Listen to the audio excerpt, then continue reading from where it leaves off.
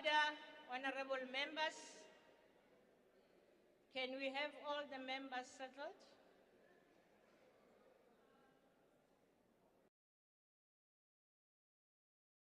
Honorable members, I wish to first acknowledge the presence in the gallery of the delegation of members of Parliament from the United Kingdom. You are welcome. Thank you. Honorable members, there's a lot of noise, please. Honorable members, please take your seats. The session has started. Honorable members, before we proceed with today's business, I wish to announce that the vacancies which occurred in the National Assembly owing to the resignation of Mr. E.N. Muthetwa, Ms. L.N. Sisulu, and Ms. M.E. Nkwana Mashabane have been filled with effect from the 16th of March 2023 by the nomination of Mr. M.R. Mtagane, Ms. N.P. Chobeka Makeke, and Dr. J.C. Ntwane, respectively. The members have made and subscribed to the solemn affirmation and oath in the Speaker's office. I want to welcome you, honorable members.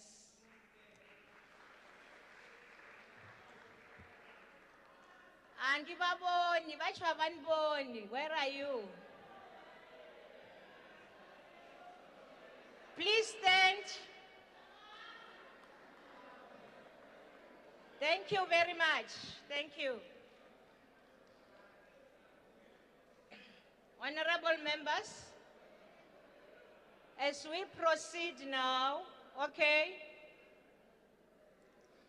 As we proceed, I would want the Secretary to read the first order of the day.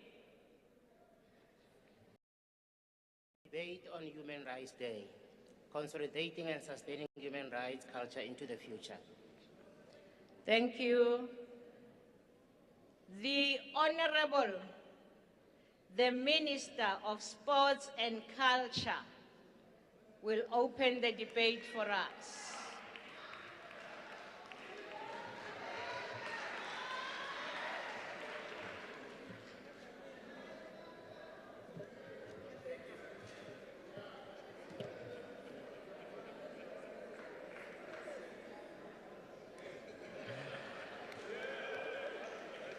House Chairperson, Deputy President, Honorable Paul Mashatile, Ministers and Deputy Ministers present, leaders of political parties, honorable members. This gathering today is convened to discuss and debate a very important matter in our country, the issue of human rights. The fundamental tenet of our struggle for national liberation was and continues to be the redress of historical injustices. Critical in this struggle, House Chair, was the issue of human rights that remained and became fundamental. Generally, the 21st March was characterized by systematic defiance and protest against apartheid and racism across the country. Notably, being March 21, 1960, when the community of Sharpeville and Langa Townships, like their fellow compatriots across the country, embarked on a protest march against past laws. The struggle for human rights in South Africa is well known and documented, from colonization to the apartheid era, dating back from Africans fighting for the land rights, freedom of movement, language and religion, both men and women played a significant role. Notably, women led marches from 1913 to the landmark March of 1956 against past laws.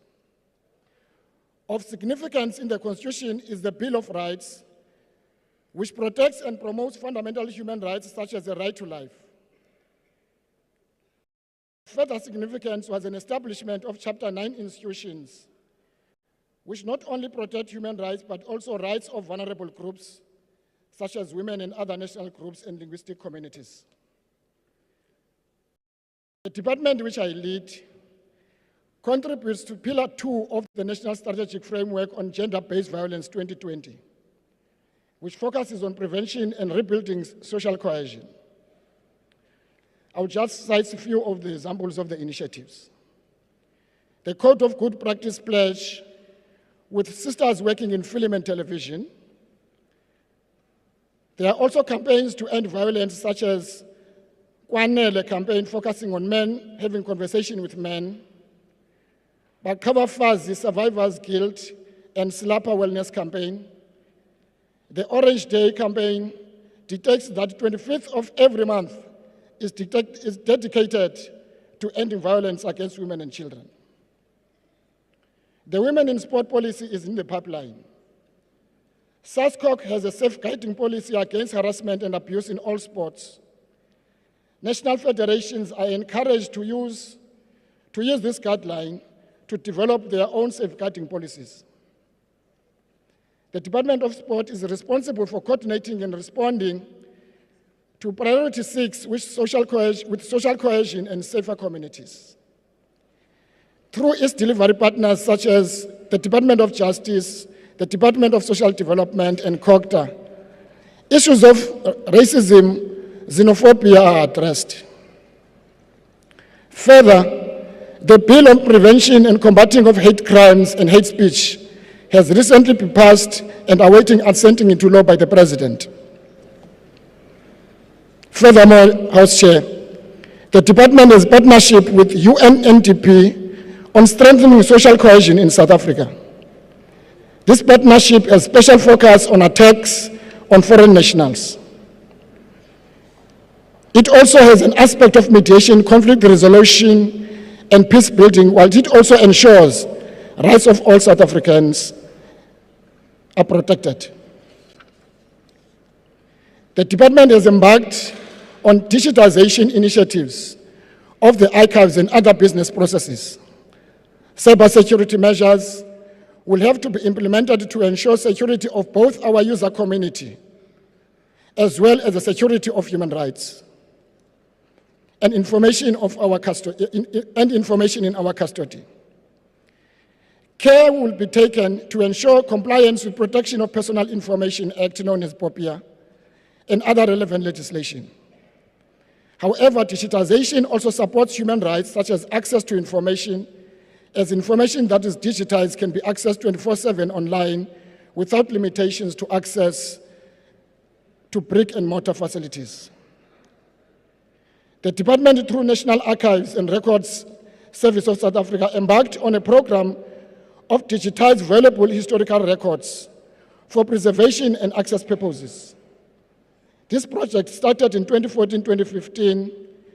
Some of its records digitized to date belong to the following collection: the Treason Trial, the Rivonia Trial, the TRC Commission Papers and audio tapes, CODESA and multi-party negotiation forums, and the Constitutional Assembly.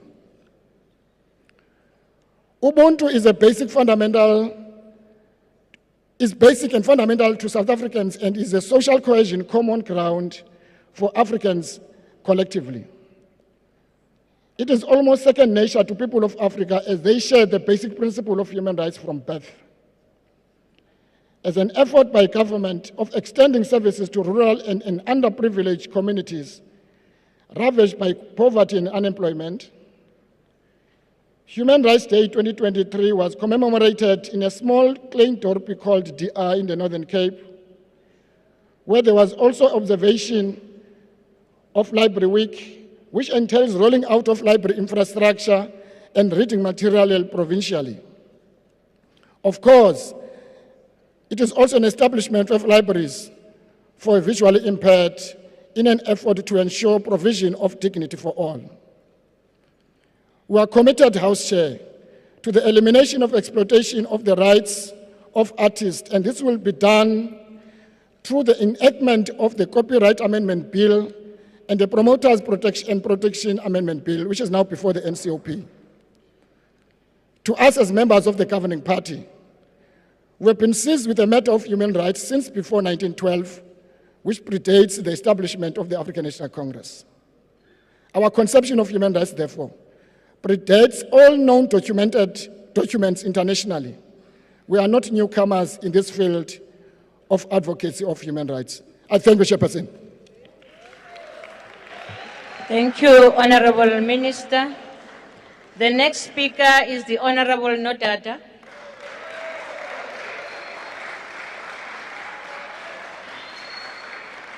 Honorable Nodada, please take your chair.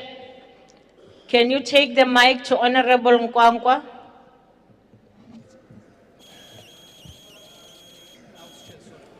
Why are you rising, Honorable Member? House Chair, bengingafuna uniphazamisa kumnyama apha abanye bethu bayathwasa bahlala esithinzini.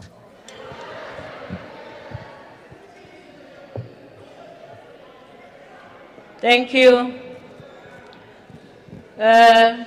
They will look into that, yes.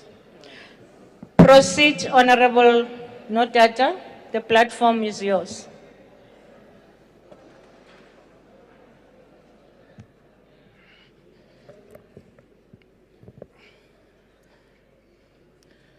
Chairperson, yesterday the DA visited the family of the late 4-year-old Langalam Viki, who tragically drowned to death in a pit toilet at her school, Eskiqini, in the Eastern Cape last week. I cannot describe the level of pain I felt as I walked in her final footsteps before she was swallowed by feces. Sithe sisondela sakhawulelwa livumba lendle elithe lathatha ubomi bale ntwazana kabuhlungu. As a father of a 4-year-old, this shattered me. I can only imagine what a mother, Usis Nangamso, is going through. There's no greater pain than having to bury your child, especially under such traumatic and undignified circumstances. No child should have to meet this fate almost 30 years after the dawn of our democracy. Schools are meant to be safe havens that cultivate a better future for our children, and not the graveyards that this government has turned them into. Sadly, South Africans have become desensitized to these tragic deaths, which occur too frequently in provinces across the country under the ANC-run governments. There is no sense of urgency, no political will to eradicate pit toilets. Just this month, the Eastern Cape Department of Education returned 100 million meant to deal with infrastructure. These are signs of an uncaring government that would rather see our children die before they act. How many children need to die before you and your MECs eradicate these pit toilets, Minister Motshekga? Maybe you would care or even have a sense of urgency if it was your own grandchildren. On Human Rights Day, the DA has launched a plan to eradicate pit toilets in schools across South Africa to ensure that no family ever endures the tragic tragedy suffered by the Viki family. The drowning of our children in pit toilets goes far beyond a human rights violation. It is a horror that no parent should ever be forced to endure. The DA will take legal action against the national and provincial governments to find the quickest and most effective means to instruct them to erect proper sanitation facilities for all of our school children as a fundamental human right. We will work with civil society organizations that care about our children's future to build a strong case against this uncaring government. The 2021 National Education Infrastructure Management System report revealed that over 5,000 public schools still use pit toilets. Yet in answers to parliamentary questions, Minister Motshekga has stated that only 3,000 schools were initially identified. These widely differing numbers in the minister's answers indicate that the department is either not on top of the situation or is trying to hide the serious extent of the problem. That is why, as the DA Shadow Minister of Basic Education, I have launched a countrywide campaign to eradicate pit toilets in our schools, which will include a widespread oversight visits of all school infrastructure, which may place the lives of our children at risk. This campaign kicked off yesterday when we assessed the sanitation facility at Mngwangele School, where the little Langalam tragically died. We cannot commemorate Human Rights Day until every child has access to safe and dignified sanitation in schools. As South Africans commemorate our hard-won human rights, we must never lose sight on the basic rights of millions that have been deprived. The DA will ensure that freedom is afforded to all South Africans, even the 4-year-old child without a voice who simply wishes to use the bathroom safely at school.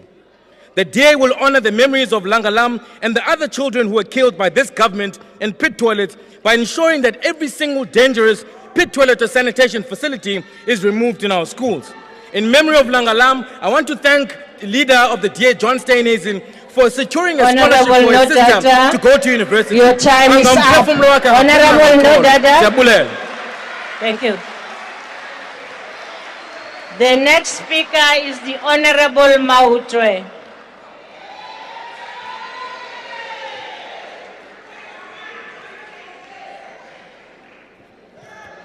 Thank you very much, House Chair. Greetings to the President and Commander-in-Chief of the Economic Freedom Fighters, President Julius Malema, the leader of economic emancipation movement here in South Africa, Africa and the world. The only leader who stands and leads from the front, fearless and committed to the struggle of the working class. The officials and members of the Central Command Team and Ground Forces of the only movement that remains at the forefront of black people's struggles against oppression, imperialism, and neo-colonialism. Chair, it is a known historical fact that on the 21st of March in 1960, the PAC, under the inspired leadership of Robert Mangaliso Sobukwe, embarked on a national protest against the past system which the apartheid regime used to control the movement of African people in the territory called South Africa. In Sharpeville in Gauteng, the PAC was ably led by Nyakani Tsolo, and here in Cape Town, the protest was led by a young student from UCT, Philip Khosana. The leadership of the PAC had taken a firm stand to embark on a rolling mass program starting with undermining the past system, but which would eventually see the fall of apartheid by 1963. The racist apartheid regime, which had no legitimacy and no moral standing in society, responded by spraying black people with guns, killing 69 people and injuring almost 100 black people in Sharpeville. Chair, although this was 63 years ago, and although the apartheid regime has since legally fallen, the conditions that existed back then, which forced the PAC to take the route it took, and the nature of the state have not changed much. Black people are still shackled by poverty, landlessness, unemployment, exclusion from educational institutions, heavy burdens of diseases, homelessness, lack of water, and other basic services. Chair, this is so almost 3 decades after the end of formal apartheid and the beginning of a new apartheid regime under the leadership of the former liberation movement. The former liberation movement has proven for all to see that their preoccupation was never to dismantle the key aspects of colonialism and apartheid, but merely to replace the white oppressor and exploiter with a black one. The new apartheid regime has continuously demonstrated where its loyalties lie over the past 3 decades. When Andries Tatani protested for basic water and other municipal services, the new apartheid regime sprayed him with bullets, just like the real apartheid regime had done before to black protesters.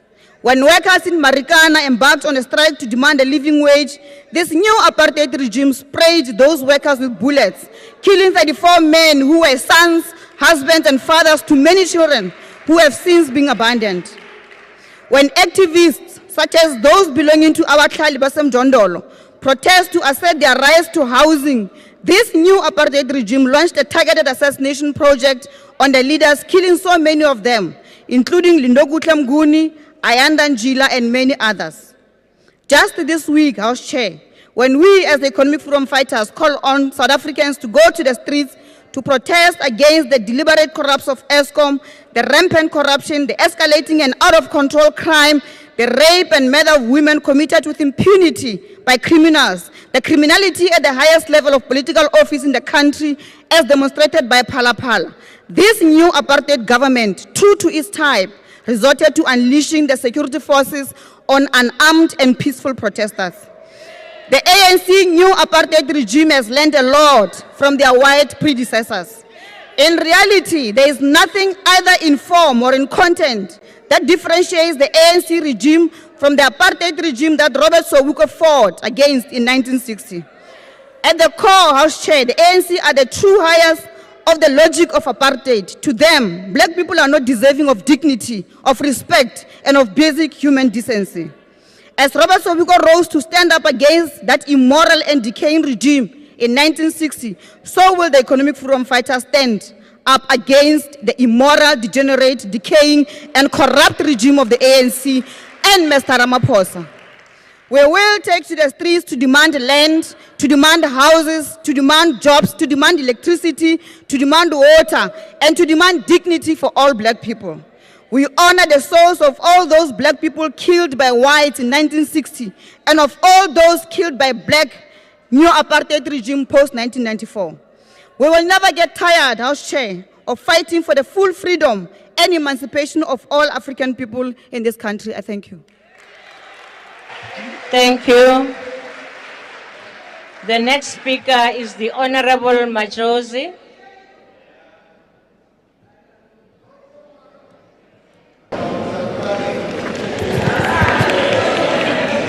Honorable House Chair, before we begin, I would like to read a letter of congratulations by the Premier of KwaZulu-Natal, Honorable Dube Ncube, to His Royal Highness Prince Mangosuthu Buthelezi.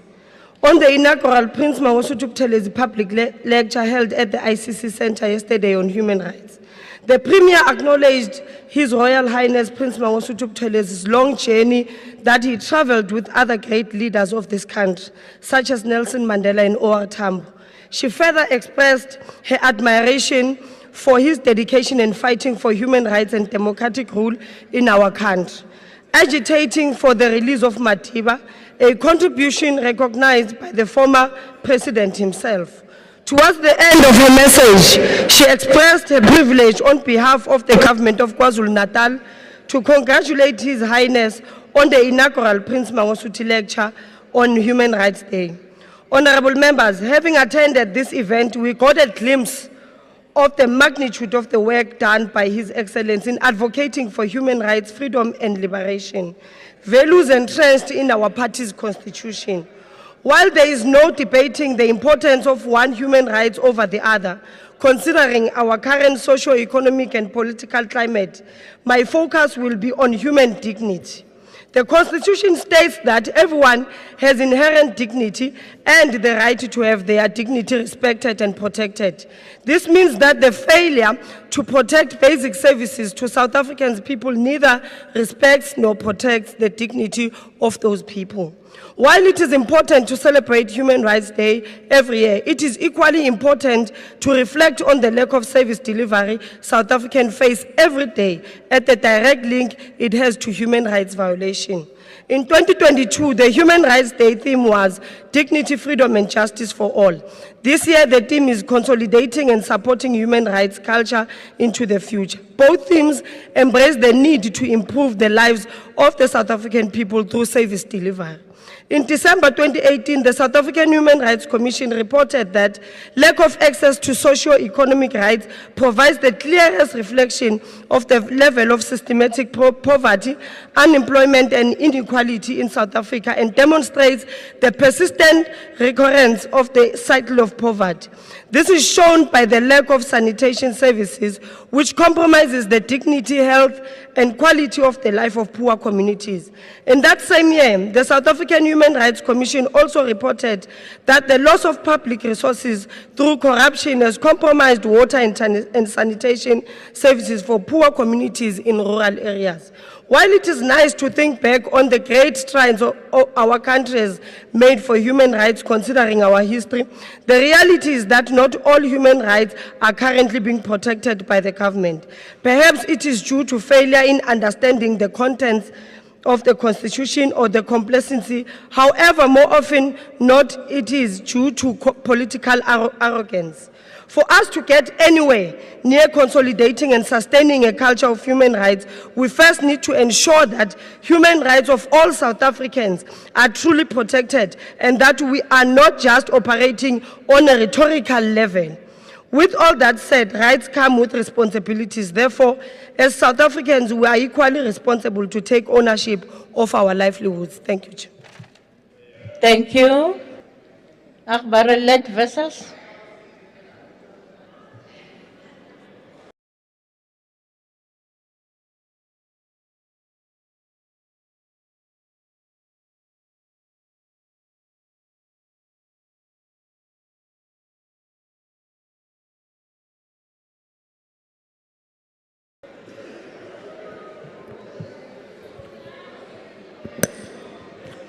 Honourable House Chairperson, the Minister of Sports, Arts and Culture said that the ANC are not newcomers to human rights, that they are champions of human rights.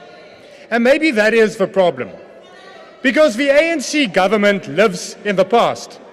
They do not see the inadequacies that ordinary South Africans have to live with.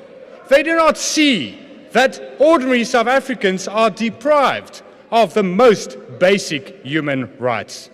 30 years of being in government and the ANC's legacy will be that you deprived the majority of South Africans from their basic human rights.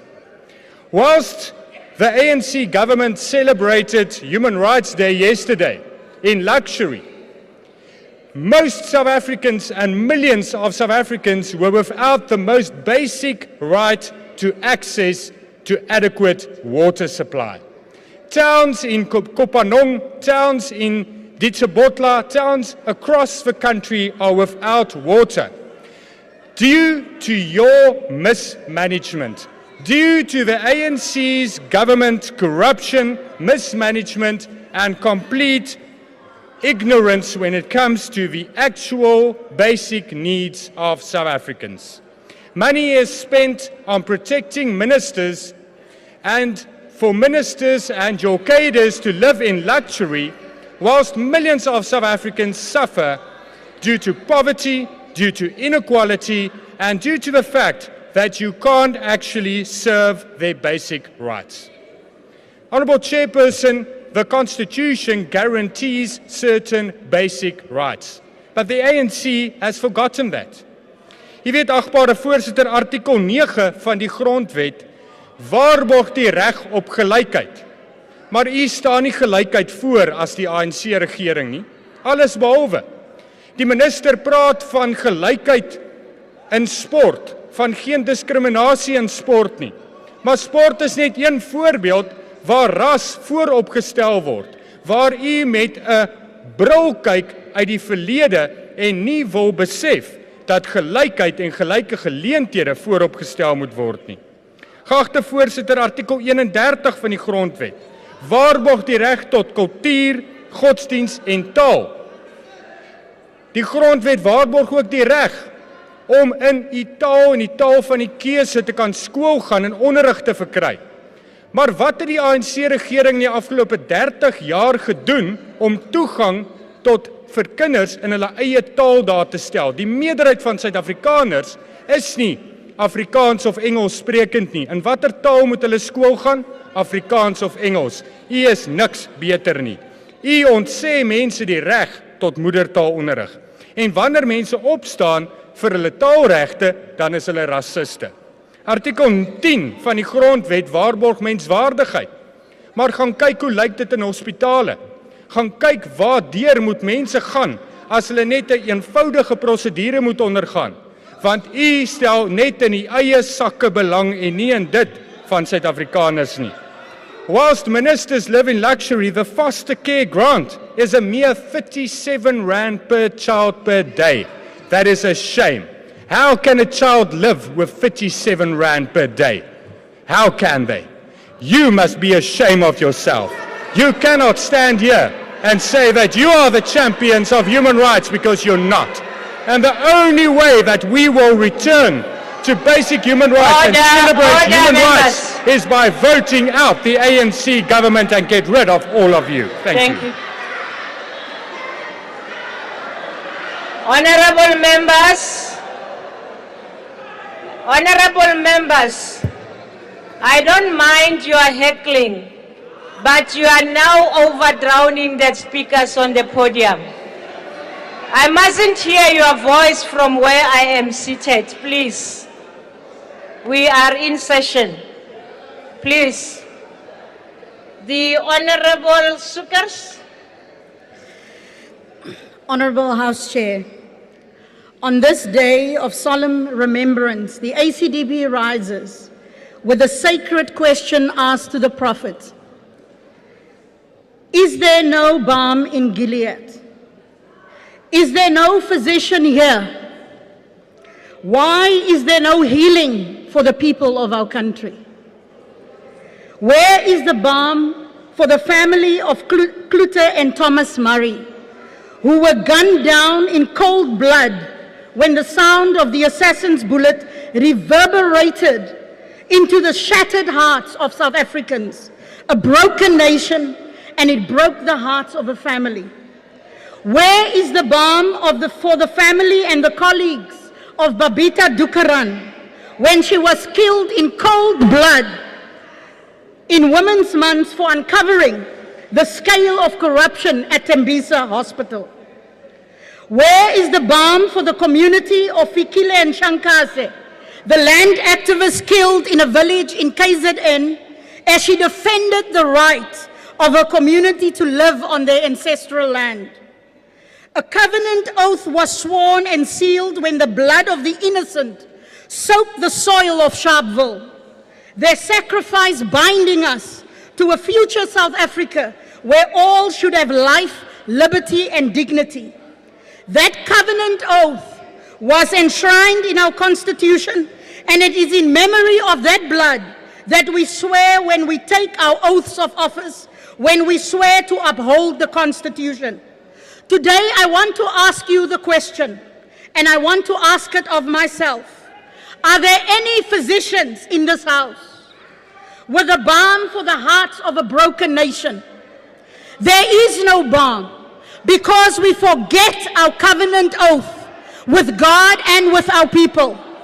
That covenant oath was broken on Monday, the 20th of March, when under the potential threat of violence and looting, small businesses in the city center closed and workers had to forego a day's salary. That covenant is broken every time we turn a blind eye to corruption when we fail in our oversight duty. Oaths are broken. Let the President of South Africa answer the nation. Let the Minister of Police answer the nation. Did you not swear an oath to Babita Decorum when she was appointed to be a custodian for the money of our people? Did you not make an oath with Klute Murray when he was asked to find the Gupta and the Busasa billions? Did you not swear to Fikile Shakase that she could speak for her community without risking her life? Thank you, Honorable Member. Your time is up. They believed you. Honorable Member. They believed Thank you. Make We right now call with the Honorable Kwankwa on the stage. Honorable Kwankwa.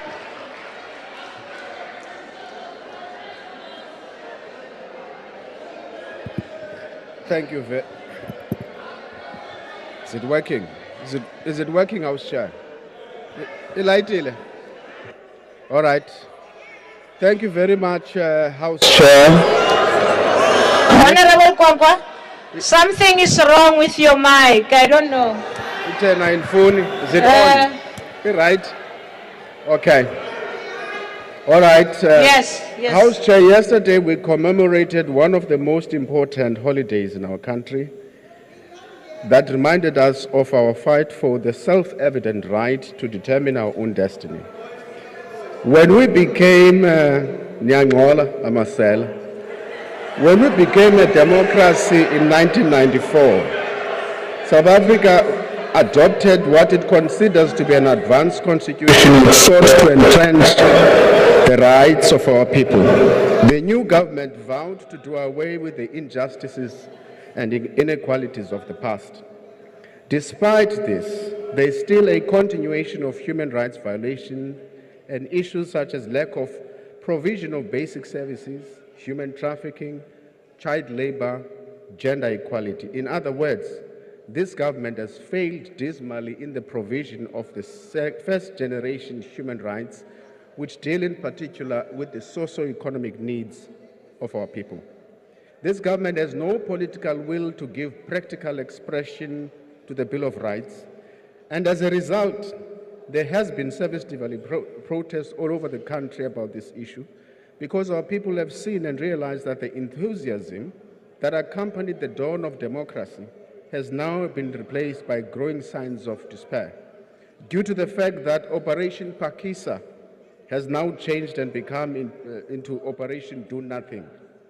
But to Pele, the principles have changed to becoming ANC first instead of people first, because the ANC all the time prioritizes that which will help it to advance its nefarious causes.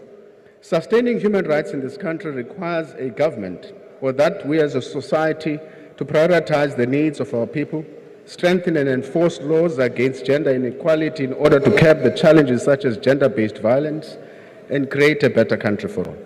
Moreover, there are still many children who are subjected to the worst forms of child labor, including commercial sexual exploitation, which at times is a result of human trafficking.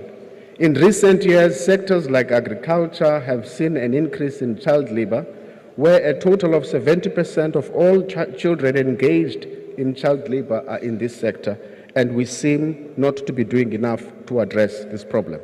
The Department of Labor and Employment needs to put proper social protection measures in place, such as improving its labor inspectorate and dismantle all the barriers that make it impossible for people to enter into the private sector and to compete fairly, in order to ensure that we create conditions that do not encourage child labor, especially in the agricultural sector, where you see a lot of this in the Western Cape.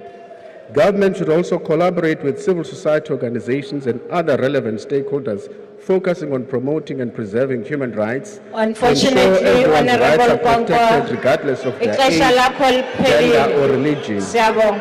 Andiyazi le nto ayithethi kakuhle nala maxesha ini yonke. Hayi, uyayibona musibovu, isho ukuthi khamba. Honorable Heron.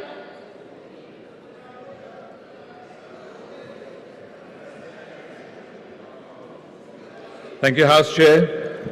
House Chair, in 1960, when the police killed 69 people protesting apartheid pass laws at Sharpeville, there was no such thing as a culture of human rights, because the then government did not regard the majority of South Africans as human beings.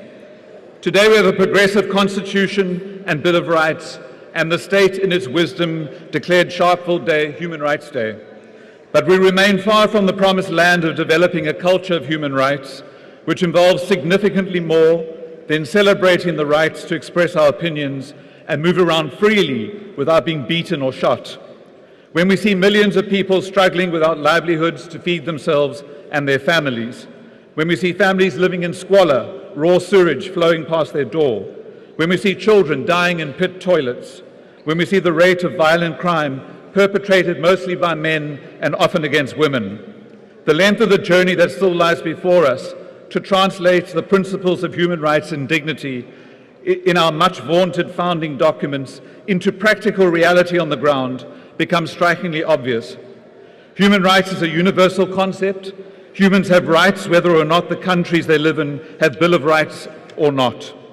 The United Nations describes human rights as rights inherent to all human beings, regardless of race, sex, nationality, ethnicity, language, religion, or any other status. Human rights include the right to life and liberty, freedom from slavery and torture, freedom of opinion and expression, the right to work and education, and many more. It is the responsibility of governments to create the necessary environment to equip people with skills to obtain jobs and to develop an economy with the rigor to grow. If we had developed a culture of human rights, we wouldn't accept a housing program that perpetuates exclusion, inequality, and special injustice. We wouldn't build mundane suburbs of poverty miles away from anything and burden low-income earners lucky enough to have a job with paying 40% of their household income for the privilege to move from A to B. If we were serious about developing a culture of human rights, we wouldn't accept that 10 million unemployed South Africans wake up every day with nothing to do, nothing to eat, and nothing to hope for. We would have restructured our budgets a long time ago to ensure that we all have access to basic income sufficient to meet our most basic human needs. A country with a culture of human rights wouldn't have abandoned the restorative justice process begun by the Truth and Reconciliation Commission, thereby turning the backs on thousands of orphans, widows, widowers, loved ones and communities who felt the direct brunt of apartheid human rights violations. House Chairperson, our human rights are enshrined in our Constitution. What remains for us to do is take these visionary words and practically embed them in our people's daily lived experiences. Thank you. Thank you. The Honorable Sheikh Imam.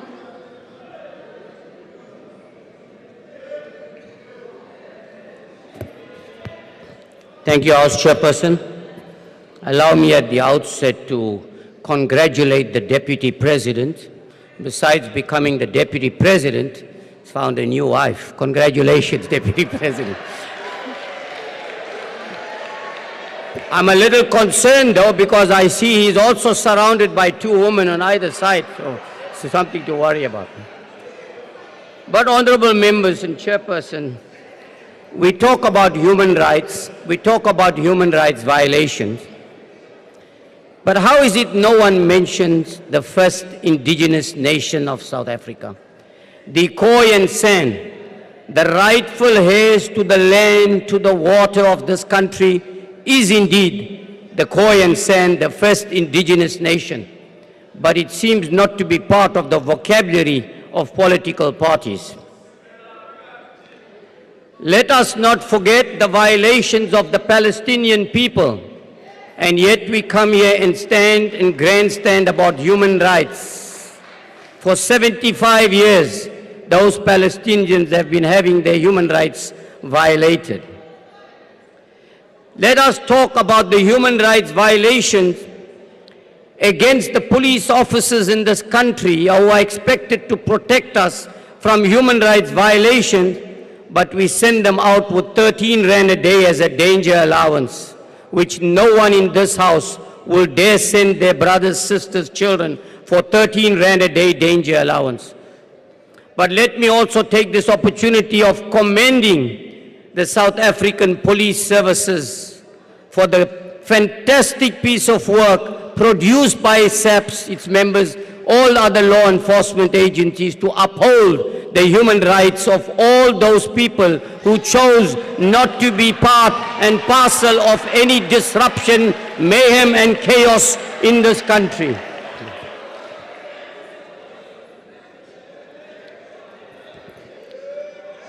You know, I hear people talk about human rights here, but let me talk about this. We talk about the high unemployment rate in this country. How is it that the very same people come here and criticize the ANC and talk about human rights and unemployment? In their own organizations, they don't even treat their workers with dignity, with respect. To such an extent, some of them have never seen an increase for 10, 11 years. They don't know what it is. They have absolutely no benefits whatsoever. Why is it the same politicians do not go to these foreign businesses that are employing people at 60 Rand a day at the expense of South Africans and do very little or nothing about it? That is human rights violations. Thank you, Honorable Sheikh Imam. I've ran out of time. Thank you very much. Honorable de Villiers. The next speaker.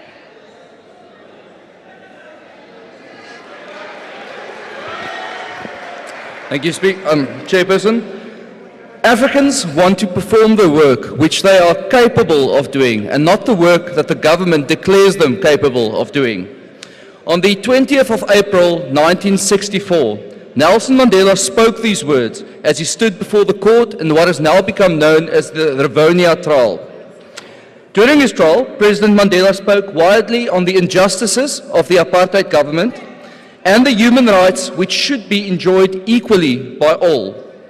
The right to employment, to choose your job, to start your own business, is a constitutional human right contained in the South African Bill of Rights, which reads, "Every citizen has the right to choose their trade, occupation, or profession freely." The Constitution puts an obligation on the government that it must respect, protect, promote, and fulfill the rights contained in the Bill of Rights, which includes the right to work and employment. This measure puts a duty on the state to create the right environment where people can exercise this human right to be employed, to have a work. Speaker, according to the latest Stats SA quarterly labour force survey, the unemployment rate for quarter 4 2022 was 32.7%, which means that in the last quarter of 2022, 7.8 million South Africans were available to work but unable to exercise their constitutional right to work. A right which constitutionally should be protected and promoted by the ruling party. But Speaker, these numbers contained another astonishing fact. You see, the unemployment rate actually lowered slightly from quarter 3 to quarter 4, with 169,000 jobs that were created, new jobs that was created in the economy. Of the 169,000 jobs that was created, 167,000 jobs were created in the Western Cape. Let's pause on that for a moment. 169,000 jobs were created, 167,000 of them were created in one province, the Western Cape. That means the other 8 provinces contributed 2,000 jobs. Chair, it is easy for any political party to say they are pro-poor, to say that you care about the unemployed. But what can be more pro-poor than the creation of jobs? What can say louder that you actually care for people than the actual creation of employment? If South Africans want a government that really cares, that really is pro-poor, and is serious about protecting their right to work, their right to employment, a government which knows how to respect, protect, and promote and fulfill every person's right to have a job, they only need to turn to the evidence of the last quarterly labour work survey. In 2024, a vote for the DA is a vote for employment. It is a vote for a party that cares, which can be proved by its clear track record of creating the environment where business can grow and jobs are created. A vote for the DA is a vote for jobs, because the evidence is clear. There is no more pro-poor party than the Democratic Alliance. Thank you, sir. Thank you. Metseke sebaka ke sa hao.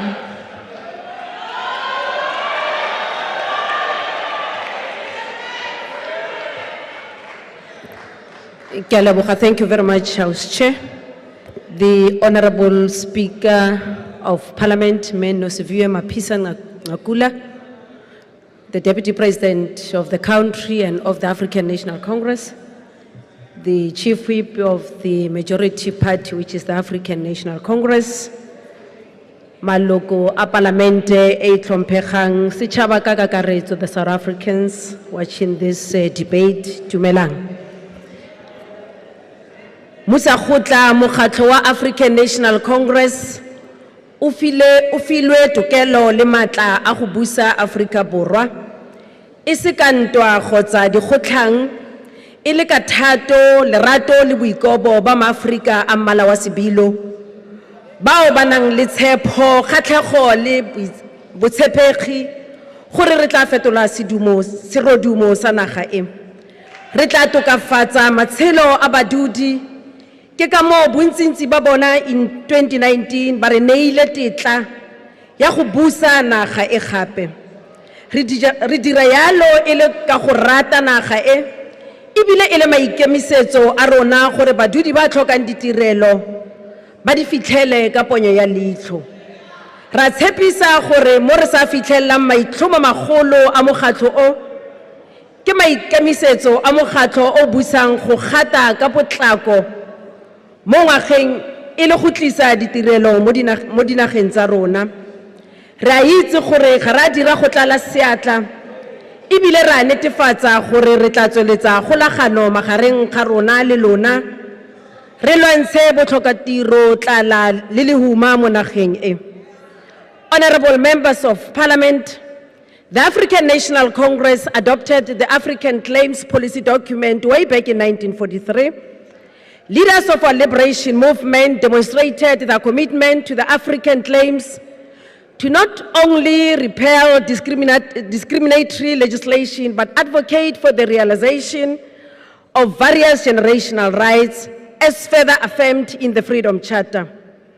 The Constitution adopted in this Parliament in 1996 is another important example of restoring the dignity of our people. Our Constitution is a rights-based document guaranteeing not only political and civil liberties, but also socio-economic and environmental rights. It is in this House that progressive legislation has been endorsed. Honorable Chair, our Bill of Rights in the Constitution guarantees every South African access to adequate basic services such as housing, water and sanitation, education and health provision, and social protection. In the last 28 years of the African National Congress-led government, we have managed to build more than 4 million houses. This ANC-led government expanded access to water and sanitation infrastructure to ensure that we restore the dignity of our people. Once again this year, the President Ramaphosa has committed that government is going to build more water infrastructure to serve the increasing South African population. Because it is our belief as the African National Congress that a permanent solution addressing the triple challenges of inequality, poverty, and unemployment is through education. The ANC-led government has ensured that it dedicates its special attention to ECDs just to give a child a proper and quality foundation. We provided free education from the basic education to tertiary level. Several postgraduate students have received government funding through the National Research Foundation. Government also allocated the highest budget to education. We have realized, even the injunction in the Freedom Charter,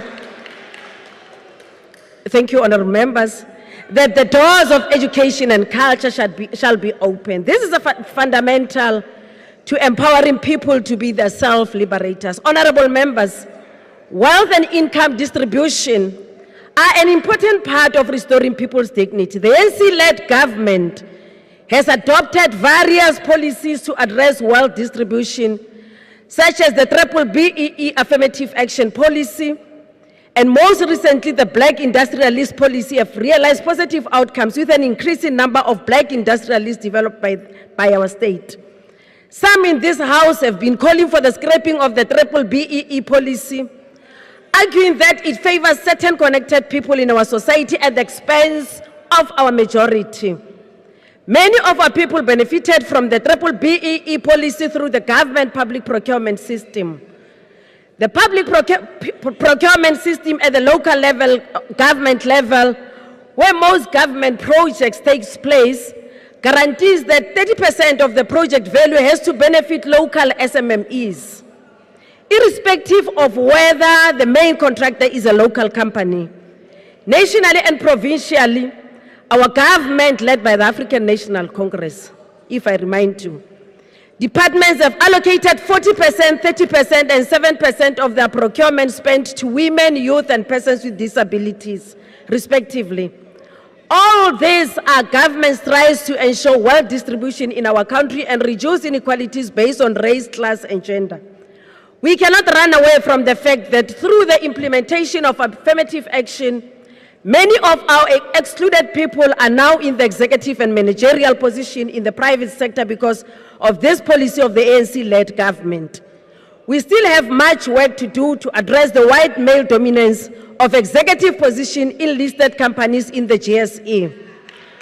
According to the Equality Commission, about 70% of top managers in the public sector are black, compared to over 70% of white top managers in the private sector. In addition, men hold 77% of top management positions in both sectors. This implies that achieving gender equality in the workplace, particularly for executive roles, remains a significant problem. We are confident that inequality between men and women will be addressed as we continue to implement our transformative agenda. Honorable Chair, this ANC-led government is championing the policy of black industrialists. For the benefit of those who do not understand the program of black industrialists, the black industrialists are the black entrepreneurs who are starting industrial enterprise that generate value through the mass production of goods and services. These new industrial enterprises are majority black owned. The work of black industrialists is to maximize the economic potential of our country's capital assets. For individuals who take part in the initiative, our government has guaranteed financial support of up to 50 million rands. For example, Microfinish, which is a manufacturing company in Pinetown, manufactures safety components of internal combustion engines, exports 98% of its production to the EU, the USA, and the United Kingdom. Honorable Chair, some men in our society think it is their God-given right to ill-treat and abuse women. Let me remind those who kill and abuse their wives, their sisters, and their girlfriends that Colossians 3 verse 19 says, husbands, love your wives and do not be harsh with them. Whilst Proverbs 31 verse 10 says, a woman is far more precious than jewels. Please take care of your women, take care of your sisters. Gender-based violence and femicide is a pandemic in our society. President Ramaphosa has committed the government to address the scourge in our society by developing a national strategic plan on gender-based violence and femicides. This strategic plan is committed to addressing income inequality, which is a source of conflict with women dependent on men. We must state that this has already begun to change in our society. Women today can provide more for themselves whilst men remain dependent. In our last ANC conference in December 2022, we committed that our government must ensure that survivors of GBVF are provided with their own homes to prevent the cycle of violence. It is our view that our communities have a role to play in addressing this scourge. Many victims of gender-based violence and femicides have died. Our communities are hesitant to report such cases because we say we have no responsibility to intervene when two people in a relationship are fighting. This must stop so that we can be able to protect the rights of women and the girl child. Honorable members, we are the first country on the African continent to guarantee the protection of the rights of people with disabilities and the LGBTQIA+ community. Just recently, the African Commission on Human Rights and People's Rights, an independent expert body within the African Union, rejected an application by 3 non-governmental organizations for observer status because of their advocacy work on the human rights violation of LGBTQIA+ people in Africa. We at times tend to use our value system to deny this community their entitlements to protect their human rights as people. It can never be us as Africans who have enjoyed oppression and discrimination for more than 350 years, who seeks to oppress and discriminate against the LGBTQIA+ communities. Our human rights are also the human rights of the people living with disabilities and the LGBTQIA+ communities. Lastly, South Africa, we love our beautiful land. Let's show the whole world we can bring peace and harmony. South Africa, we love you. Thank you very much. Thank you. Let's show the whole world we can bring peace in our land. Thank you. Honorable Chafter.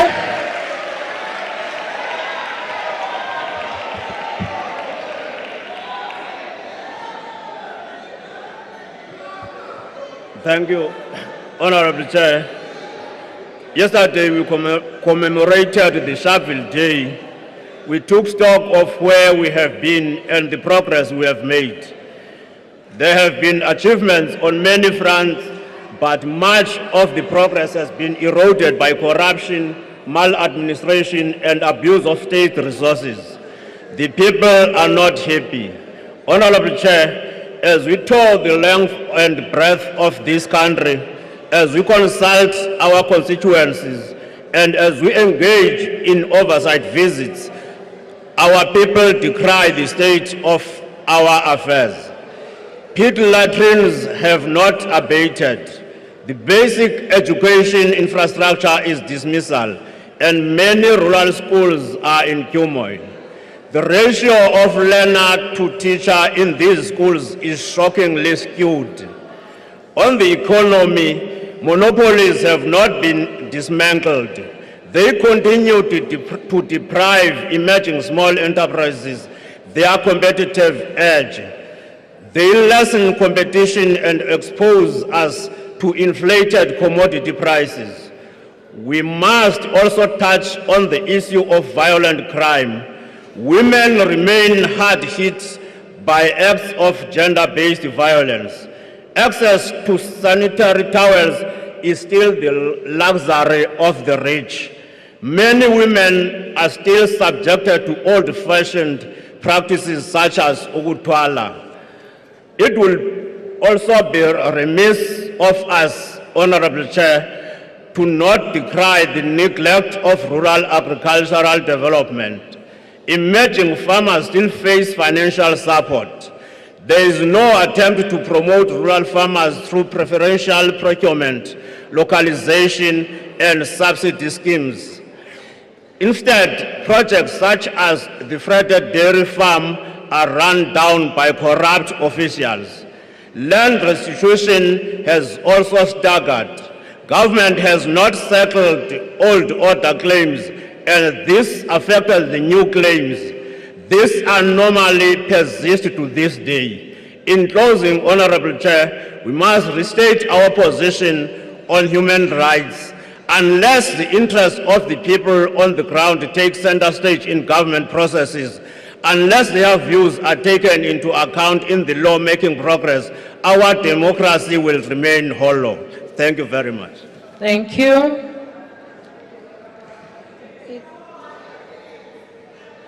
The Honorable Hendricks.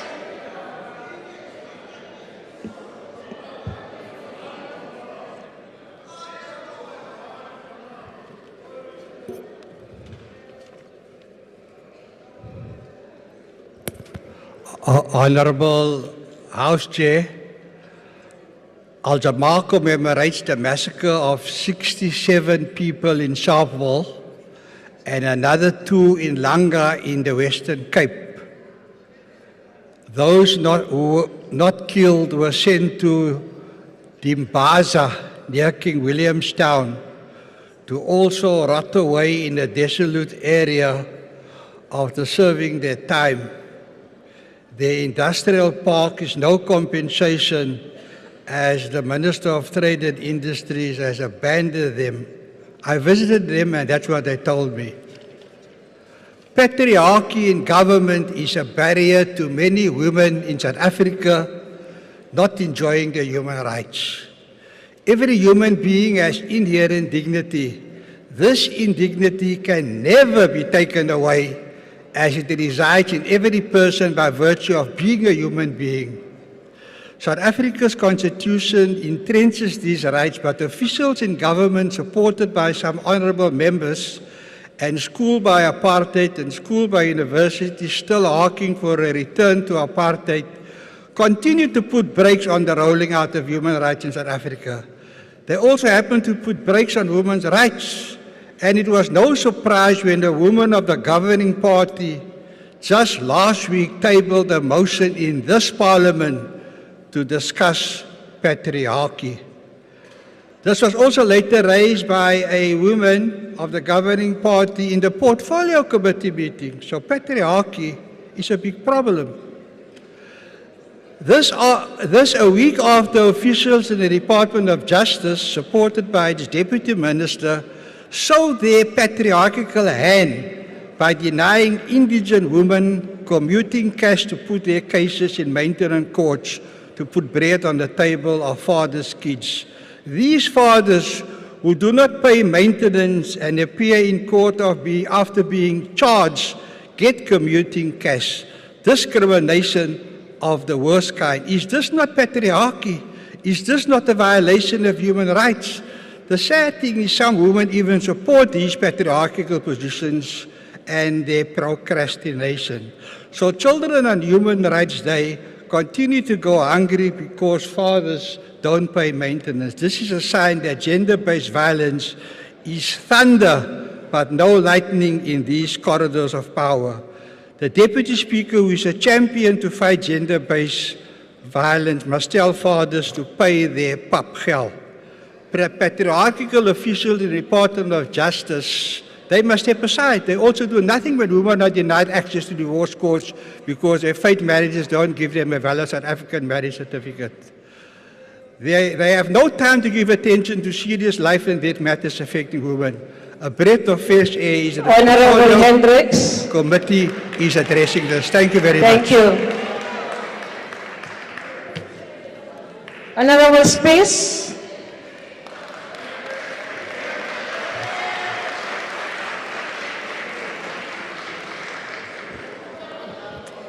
Good afternoon, Honourable Chairperson, Honourable Members. Today we gather to commemorate a day that should be marked with the highest respect and honour, a day that has been trampled upon and disregarded by those in power. The tragedy of 21 March 1961 is a day that could have been any day in apartheid South Africa, a work day, a school day, or even a church day. It was a day that saw the violation of our people's right, a day that saw the loss of 69 souls in Sharpeville, a day that marked the struggle for human rights in our country. We must acknowledge that although this tragedy happened before our time, we continue to experience the violation of our rights as citizens of this country. Every day in the new South Africa is a day without power somewhere, a day without water somewhere, a day where corrupt officials and their incompetent administration makes decisions that deprive our people of their birthright. Local government, as the closest sphere of government to the people, has failed the people 3 decades down the line. And let me give you the facts. During the 2019-2020 audit, it was found that the Chris Hani District Municipality in the Eastern Cape could not account for how it spent 1 billion rand of the 1.3 billion it had received in equitable share and grant allocations. Similarly, the Dr. Ruth Segamotsi Mopati District Municipality in the Northwest was unable to account for how it spent 582 million rand of the 697 million rand in its bank account. MPs here were told that bank accounts were reconciled, but double payments were made to suppliers. 22 municipalities went through 5.5 billion rand that they could not account for. Of the 6.4 billion taxpayers contributed via the national purse to those municipalities through equitable share and conditional grants allocations, only 980 million remained by municipal financial year end. This is only the tip of the iceberg. 5.5 billion could have been used to fund 1 million more indigent households with free electricity, water, sanitation, and refuse removal services across the country. 5.5 billion could have cleared ESCOM debt in 21 municipalities in the Northern Cape, 11 in the Northwest, 11 in the Eastern Cape, 8 in KwaZulu-Natal, and 6 in Limpopo. This is how the ANC government violates the rights of its people. It is a tragedy that this day, which should be marked with reverence and respect, has been reduced to just another day. Die ANC se vernedering gaan gepaard met volgehoue beloftes van beter doen, dat dit nie weer gaan gebeur nie, dat hulle altyd besig is om te vra vir nog 'n kans, en dan is daar mos altyd die arrogansie. My grootste frustrasie met hierdie regering is dat hulle nie die balk in hulle eie oog wil sien nie, dat hulle menseregte wil herdenk, maar nie daarvoor wil veg nie. 21 Maart, die verlies van 69 siele in Sharpeville. We must not forget, and we will never forget, the struggle for human rights did not end with the fall of apartheid. We must demand that government takes responsibility for their failure to uphold the rights of its citizens. Let us take a moment to remember those who lost their lives in Sharpeville. We owe it to those who lost their lives in Sharpeville to fight for a better South Africa. I thank you. Thank you. We now invite the Deputy Minister of Justice and Correctional Service responsible for justice and constitutional development. Thank you, House Chairperson. House Chairperson, honourable members, this is meant to be a debate about consolidating and sustaining human rights culture in the future. It should be a debate around what more needs to be done to realise the human rights of all South Africans. Unfortunately, it has largely become a forum for political point scoring. What is indisputable is that there have been great advances for South Africans in their human rights, in the human rights they enjoy since 1994. But we acknowledge that things are nowhere near where they should be. But what we've seen from the different parties is finger pointing and this example, that example. To the Honourable Nodada, the death of Langalam Viki is tragic, and as was the death of Michael Komape. But let's also not politicize the issue. The Minister of Education is working on a program to eradicate pit latrines, which is moving, and she will be addressing a media conference on Sunday to give more detail about this matter. Unfortunately, honourable members from this side of the House don't seem to want to hear me. The DA claims to be the bastion of civil rights, of human rights. They tell us about how bad things are. And let me just to the former speaker say, we're not just remembering the 69 people who were killed at Sharpeville in 1960, not 1961. We also remember the people who were killed by the police in Langa Township here in Cape Town in 1960, same day. We also remember the 20 people who were murdered in Langa near Uitenhage in the 1980s. Those are all people who sacrificed for where we are now. But just also on the DA, I mean, we can't deny mistakes have been made. There are things that could be done better.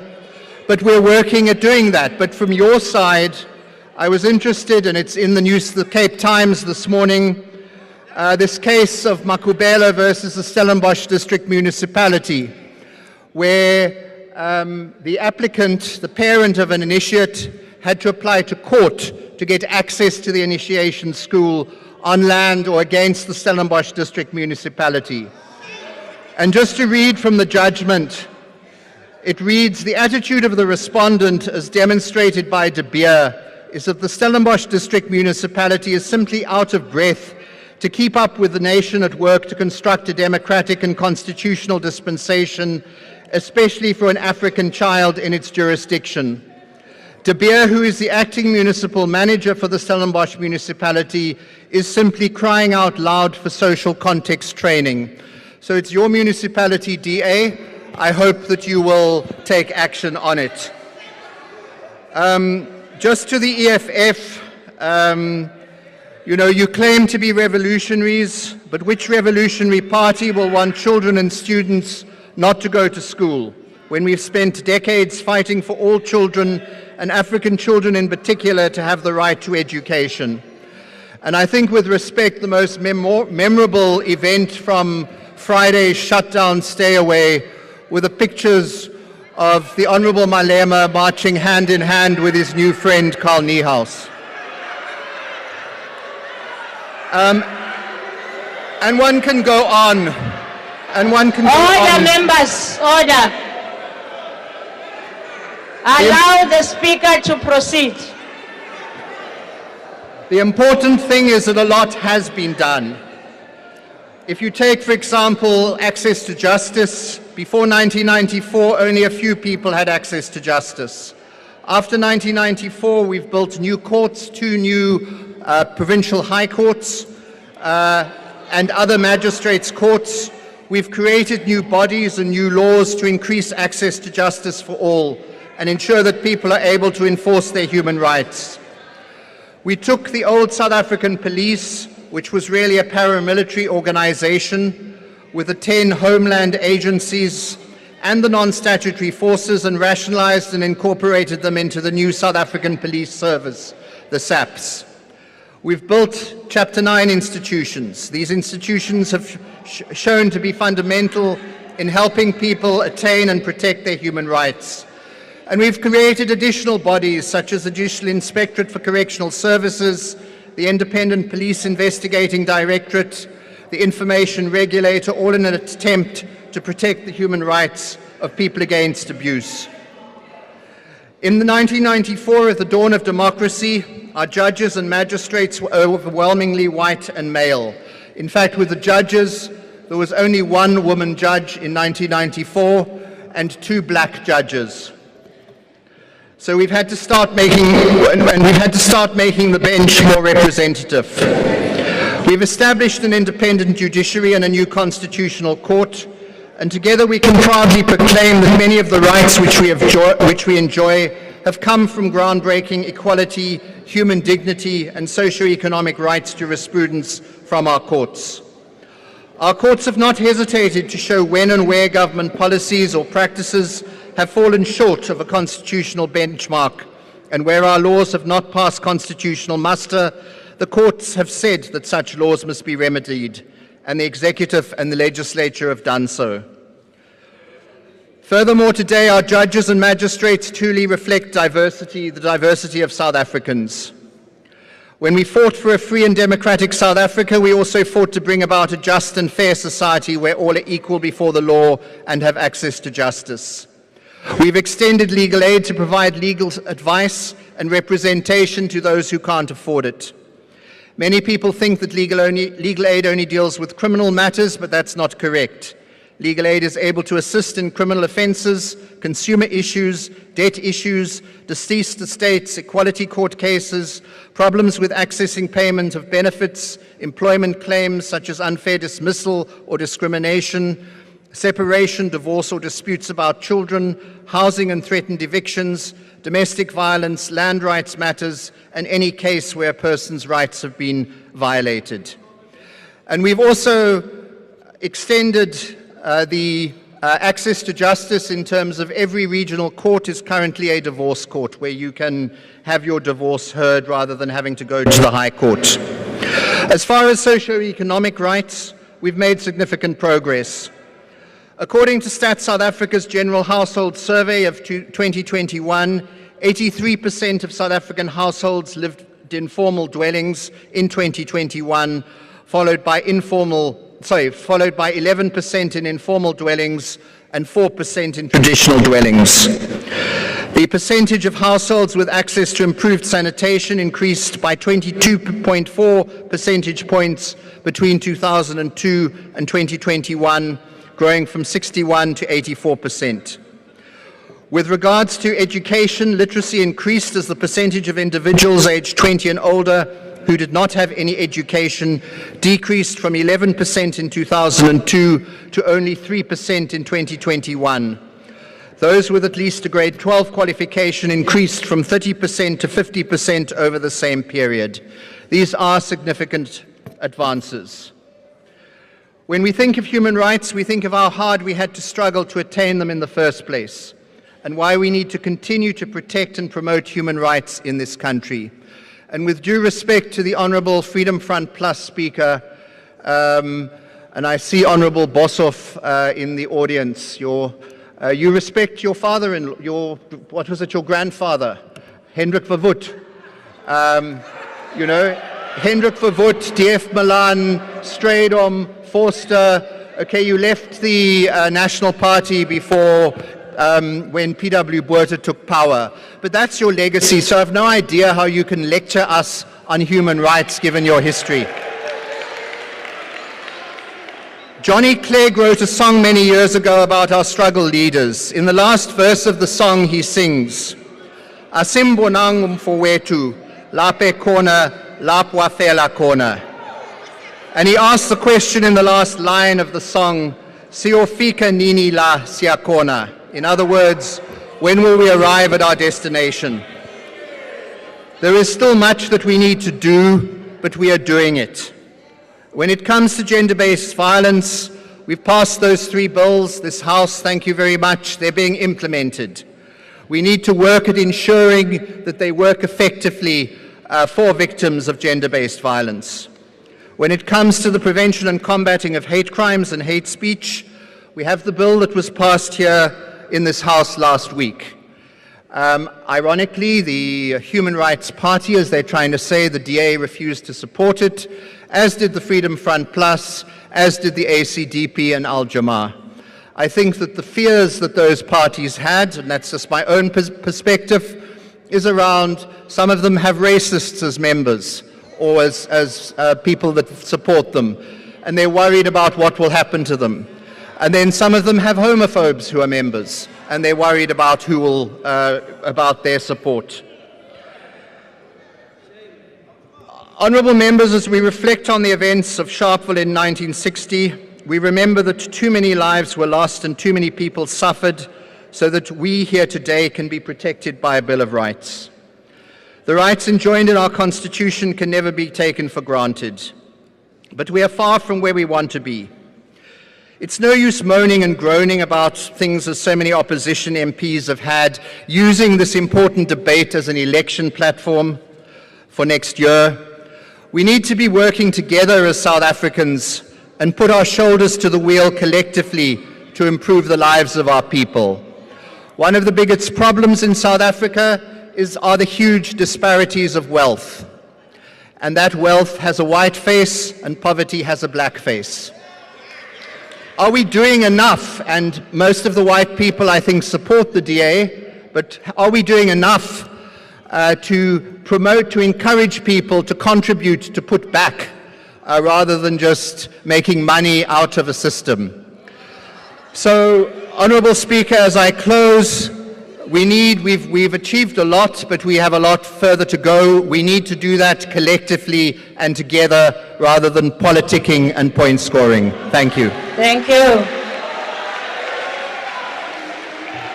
Honourable members, that concludes the debate. The next item on the order paper. No, honourable members, you can't sing when I'm speaking.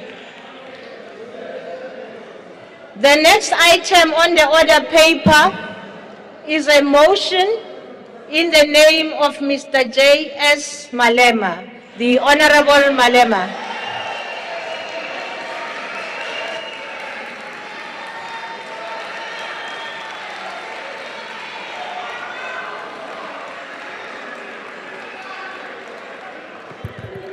Thank you very much. Deputy President of the EFF and the leadership of the EFF, the people of South Africa, let me greet all those who agree that indeed our democracy to work, we need to hold the executive accountable. People of South Africa, let me begin by extending our deepest gratitude for the massive support shown for the national shutdown, which was held on the 20th of March 2023. The 20th of March marked one of the greatest national demonstrations post-1994, wherein thousands of our people registered their dissatisfaction of load shedding, unemployment, high levels of crime, gender-based violence, and lack of service delivery. Many of you affirmed the authority of the EFF to be superior to that of the President of South Africa and his entire cabinet combined by partaking in the shutdown because you cannot trust anything he and his government says. A majority of business remained closed, taxi ranks and buses were empty, no trains or trucks were moving on the day, and even load shedding was suspended due to low level of electricity demand, proving that major industries that uses electricity were not operational. The success and moral correctness of the national shutdown is proven by the fact that no one, not the state or the media, was able to dispute the logic for the national shutdown, and they all chose to attempt to divert and dilute its message by creating a myth of anarchy and destruction. We salute you for your support, and we salute you, all protesters, for their discipline and commitment to peaceful protest.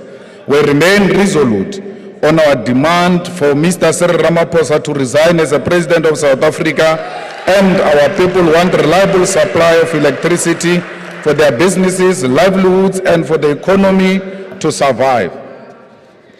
The economic freedom fighters proved once more who is in charge in this country. When you said to business, is business as usual, open your shops, I said close. They closed. I'm in charge. I've got you by scrotum. There's nothing you can do, nothing. All of you combined. You can scream anyhow you want. Once more, I demonstrated to you black opposition, a white opposition with the ruling party combined. I'm in charge. And I want that to sink. You will tweet every day. You will call press conference every day. You will bring soldiers and police, because the man in charge said shut down South Africa, and it was shut down. Whether you like it or not, in your cocoons, you are admitting that when the president speaks, that is a motion of no confidence, by the way. When the president speaks and say, open, I will protect you, they say, we can't trust you.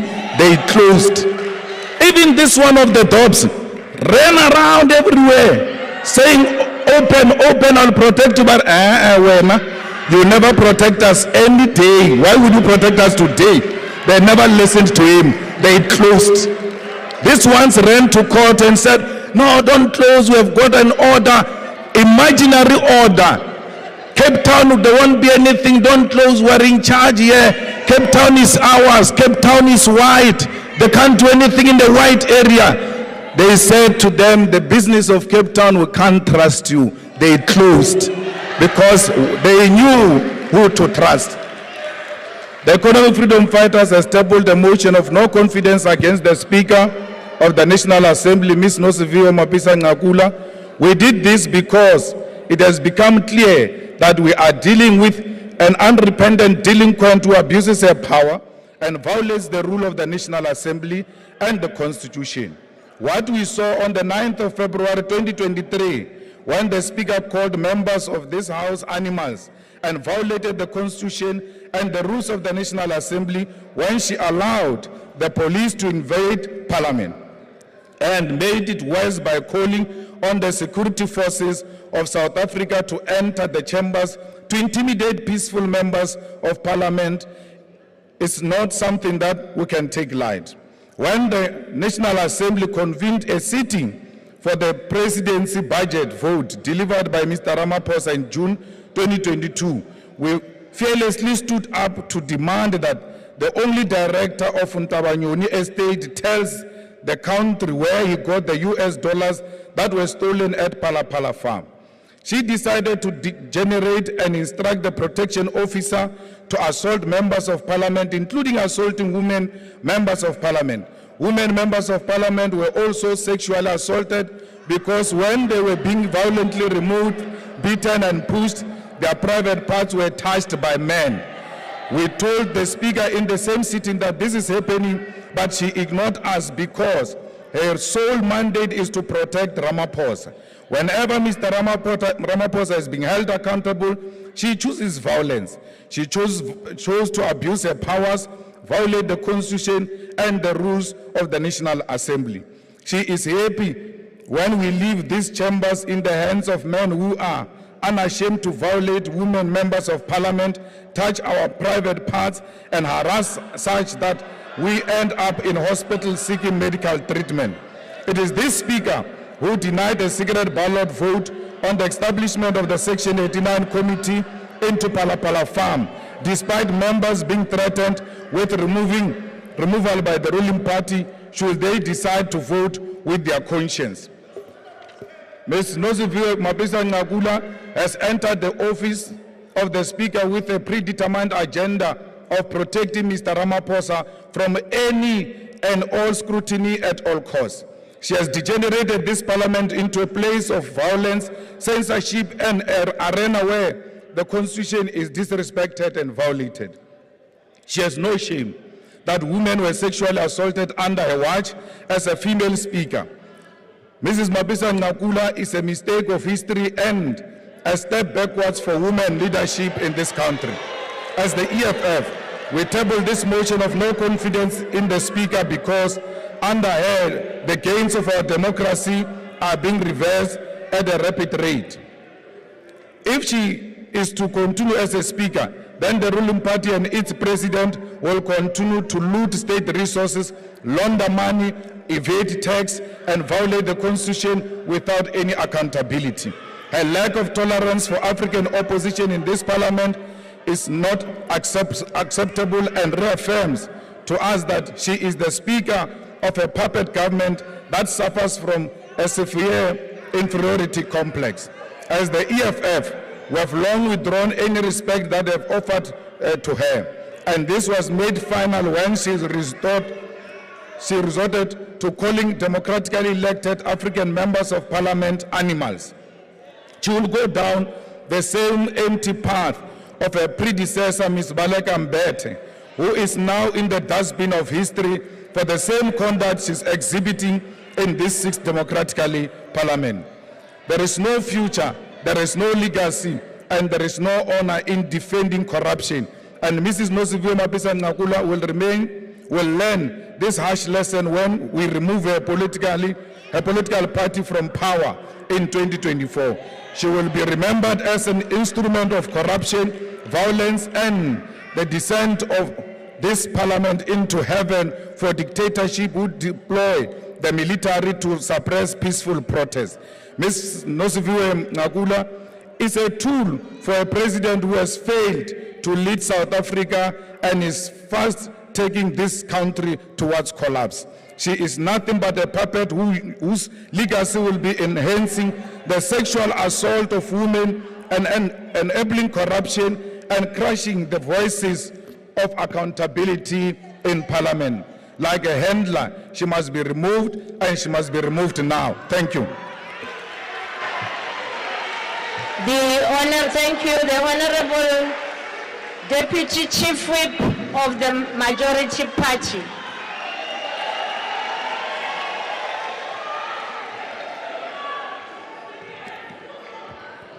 Thank you very much, Honorable House Chairperson, Honorable Speaker, Deputy Speaker, His Excellency the Deputy President of the Republic of South Africa, our Honorable Chief Whip of the Majority Party. Honorable members, let me begin this address by quoting from the preamble of our Constitution as articulated by Justice Langa, which asserts that the underlying imperative of South Africa's Constitution is to provide, and I quote, a historic bridge between the past of a deeply divided society characterized by strife, conflict, untold suffering, and injustice, and a future founded on the recognition of human rights, democracy, a peaceful coexistence, and development opportunities for all South Africans, irrespective of color, race, class, belief, or sex. We find ourselves at the crossroads of a critical conjuncture where the ideals of transformative agenda must find expression on every democratic platform at our disposal. Poverty, inequality, and the vile abuse of women must be addressed through the work of the democratic institutions we lead in order to bring about desired change as articulated in the preamble as stated. Honorable House Chairperson, this debate takes place a day after an iconic date in our country's history that we commemorated as Human Rights Day. Yesterday marked 63 years anniversary of Sharpeville massacre, where 69 innocent people perished and 180 were seriously wounded after the apartheid government ordered the police force to shoot peaceful protesters who protested against the unjust pass laws. These acts of violence, intimidation, and brutality by an unjust system remain etched in history as a reminder that we must be vigilant and resolute to never allow dictatorship with narrow interest to usurp the powers and functions of our democratic institutions. As the ANC, we remain committed to the promotion and protection of basic human rights as enshrined in the supreme law of our country, which is our Constitution. Honorable House Chairperson, the Parliament of the Republic of South Africa is a construct of our democratic governance ideals. At its core, this Parliament is chiefly constituted to serve as a conduit for advancing the transformative ideals of our Constitution, with the people of South Africa remaining at the center of every decision we make as a House. In its national conference, the ANC reaffirmed its position in ensuring that the legislative sector remains a critical instrument for advancing people's power and fast-tracking the transformation of our society. These policy principles remain as critical drivers in the functioning of this activist and transformative parliament in order to advance South Africa's transformation agenda. The role of Parliament in advancing the transformation agenda of the country has become even more critical, particularly given social, economic, and developmental challenges that we are facing as a country. However, our ability to effectively intervene in changing the material condition of our people is often diverted when parliamentary platform is used to demonstrate the narrow political agenda of some amongst us. We are often unable to effectively engage on matters concerning South Africa's transformative development due to the populist and destructive behavior of some amongst us. Honorable Chairperson, House Chairperson, it is important to emphasize that parliamentary democracy is often weakened when we allow this House to engage in the narrow and populist agendas of those who are simply here to engage in political theatrics and grandstanding in order to make a name for themselves. We must be clear that we have anarchists and agents of destruction in our midst who have manipulated their way into this sacred space of consensus-building debate to actively thwart freedom of speech and they violate and violate the liberties given to each member of this House, These are enemies of the Constitution who have tangibly demonstrated that they do not respect the rules that governs this House and have continued to violate and defy these rules for self-interest, for populism and misguided relevance. South Africans have witnessed on countless occasions deliberate acts of sabotage and disruption where important debates are often put on hold or interrupted through brazen acts of anarchy, violence and intimidation. Honorable House Chairperson, ironically today we are here to debate a motion brought before this House by a very same group of anarchists who have no interest in the transformative agenda of this sacred chamber. We witness, as did the rest of South Africans, brazen attempts to disrupt the proceedings of February the 9th, including threatening the safety of the state president. This is not only treasonous in nature, it was an act of antagonism which cannot simply be shrugged off as another one of their theatrics. We have to contend with these acts of violence, incitement and intimidation, as we cannot continue to be held hostage by a small group of anarchists and mindless disruptors who are only here to frustrate and oppose constructive debate by any means necessary. The rules must be enforced so as to ensure that transformative agenda of this chamber prevails. Due to the consistent violation and the deliberate disruption that we have witnessed, parliamentary democracy is now under attack because of this small group of anarchists. Their agenda is simply to weaken parliamentary democracy and its processes by defying every rule that has been written. This is simply an attempt to weaken the authority of the presiding officers and for the House to degenerate into chaos, impeding us from exercising our constitutional functions. We must therefore recognize that the ideals of our constitutional and parliamentary democracy, that the ideals are under attack because of this small group whose destructive agenda must be unmasked and exposed for what it truly is. Theirs is a desperate attempt at more exposure, prominence at the expense of the electorate.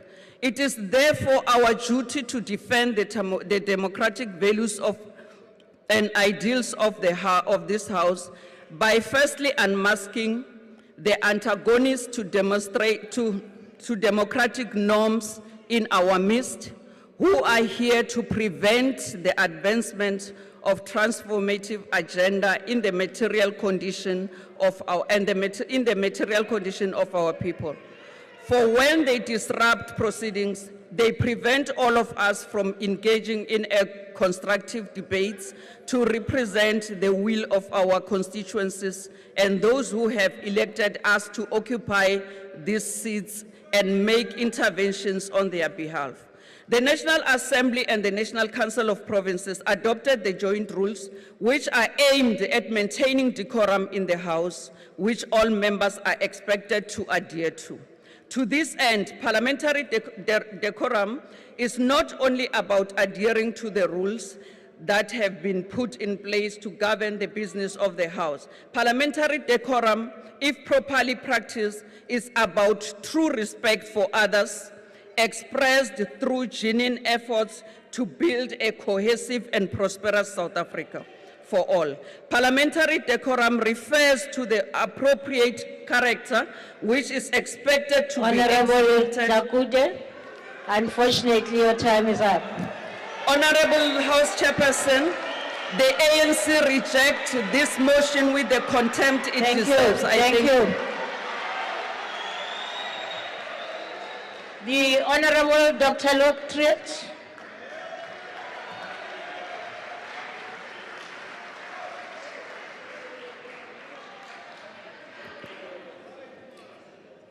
Honourable House Chairperson, a motion of no confidence is no trivial matter. It means that the confidence between, in this instance, the National Assembly and the Speaker has reached a point where there is no other remedy left. It is in the light of this that such a motion cannot be confined to a single incident. The question we have to ask in discussing this motion, and specifically the content and argument put forward in the motion, is whether this is sufficient ground. Our view is that the gravity of such a motion has to be preceded by a thorough and comprehensive analysis of the performance of the Speaker regarding a number of critical matters that have an impact on the functioning of Parliament. What are these critical matters? First and foremost, a deep understanding of the role of a Speaker is required. In-depth knowledge of the rules, procedures, and conventions of Parliament. An understanding of the way in which this position determines the direction, the tone, and the functioning of Parliament. It requires a deep and even intuitive knowledge and understanding of the unique working space of members of Parliament. Within this context, the Speaker should allow every party, regardless of its size or its position, a fair opportunity to be part of the debate, allowing each party to be heard and to be respected, and at the same time, be firm but fair. It is important that we do not limit our scrutiny to what we see in a sitting in Parliament, in the National Assembly. That is but one part of what Parliament is. The rest, or the true test of the Speaker, however, relates to the engine room of Parliament, the committees. The question we should answer is to what extent does the Speaker ensure that fairness, respect and opportunity to debate and ask questions are enabled by the different communities or committees? To what extent is an environment created and allowed for the executive to be held accountable?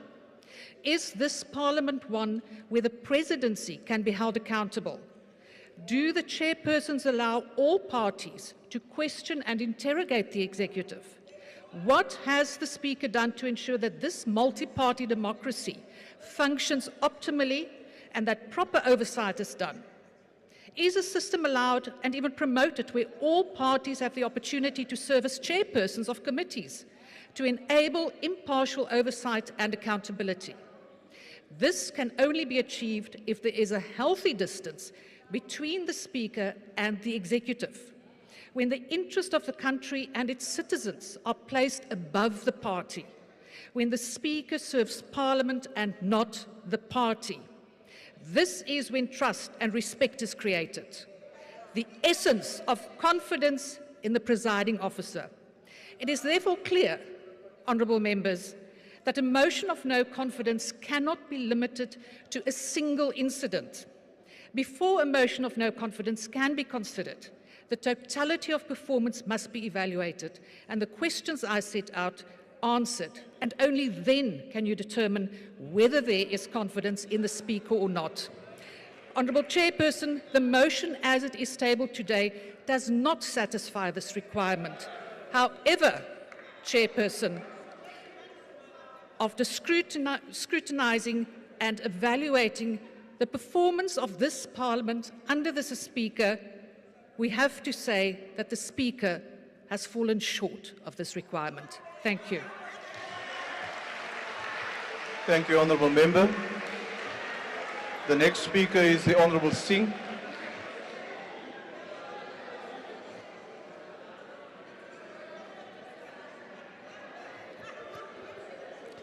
Thank you very much, Honourable Chairperson. Order, Honourable Members. Order. I think our ANC members think they are at a rally.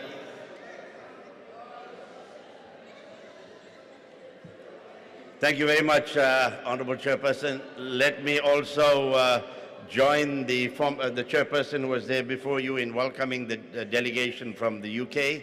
And amongst them, I believe, is Lord Johnny Oates, who I've had the pleasure of knowing for about 30 years, and we welcome you to South Africa and look forward to further interaction with you. Honorable Chairperson, whilst the IFP recognizes the importance of holding our elected officials accountable, whether they are executive or parliament, we must also remember the importance of due process and substantive reasoning when making serious allegations such as those that are before this House against the Honourable Speaker. It is not enough, we believe, to make accusations and call for someone's removal from office without presenting substantial evidence or justification for such a move. The allegations against the Honourable Speaker are serious, and as the former speaker said, the last speaker said, it deserves a thorough parliamentary investigation before any further action is taken. Without such investigation, the motion remains purely political, and the IFP believes that this does not serve our country's best interest or this institution's interests. While we find motions of no confidence are more common at the local government level, their impact is less severe than when brought at a national level. We must always be mindful that bringing motions of this nature are entrenched in our Constitution and rules of Parliament. That demonstrates the seriousness with which we must approach motions of this nature. Honourable Chairperson, we therefore urge all opposition political parties to thoroughly consider and refrain from using parliamentary procedures such as the motion of no confidence before us today for political point scoring without being absolutely sure of the substantiveness of the evidentiary material and additionally considering all the facts before us. We need to protect the integrity of this institution called Parliament. It's our institution, we work by our rules, and we need to follow our own rules. Honourable Chairperson, I was quite, and I'm going to use the word that I used when I was out of the country, I was quite flummoxed when I was a member of a delegation to the Interparliamentary Union in Bahrain recently, to learn when I was there that the Honourable Speaker of South Africa was to appear before a human rights subcommittee of the IPU to answer a charge of gross human rights violation against certain members of Parliament. And I thought to myself, why do we do this? Why do we not exhaust all the remedies that are available in our own country, in our own institutions, before we go abroad to an international institution? But I'm saying this respecting the rights of any honourable member or any organization to take a matter or complaint anywhere in the world. But I would have thought that we should start in our own institution, because as Honourable Lord Treat had said, we have not exhausted all our options. This matter is going to come before the Joint Rules Committee. We as the IFP do not believe that the issues stated in this motion are substantive enough to call for a motion of no confidence in the Speaker, so we will not be supporting this motion of no confidence. Thank you very much. Thank you, Honourable Member. The next speaker is the Honourable PJ Groenewald.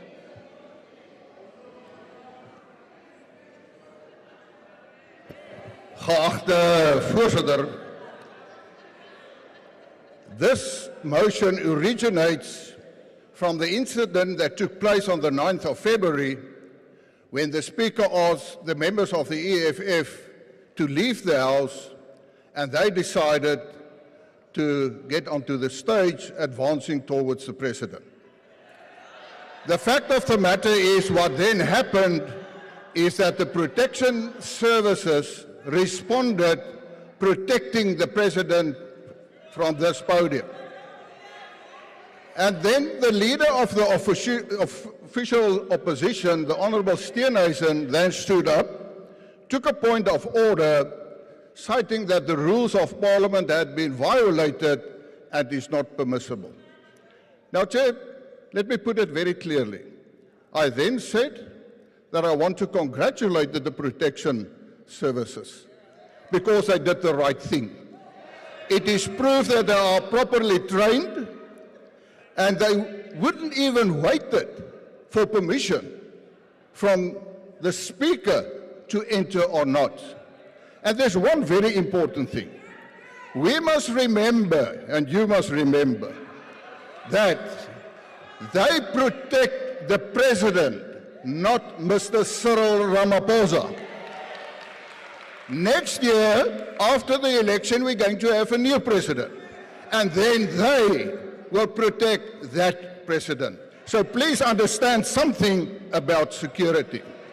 But having said that, Honourable Chair, this House is the highest house in legislature in South Africa. We must set an example to the people of South Africa how we should act towards each other when we have differences. That's what we have to do. And we must ask ourselves, do we set that example? How do we solve our differences? By using violence? Yes, that's what happened. And then I heard a couple of speakers in the previous debate worrying about gender-based violence. So in this House, if we put the example that you solve your differences with violence, what do you expect from the people of South Africa?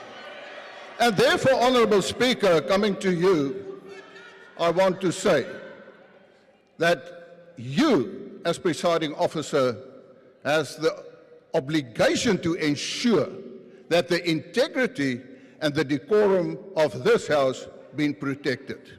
You failed to do that. The rules of Parliament allows these sort of actions. Therefore, you must ensure that we have proper rules. For instance, you should make a rule with the parties that if a member is asked to leave the House and he or she refuses, been fined with 3 months' salary. It's as simple as that. Chairperson, but I grew up as a fair and just person, and I will not blame the Speaker for the incidents of the 9th of February. Therefore, we will not support the motion of no confidence. Honourable Malema, I want to speak to you. Firstly, I want to say that you're a Commander-in-Chief. Your party decided on that name. They respect you for that. Nothing wrong. But you must remember one thing. A Commander-in-Chief actually is a person with certain features, like characteristics. Honourable Member, your time has expired. Thank you. Can I? Honourable Member, your time has expired. I will. Can I just conclude? No. Can I conclude? No, Honourable Member, your time has expired. Thank you. You're lucky. I'll address you next time. Because you don't act like the Commander-in-Chief. Honourable Member.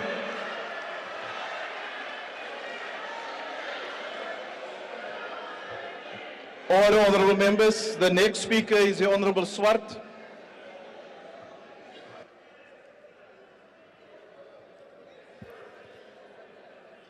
Acting Chair, had today's motion been motivated by the Speaker's decision to refuse the secret ballot during last year's voting on the Phala Phala independent panel report, it would have received much more support. Now, the ACDP was one of many parties that wrote to the Speaker to request her to reconsider her decision not to allow a secret vote. And this in view of the threats to ANC MPs. The sad result of this subsequent vote is that the impeachment process will go no further than the first step unless a court of review decides otherwise. Now, the motion before us seeks to remove the Speaker on the basis of decisions taken following events which unfolded at SONA. And in a new level of disruption, the stage was stormed. The intention was unknown and required the urgent intervention of parliamentary and other security agencies. Now, Rule 11, Joint Rule 11.1a says presiding officers must maintain and preserve the order and proper decorum of the House and uphold the dignity. Rule 2b2 says members must comply with rulings made by the presiding officers. Chairperson, South Africans are bone weary of the disruptions in Parliament. They want to hear the solutions to the challenges facing the nation. They wanted to hear what the President had to say.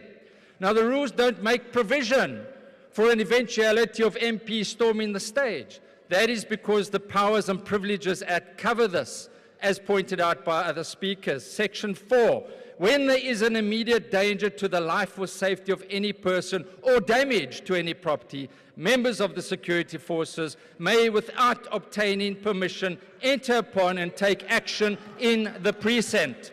They were allowed to do that.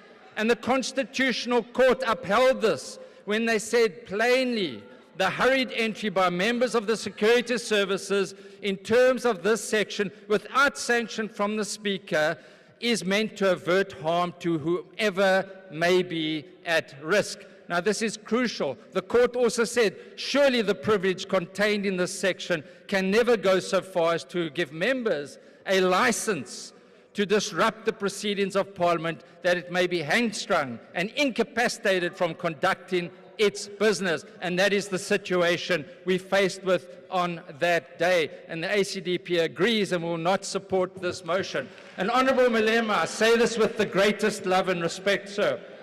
You are not in charge.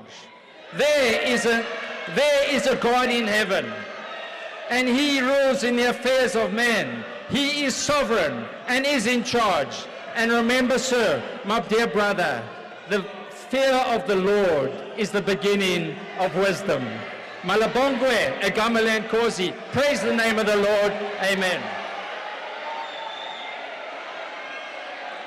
Order, honourable members. Order. The Honourable Kwankwa. Order, honourable members. Thank you. Order, honourable members. Thank you very much, House Chair. I hope I'm audible this time around. Am I audible? Honourable members, there is too much noise. My time, Chairperson. No, they must reset it to 3 minutes. Yeah, please. You may now proceed, sir. Thank you very much. With the benefit of hindsight, comrades, we probably should be asking the question whether we did not make a mistake by scheduling this motion of no confidence at this point in time. I'll tell you why I'm asking this question.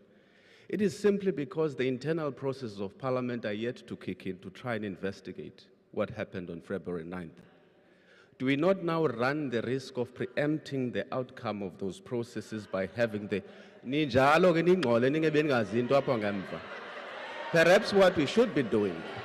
Order, honourable members. Yes, I'll tell you why we're saying this. It's simply because, remember this, in essence, the motion of no confidence centers around one incident, or an incident that happened on February 9th.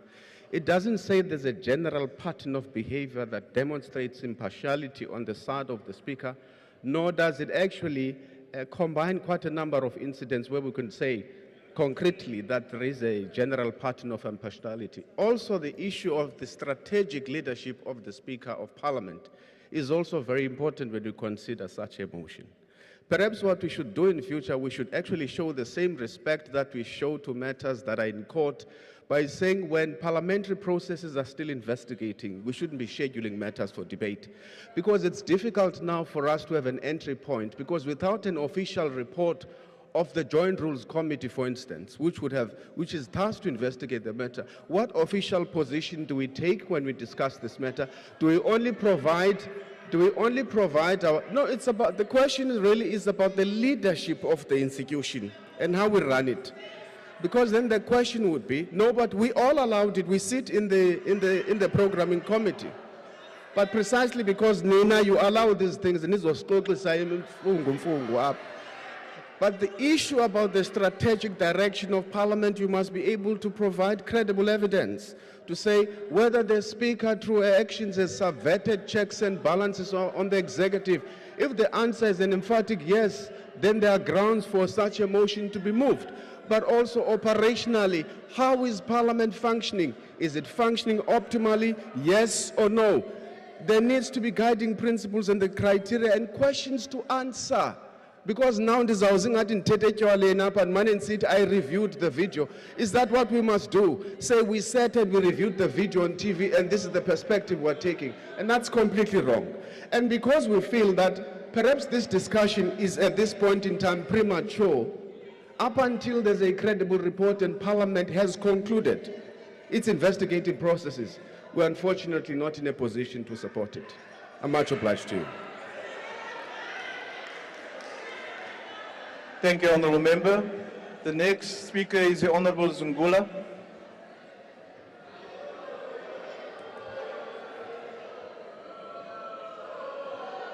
Honourable members. Honourable members. Let's give the member the opportunity to address the House. It's his democratic right to do so. Continue, Honourable Member. Thank you, Chair. The role of a Speaker is paramount for Parliament to be an effective arm of the state. The Speaker ought to be non-partisan, fair, objective, and most importantly, fulfill her task taking into account the constitutional expectations of Parliament. One of the critical functions of Parliament is oversight and accountability over the executive. Parliament, time and time again, has been correctly criticized for failing to hold the executive accountable. The role of a Speaker is to create an environment in which members can fulfill their oversight and accountability responsibilities without fear. Opposition parties have been spearheading the work of holding the executive accountable, but most of those efforts are blocked. As ATM, we submitted requests for the use of a secret ballot for sensitive motions, but the Speaker rejected the use of voting mechanism that protects the members. Even when members of this House received death threats last December, the Speaker offered no protection to the members. The Speaker has unfairly removed members from the proceedings of this House.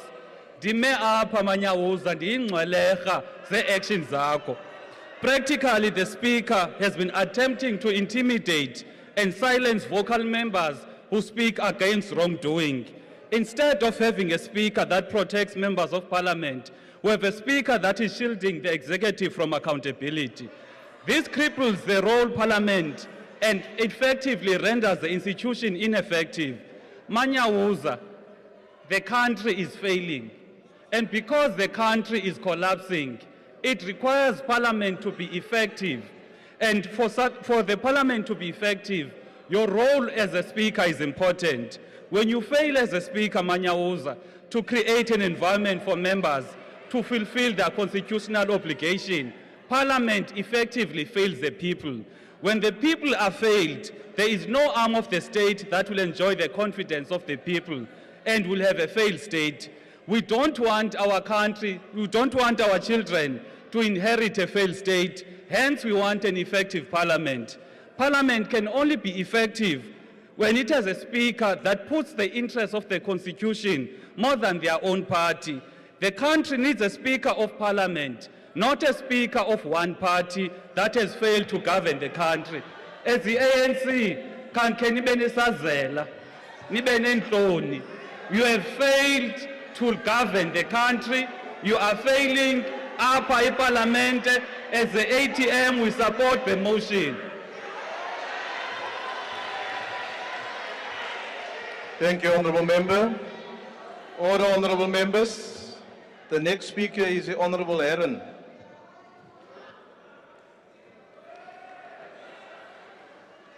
Thank you, House Chair. House Chair, the events of the 9th of February during the joint sitting for the State of the Nation address are an embarrassment. It's a great privilege to be elected to serve in our nation's National Assembly, charged with implementing a new constitutional democracy for the benefit of the people of our beautiful country. With that great privilege comes a great responsibility to conduct ourselves in a manner that allows for the work of our democracy to happen. Parliament is the place for robust debate and contestation of ideas. We have the freedom to vehemently disagree, protected by the ultimate freedom of speech. Members of the 14 parties represented in the National Assembly are delegates of constituencies of South African voters. We champion the mandate we received in the last election through debate, motions, questions. We come here to use words and argument to persuade our opponents. When members of this House stormed the stage to prevent the President from speaking, their conduct lacked legitimacy. On the 9th of February, members of this House engaged in grossly disorderly conduct. That conduct was confusing and threatening. The response from the Speaker may or may not have been right in that moment. Hindsight gives us some benefit. But confronted by unprecedented conduct of members storming a stage where the President was seated and where their intentions were not obviously peaceful, the Speaker cannot be faulted for any decision she made to restore order. Thank you. Thank you, Honourable Member. The next speaker is the Honourable Sheikh Imam.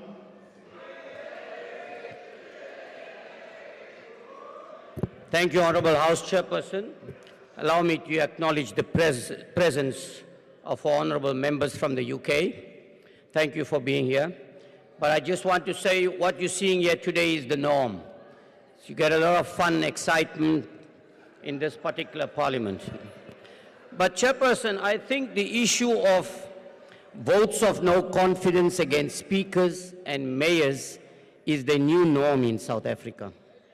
You find this in all over municipalities where political parties are bringing votes of no confidence. And I must admit that this is all motivated by power and control and absolutely nothing else. The last thing on the mind of politicians when they bring this votes of no confidence is the interest of the 60 or 62 million people we are supposed to serve. The question is, what is a speaker supposed to do in a house like this when it becomes dysfunctional, when there's mayhem and there's chaos, even going to the extent of breaking the very same furniture, which we have to now repair, but you could use that money to deliver services. Let me ask the question, does anybody realize how many millions of rands it is we are spending today, which we could have used to serve the 60 million people on the ground, just to have this futile vote of removing the Speaker of this House? It's just a wasted exercise. So it's not about the people. It is about power, it's about control, selfishness, and greed. That is what it is all about. Now, what the Honorable Speaker did on that day is the correct thing to do, because the Speaker in this House has the responsibility to protect everybody in this House, including the person on the podium, which was the President. And if the life was in danger of the President, of course she has the right to do what she did. And she must do it again and again if it needs be. That's what she must do. Now the question I want to ask is, what if the Honorable Speaker did not do the right thing and bring in the protection services, and let's assume the President had to be injured? Then what happened? The very same political parties in the House will say the Speaker did not perform her duties to the best of her ability. That is what they would say. So what the Speaker did, in my full view, sitting in this House, was the correct thing to do, and I want to commend you, Honorable Speaker, for what you have done, and if you have the opportunity, you do it again.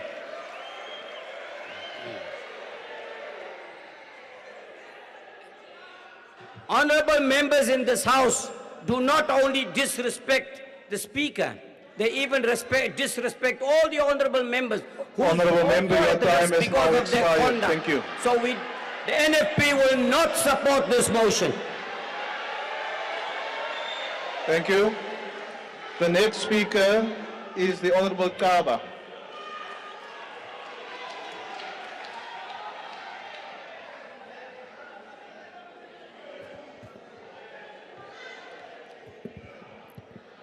Honorable Speaker, Members and members of the executive, the mover of this motion seeks to absolve himself from the obligation of taking the responsibility for the shameful anarchy he and his party caused during the joint sitting for the State of the Nation address.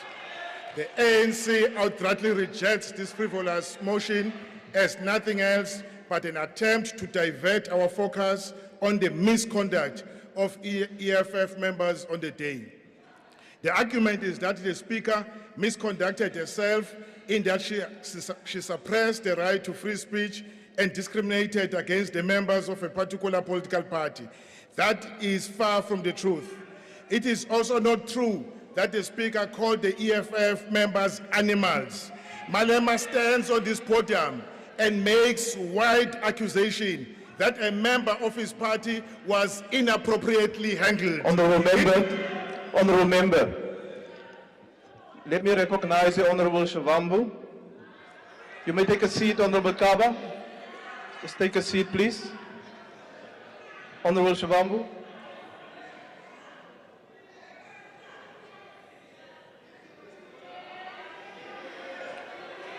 Order, honourable members. Is the mic on? Order, honourable members. Can we ensure that the mic that the member is switched on and activated?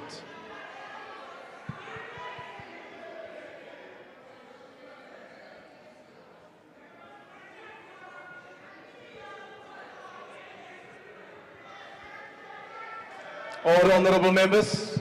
Please proceed. No, thank you very much, House Chair. So the Speaker who is speaking there on the podium says Malema stands here and is referring to the Commander-in-Chief. He must respect the Commander-in-Chief. Order, if honourable you continue members. speaking like that, we're going to close this contract. Order, honourable members. If you continue talking like that, Honourable Shabambu, what is the point of order? The point of order is that you can't say Malema speaks. Honourable, Here. He must thank you. refer to him in his proper title of Commander-in-Chief. Thank you, honourable members. Honourable Kaba. Let's refer to each other in respectful terms and not on a first name or surname basis only. Thank you. Honorable Malema stands on this podium and makes wide accusation that a member of his party was inappropriately handled. He did not ask himself why she reported that incident to him and not to the authorities of this parliament. Another untruth. The Speaker is criticized because both her and the President come from the same party. The target on the day was the President. The Speaker understands her role fully well. Her understanding is summed up by New South Wales Legislative Assembly Speaker Ray Maher when she said, I quote, this is what that Speaker said, nothing that happens elsewhere is likely to affect my impartiality in the control of this House. I have a job to do, and it would be most improper if in my control of this House I have to subject to party discipline and in that way be more sympathetic to members on one side of the chamber than the other. As far as my political loyalty and principles are concerned, I'm subject fully to the control of the party to which I belong.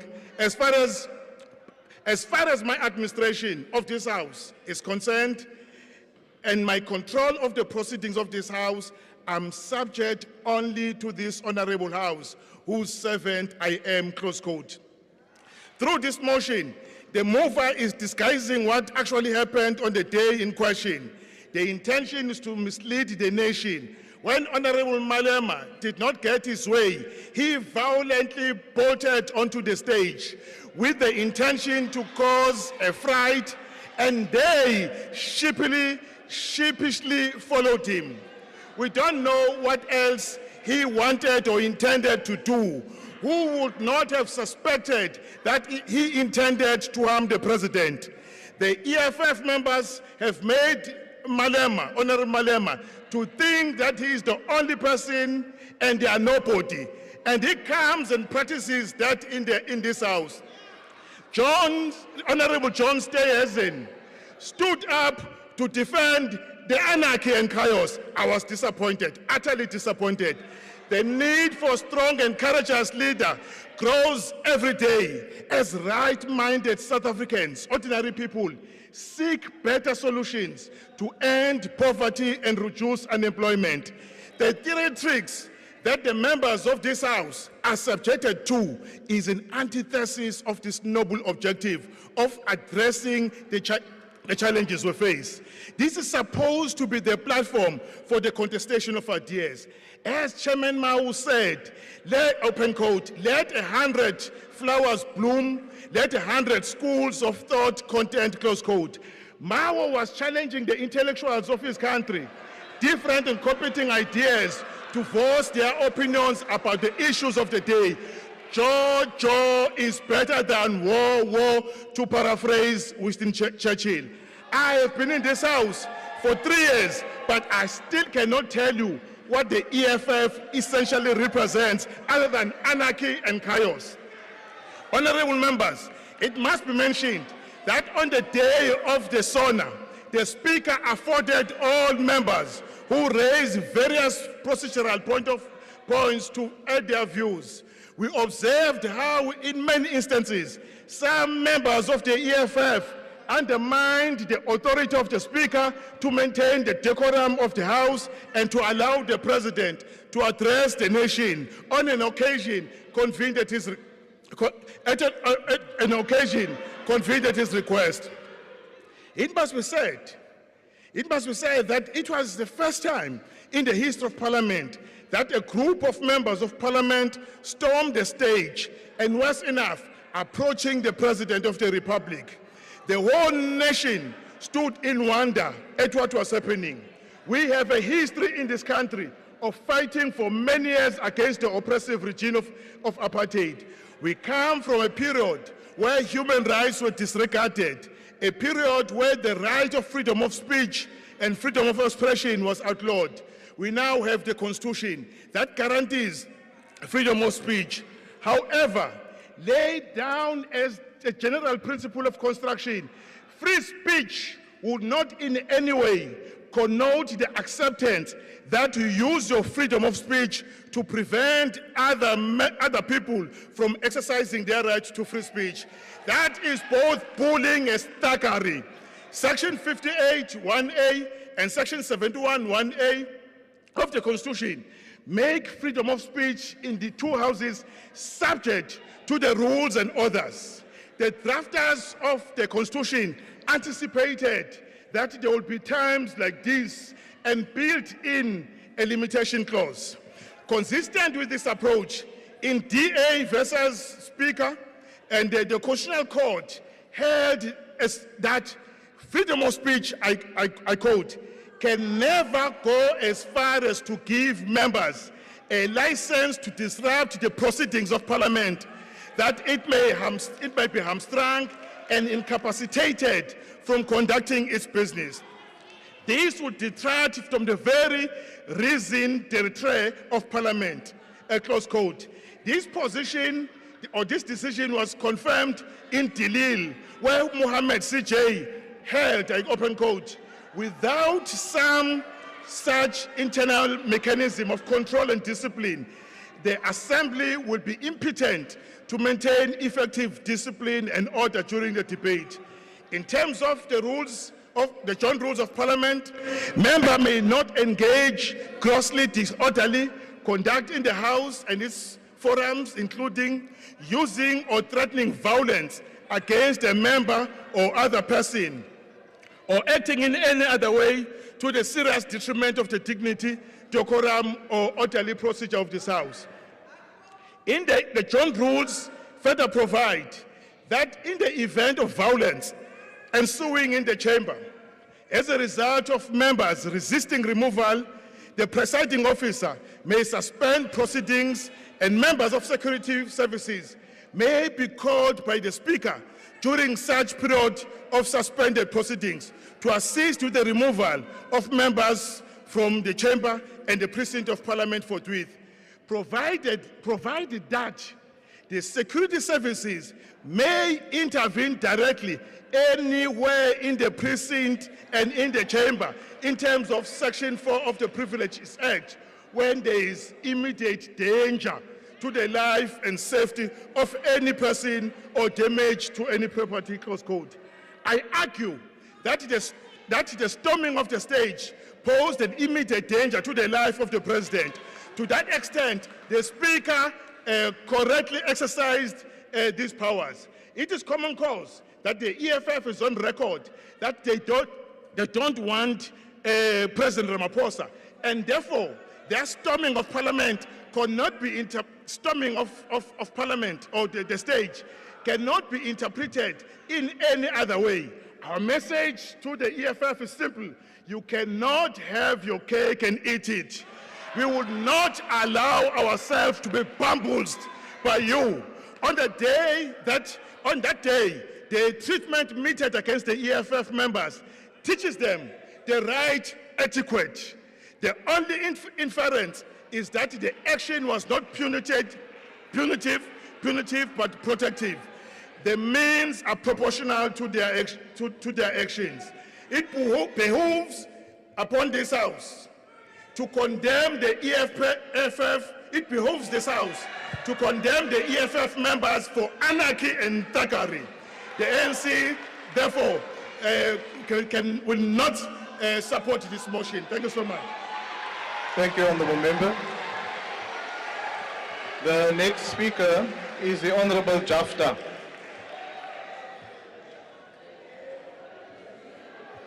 Thank you, Honourable Chairperson. The National Assembly may remove the Speaker or Deputy Speaker from office by a resolution.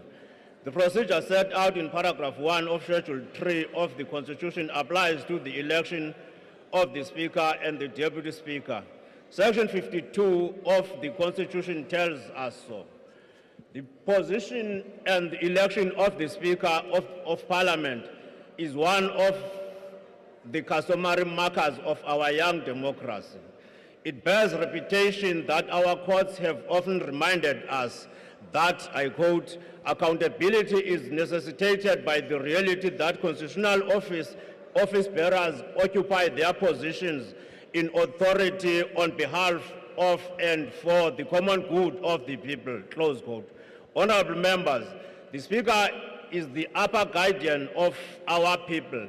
She is required to remain neutral and fair to all members of the National Assembly.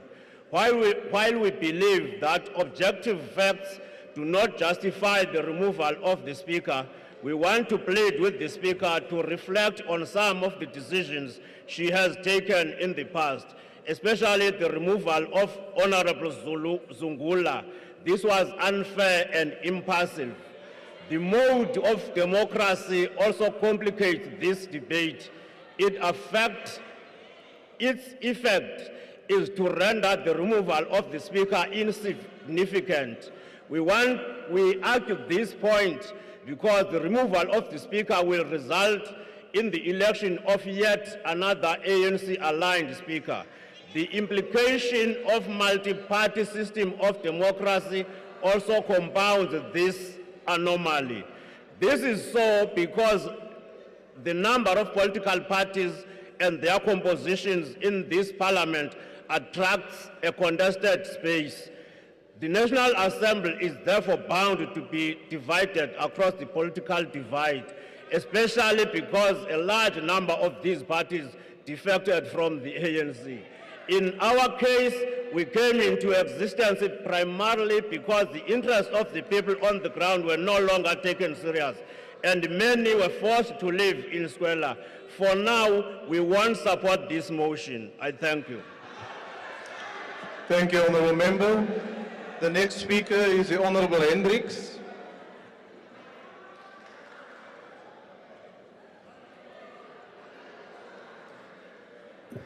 Honourable House Chair, Al-Jamaat does not support the way honourable members are removed from Parliament. It was not acceptable for a man to mishandle an honourable female member of the EFF and touch sensitive parts of a woman's body. I saw it. It is also unacceptable for a woman to do so. The latest removal episode, which is a subject of debate, is also unfortunate. The issue, Honourable House Chair, is not the Speaker, but the rules, the advice of the Secretary of Parliament, the legal advisers and the parliamentary table. This was the case at SONA. The safety of the President of a country is of paramount importance and not technicalities that we've heard today. His protection team used artificial intelligence to come to his aid. Al-Jamaa is happy that the Speaker did not interfere and displayed the wisdom of Solomon. Nothing must stand in the way to keep the President of a country safe. Every action of the Speaker is compliant and she treats all parties with decorum and fairness. The Speaker not only chairs plenary sessions and debates, but most of her work is outside these events. That work, I have not heard, was faulted. Al-Jamaa has full confidence in the present Speaker, and Al-Jamaa wants her to serve a full term. While all honourable members must be treated equally, the leaders of political parties must be treated with more decorum, and alternative remedy must be provided in the rules. This estranges constituency and harms the respect people have for Parliament. Those removed in this way could just be our next president. Honourable Malema has told the nation he will be their next president. He is, of course, very bold, but let us wait for the outcome of the 2024 elections. Calling protests in Parliament anarchy is anti-revolutionary, and honourable members of the EFF are certainly not anarchists. The present Speaker needs all our support, and Al-Jamaa will continue to respect the Honourable Speaker and the team, as she has not fallen short as claimed by the official opposition. The call for removal of the President and replace the Speaker does not serve any purpose as elections are around the corner. Let the streets and the people decide in 2024. We will then know who is in charge. The people are in charge. The streets are in charge. The motion of the EFF is in order to test the waters, but Al-Jamaa cannot support it. Thank you very much. Thank you, Honourable Member. The next speaker is the Honourable Chief Whip of the Opposition.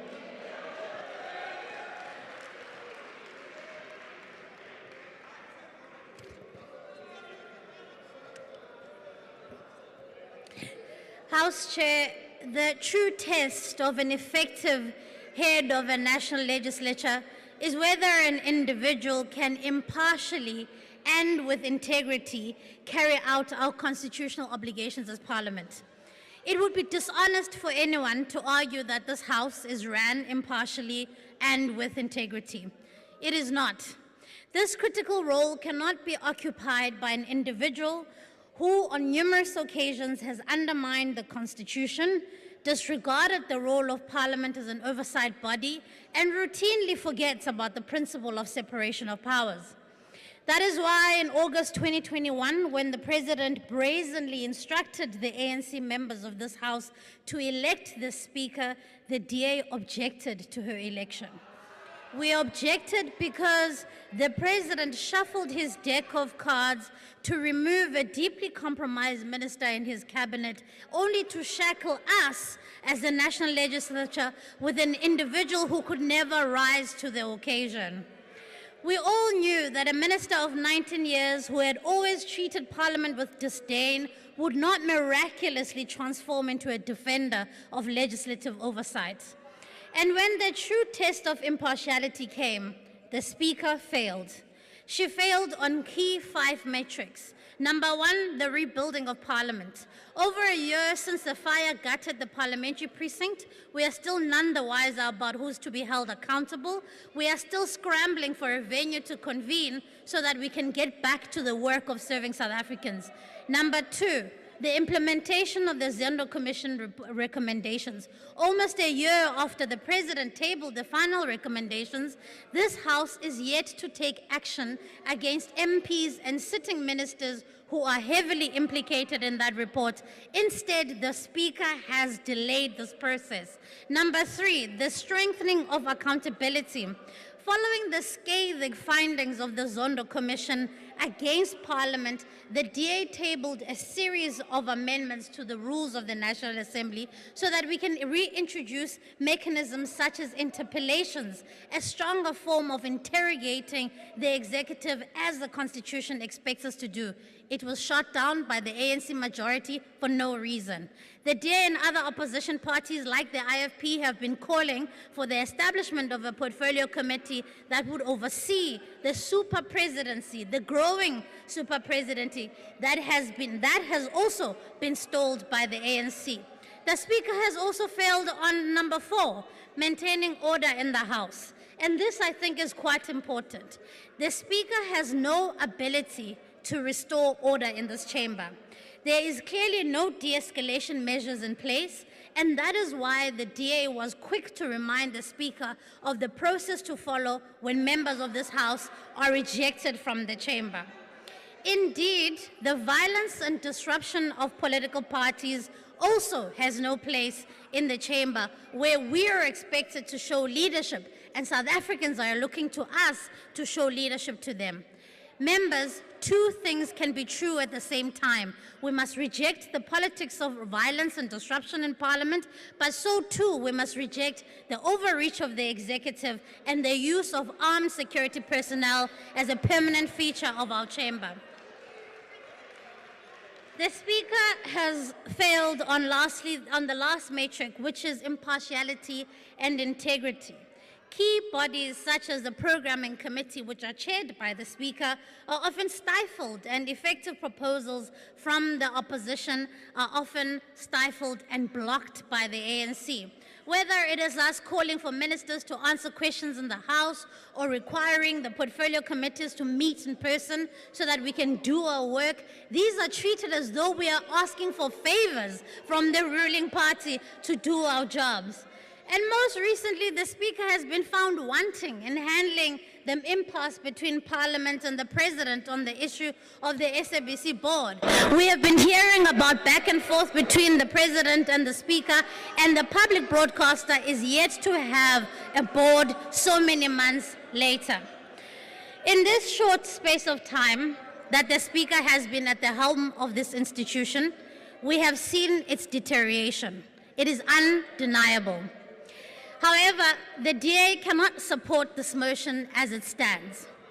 The motion is deficient and it is procedurally flawed. It is in contravention of Rule 90 of the Rules of the National Assembly, which speaks to the rule of anticipation. If we were to support this motion, it would need to be comprehensive and cover the elements which I've mentioned above, but it does not. And that is why we have elected to abstain from this vote today. And our abstinence from this vote should never be construed as a vote of confidence in you, Madam Speaker. Our abstinence is motivated by the fact that the motion before us today does not even scratch the surface of why you are ill-suited for this role.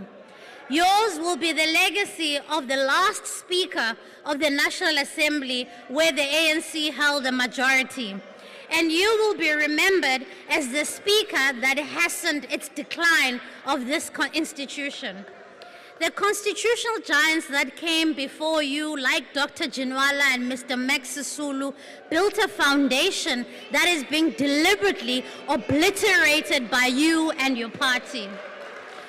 You see, a working parliament cannot coexist with a governing party that is packed to the rafters with individuals who are only honorable by name.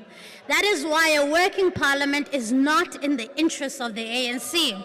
The only way to rebuild this institution is to remove this governing party that has provided over the destruction of this institution at the ballot box. Oh, and I can bet you that we shall. Thank you. Thank you, Honourable Member.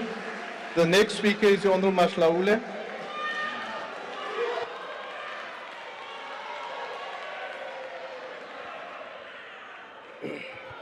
Chairperson, I have asked permission from the Chief Whip to speak about scrotums, because that's what we are invited to talk about. But we are going to characterize people who like talking about scrotums. You know, when we were young, we used to go to swimming by the river. And of course, we would swim naked. The character that analyzes other people's scrotums and anything that is linked to those scrotums is the one that had the smallest one. That is why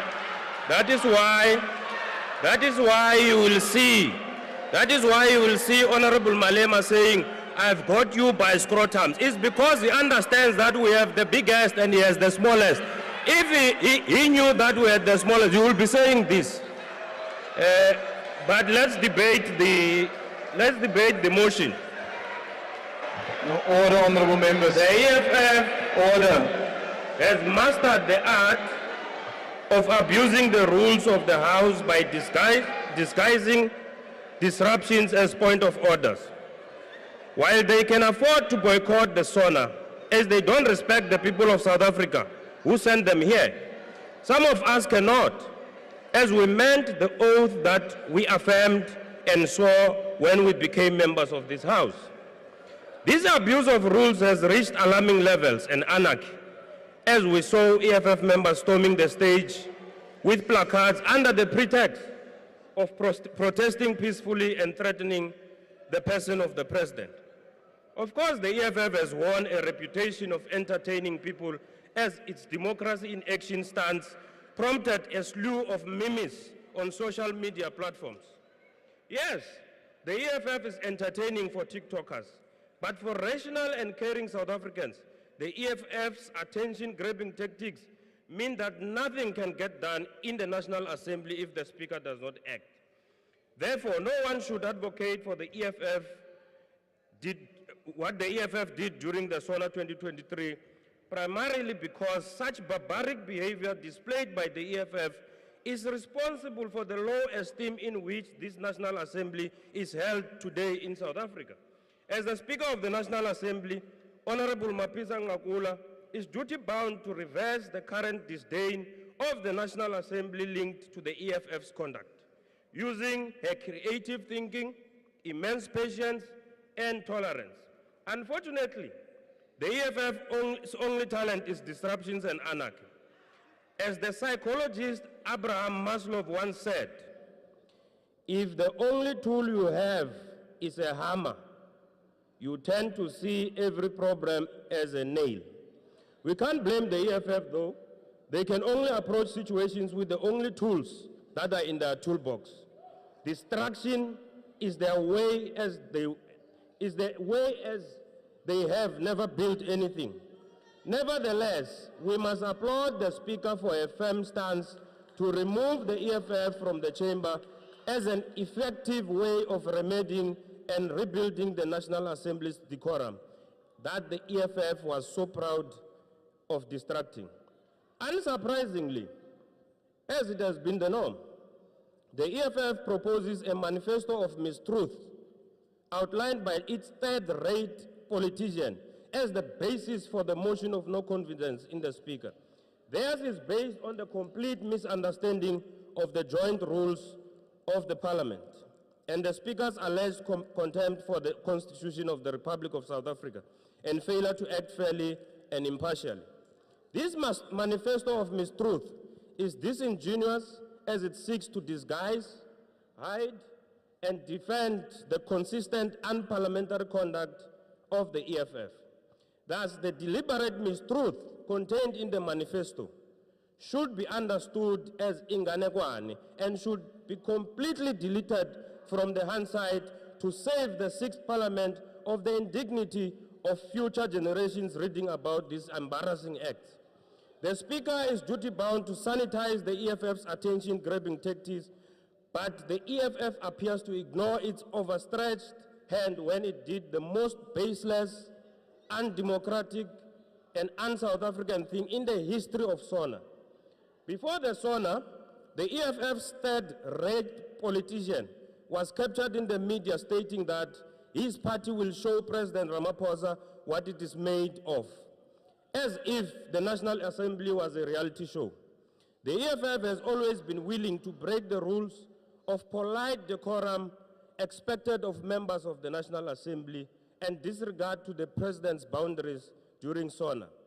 The Speaker's actions to restore order and decorum in the House should be commended, as it was contingent upon whether the threat of the EFF's third-rate politician in the media to commit violence or cause harm. In a logical sense, the remarks captured in the media constitute threat, but determining if the threat was made with the intention to commit violence is unpredictable. However, it is obvious that the EFF's decision to climb on the stage was not only infantile disorder, but also established an intention to cause harm to the President and violate the sanctity of the House. As such, the Speaker had no option but to take firm stance that matched up with the EFF's inappropriate attention-grabbing tactics. While the EFF and other like-minded opposition parties denounce the Speaker's firm stance, the ANC applauds her passion and decisiveness, as no party has a right to disrupt a program of the National Assembly and physically attack the President or any other person in the House for that matter. Of course, the EFF argues that there is no rule of the National Assembly that empowers the Speaker to invite the members of the security services into the chamber. This is tantamount to saying that the Speaker should have folded her arms and watched the EFF to bring down the House with their only tool inside their toolbox, which is always violence and anarchy. Even more disturbing, the Speaker should have watched without batting an eyelid and maybe even applauded the EFF's shameful act and embarrassment and humiliate the President on the podium, as this is what the party does to anyone it disagrees with. Unfortunately, this is not what we call cliques or H&M or anything in any restaurant that the EFF does not like and attack it. This is the National Assembly, and we shall keep the decorum of this House. The Speaker does not exist to safeguard the interests of the ANC, nor ensure that any challenge to the ANC's interest must be punished through the removal of opposing MPs from the chamber. The Speaker has conducted herself as an open-minded and impartial presiding officer since her election. Speaker, we know that you are not divisive, but effective.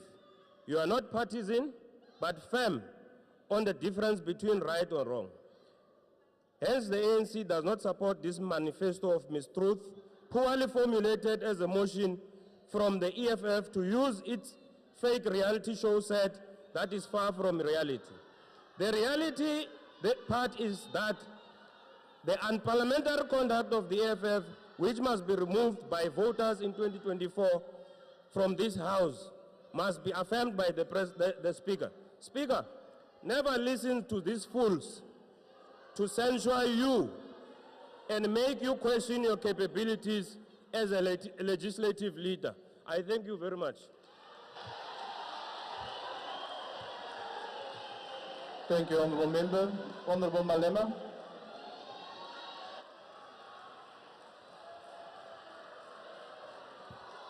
Thank you very much. Speaker, whether you like it or not, Parliament is the highest stage of protest. And when people exercise their right to protest, even at this level, you should never call that a threat to the President. Because what we did on the day when we came to the stage, we were carrying placards with our hands up. A person with hands up can never be a threat, can only be a threat to non-thinkers and who don't know how threat gets to be conducted. So it is entirely wrong to say that the President was under threat. Secondly, you must be removed not because there are so many things you have to do. There are certain things that if you do this one wrong, it doesn't even have to be subjected to any process. To call police on the stage with a gun. What if that policeman discharges that firearm on a member of parliament, he get triggered, charges a firearm on a member of parliament, that will be in your hands, because you have a responsibility, Speaker, to protect members of parliament. And you can't fail to protect members of parliament and still want to proceed to preside over such people that you have failed to preside on. You must have a lot of patience, which you don't have. And you should have asked the one who came before you. She exercised that patience to the latter. Mam Tandi will never do what you did. She gave us opportunity to raise our voice. She gave us an opportunity to participate in this parliament without fear or favor. But what you did on that day was deliberate to intimidate members of parliament. And once you intimidate members of parliament, parliament will never ever hold the executive accountable. We are here to do one thing and one thing only, is to hold the executive accountable, and we must do so without fear or favor. We have not broken any law, whether you like it or not. And on many occasions, the court has agreed with us that the EFF is actually correct, even when in the previous parliament you wanted to take our salaries because we're holding the executive accountable. The court said you are wrong. Honorable Malema, just take your seat, please. I see a hand of the member at the back. Why are you rising, honorable member? Order, honorable member, don't do that again. I have not recognized you have no right to address the assembly. That member is on his feet on a point of order. Let me hear his point of order. I wanted to check if Honorable Malema agrees with Honorable Mifawule that is... No, honorable member, that's not a point of order. That's a point for the debate. Please take your seat. Continue, Honorable Malema. I fully agree with him.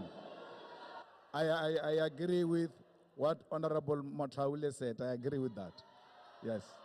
Now, what is important, Speaker, is that you have to be the most patient person, impartial person, and you know you don't have those two qualities.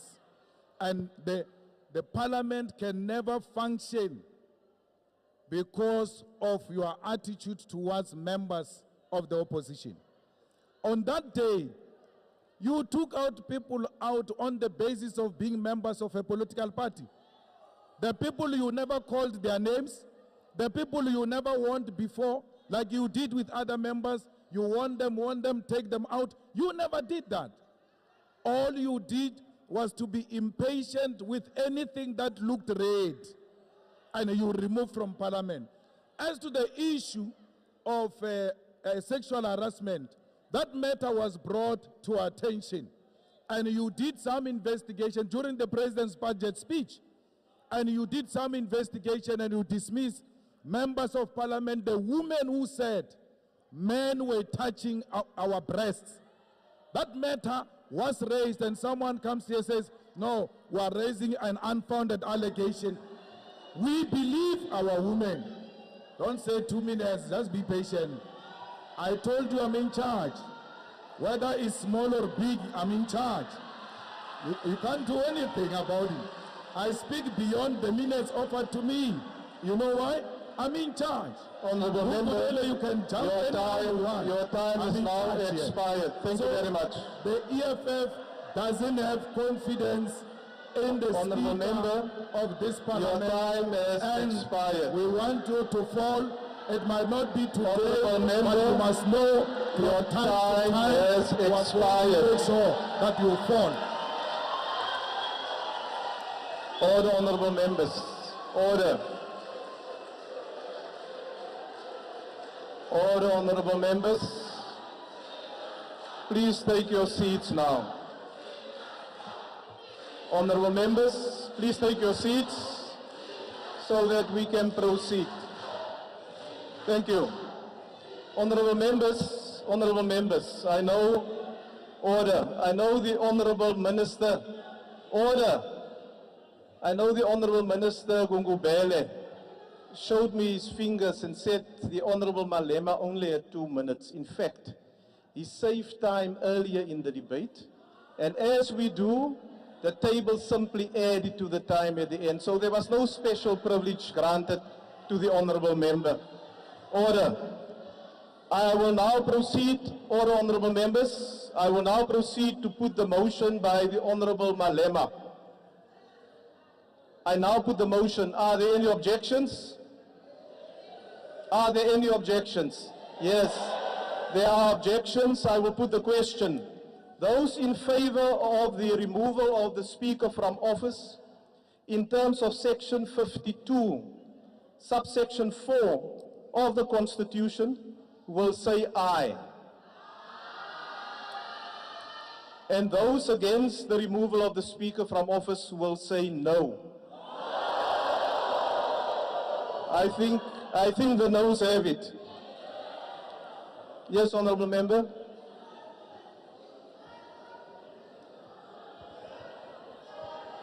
Order. We are calling for division. A division having been called, Honourable Members, I wish to remind you, order, that in terms of Section 52, subsection 4 of the Constitution and National Assembly Rule 28, the Speaker may be removed from office by a majority of the members of the Assembly present today when the resolution is adopted. The bells will be rung for 10 minutes.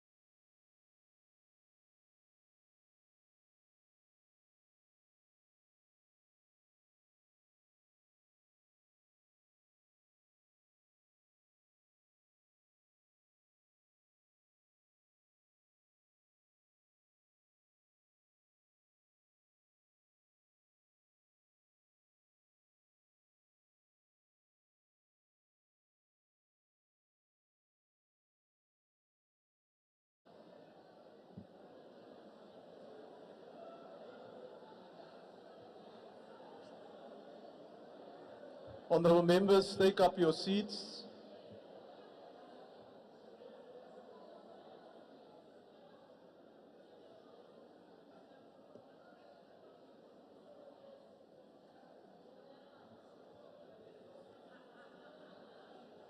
Honorable Manamela, will you take up your seat, please?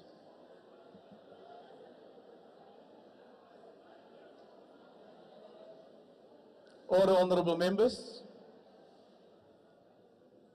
Please pay attention to the voting procedure that will be used. The rules of the National Assembly provide for different procedures for members to cast their votes. These include voting by electronic means or a manual voting procedure by way of a whip or by voice.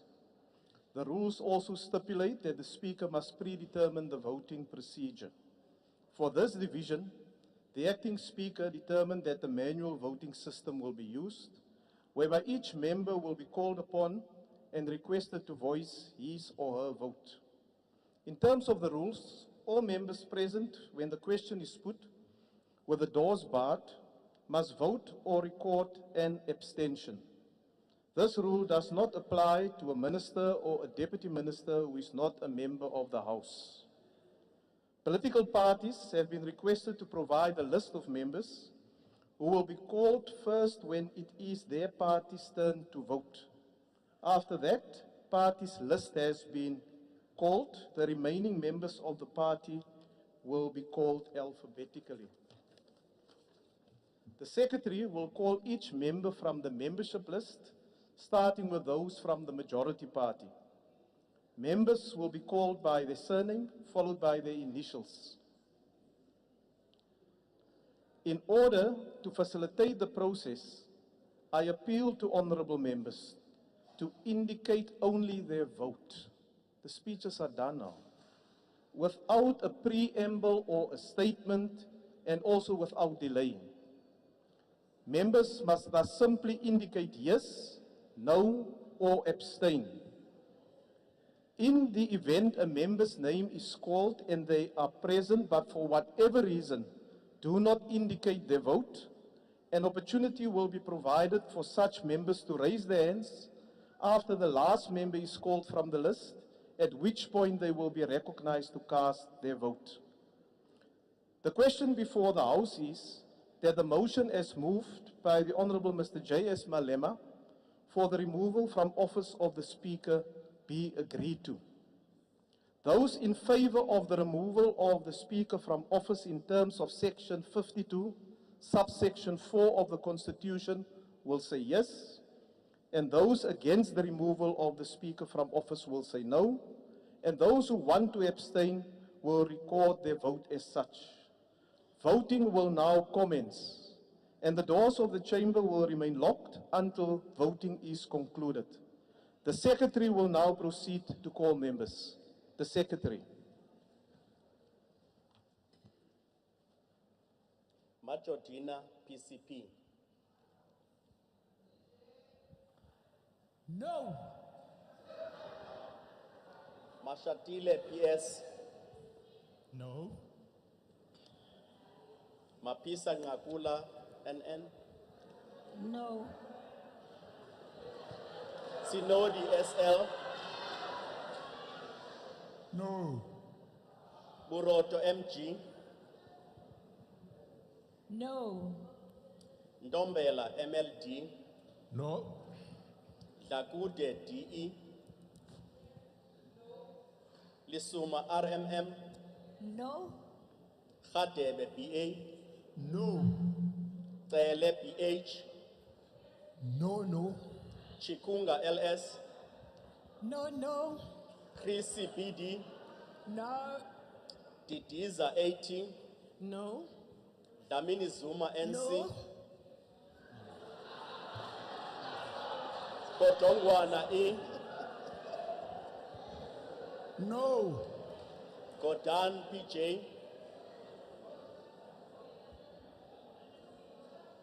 Godan, PJ. Gungubele, M. No. Kivit, N. No. Kodwa, NG. No. Kubai, MC, MT. Kubai MT. Lamula RO. No. Mandashe SG.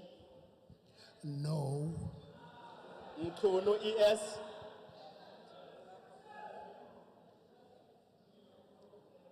Mkhunu ES. Modise TR. No. Utsecha MA. No. Mutwaleti PA. No. Ndabeni Abrahams ST. No. Chabeni KPS. Nxesi TWT. Nxesi TWT. Nzimande BE. Nzimande BE. Pando ENM. Pando GNM. Patel E. No. Phala MJ. No. Ramukhupa ML. No. Zikalala S. No. Zulu LD. Unomkhulu, no. Bapela KO. No. Waters A. No. Benz Namasha Z. Ndiyachasa. Tapa PN. Tapa RN. Lomo SM. No. Kina N. No. Olomisa SP. No. Jeffrey JH. No. Kekana PS. Akidumeli. Mafu NN. Aye. Mathalela AF. No. Matlobo MD. No. Majola FZ. Pass. Makwetla SP. No. Manamela K. No. KB. No. Mangu LN. No. Mapulane MP. Big no. Mashiko Dlamini KC. No. Masondo D. Not present. Masondo D. Not present. Matale CC. No. Mhaule MR. No. Muloi PE. No. Murolong IK. Murolong IK. Mutaung NE. No. Nkabane NP. No. Nzuza NP. No. Peters EP. No.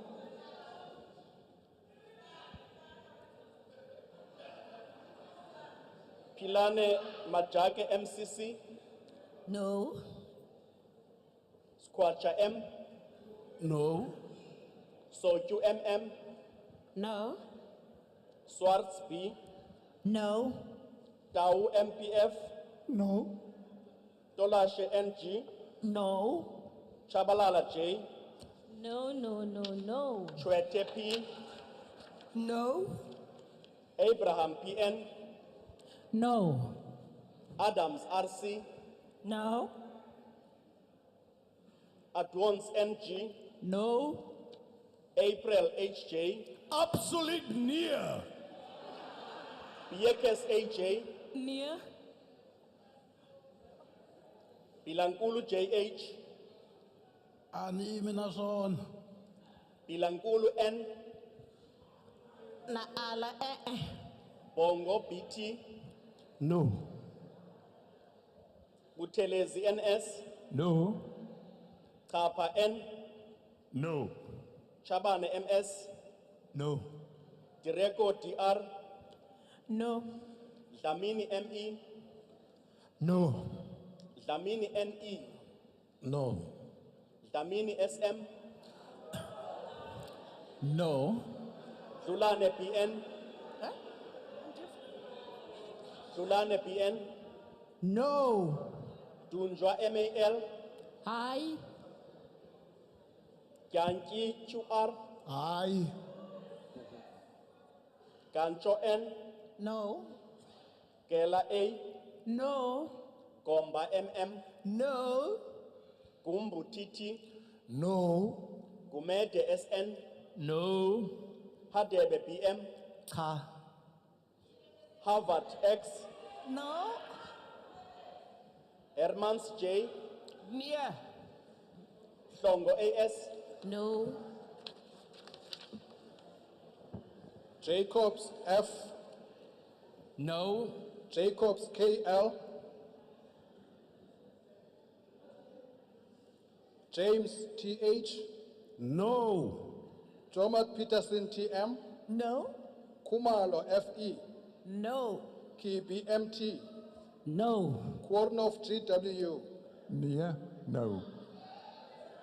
Kodampeko ZA, No. Kubeka NJ, No. Kula SM,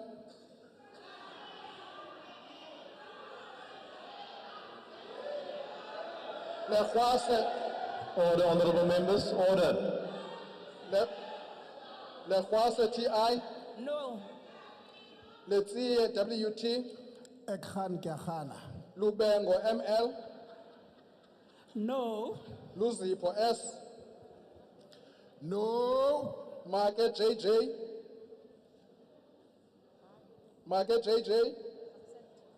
Mabe BP, No. Mabiletsa MD, No. Magaxa KE, No. Magwanisha G, No. Mamehlala T, And easy. Mahlawule MG, No. Mahlo NP, Nago. Mahumapilo SOR, No. Makubela Mashele LS, No. Makubele Mahilele PP,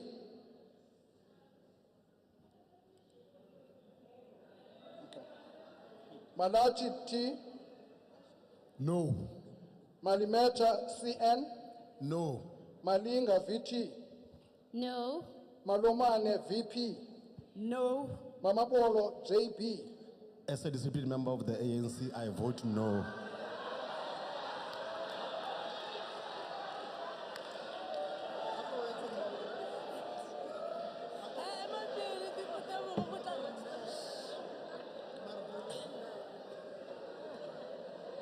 Order, honorable members. Mananiso JS, No. Mandela ZMD, Aye, lento incinci. Maneli BM, No. Maneli ST, No. Manganye J, Anipfumelani na swona. Marikwa GP, Maseko Jele, NH, No. Mashiko MR, Niemenier. Mashele TV, No. Masiko FA, No. Masondo TS, No. Maswale GP, I vote no. Masuta TM, Maswanganyi MJ, No. Matafa OM, No. Matebula EF, No. Matuba MM,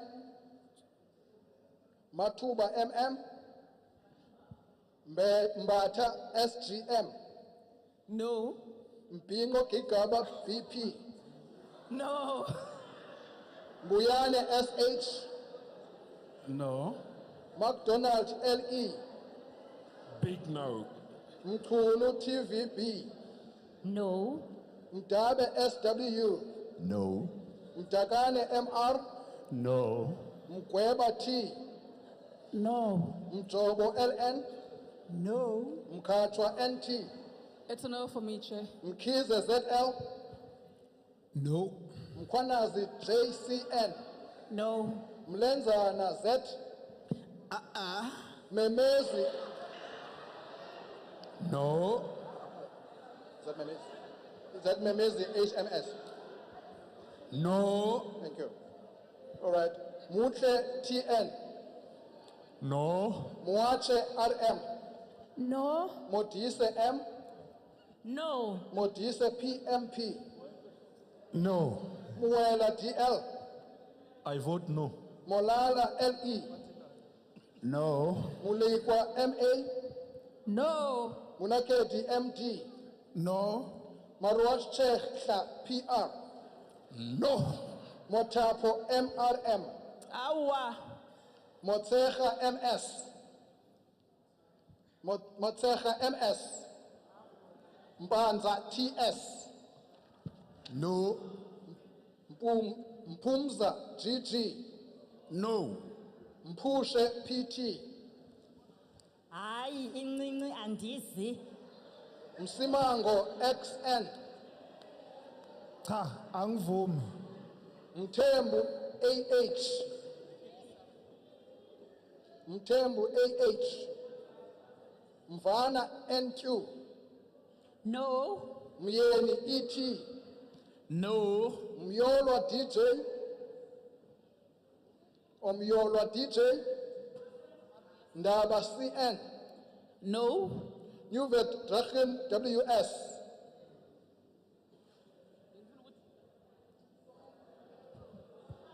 No. Nkomo Z. No. Nkosi BS. No.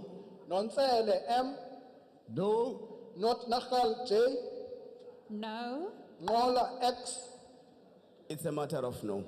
Ntobongwana N. No. Ntuli MM. No. Ntwane JC. No. Papo AHM. No. Patrien S. Or Patrien S. Sorry. Peacock NP. No. Peshe PA. 3 times no. Piri CM. Kiagana kialatul. Peterson ML. No. Pillay KB. No. Kaiso XS.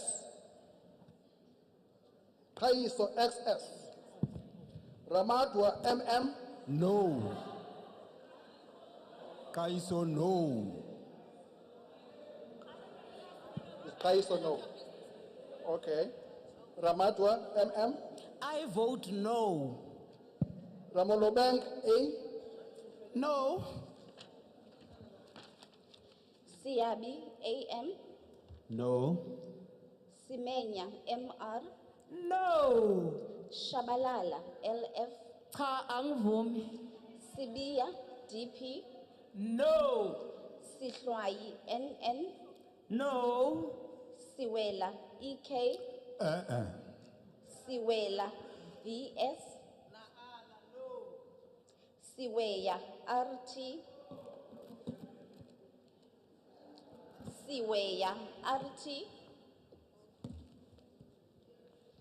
Skosana. No. Go back to Suela RT. Suela RT. No. Siweya RT. No. Nice. Skosana GJ. No. Somyo SS. No. Stock DM. No. Tape MME. No. Tomelang KB. No. Tobias TV. Chair Monghadi. Tseke GK. Ga ke dumele. Tseki MA. Chair Motsamaisi wa dipuisano. Chwete B. Andivumi. Kyobeka Magege NP. No. Van Skalkwyk SR. No. Volmarans MJ. No.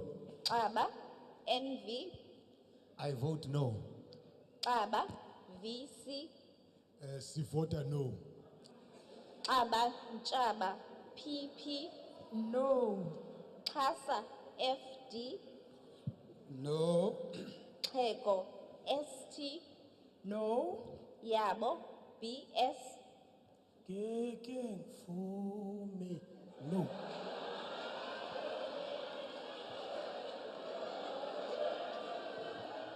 Honorable members, you are prolonging proceedings yourself. We are likely to have another vote after this. So we remind you to simply indicate yes, no, or abstain. It's difficult for the staff in front to follow exactly what you're saying at the back if you add other things to it. Please proceed. Zibula, BT. Zibula, BT. Zondi, MA. No. Zuma, AS. No. Zungu, TRM. No. Zwane, MJ. No.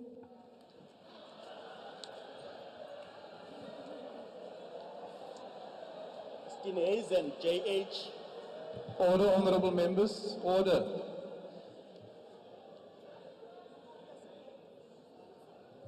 Can we ensure that there is a functioning microphone here in front where the Honorable Steenhuisen is? Chairperson, will abstain. Kwahube S. Would like to abstain.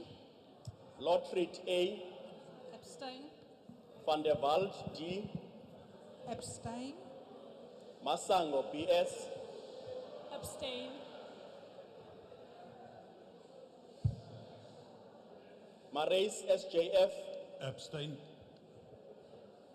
Krumbok GR. Krambok GR. De Freitas MSF. De Freitas MSF. Hussein MH. Hussein MH. Bechman D. I abstain. McLuhan JJ. Abstain. Abrahams ALA. I abstain. Alexander WR. Abstain. Pagraham M. I abstain. Passon LJ. Abstain. Bodlani T. Abstain. Bond MS. Bond MS. Breitenbach G. Abstain. Bryant DW. Abstain. Kachalia GKY. Abstain. Cardo MJ. Abstain. JTM. Abstain. Clark MO. Abstain. Cuthbert Bert MJ. Abstain. De Villiers JN. Abstain. Engelbrecht J. Abstain. Isaac F. Abstain. Faber WF. Abstain. George DT. Abstain. Gondwe T. Abstain. Gondwe MM. Gondwe MM. Graham SJ. I abstain. Hicklin MP. Abstain. Horn W. Ek bly buitestemming. Hansinger CHH. Abstain. Ismail H. I abstain. Joseph D. Abstain. Kanyine TA. Abstain. Khachau KL. I abstain. Kumalo NV. Abstain, Chair. King CV. Abstain, Chair. Kola D. Kriya HCC. Abstain. Liz RA. Abstain. Lejof TA. Abstain. Lorima JRB. Abstain. Mabena TB. I abstain. Mabika MS. Macpherson DW. Abstain. Majola TR. Abstain. Okay. Malazi MS. Abstain. Mare EJ. Abstain. Masipa NP. Abstain. Mazon NWA. Abstain. TM, sorry. Abstain. Mbele ZN, Abstain. Mhlongo TW, Akilitseni. Malham KJ, Abstain. MPTL, Abstain. Maybach NG.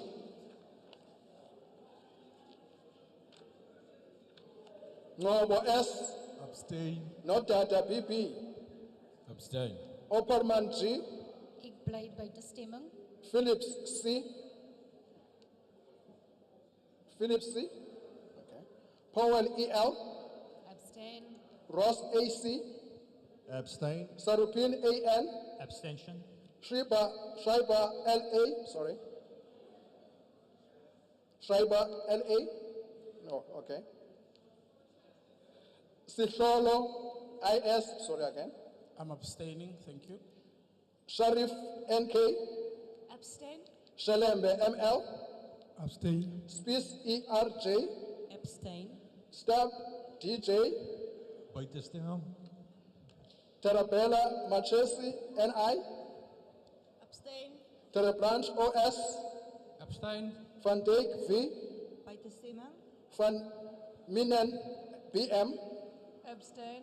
Van Zeen AM, Abstain. Walters T, Abstain. Weber AMM, Abstain. Whitfield AG, Abstain. Wilson ER, Abstain. Winkler HS. Abstain.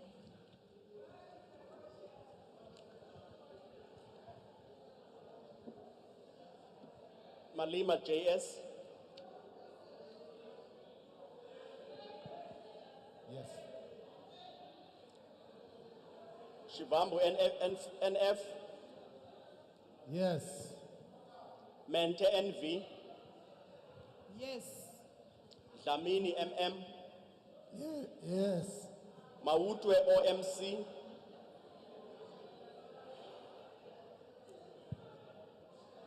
Yes. Ndlozi MQ.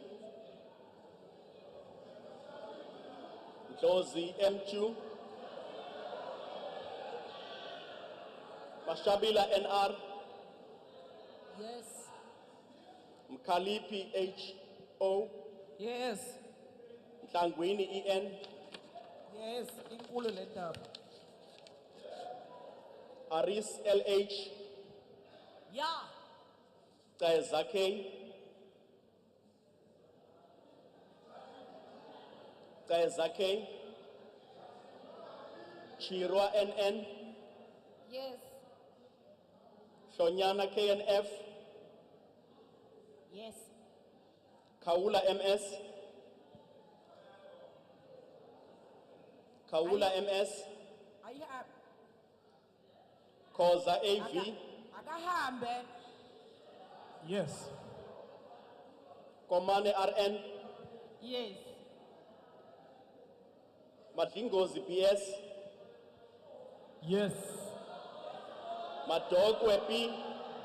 Yes. Mafanya WTI. Yes. Makesini M. Yes.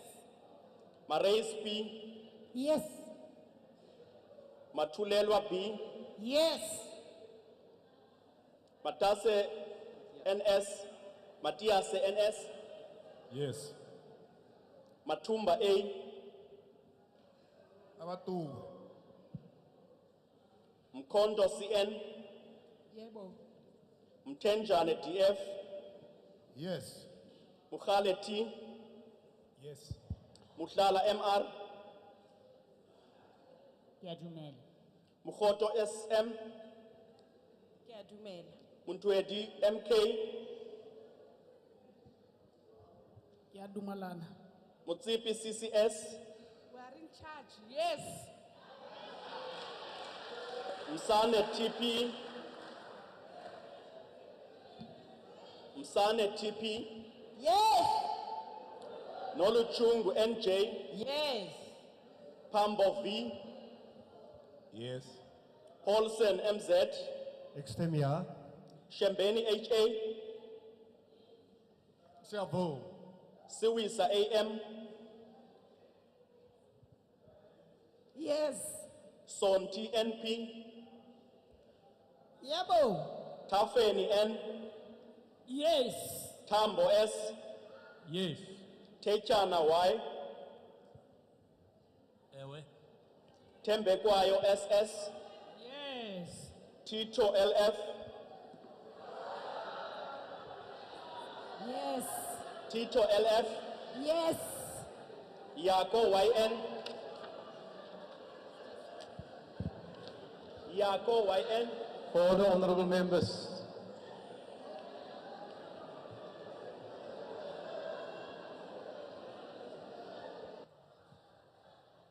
Order, honorable members.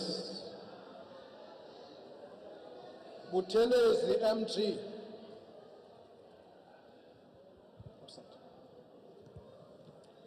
Singh N. No. Majosi Z. No. Buthelezi EM. No. Buthelezi SA. Cebekhulu RN. Hlengwa MD. No. Hlengwa M. Luthuli BN. Msimang CT. No. Ngobo SL. Sithole KP. No. Van der Merwe LL. Zondo SS. Aye. Groenewald PJ, Near. Mulder CP,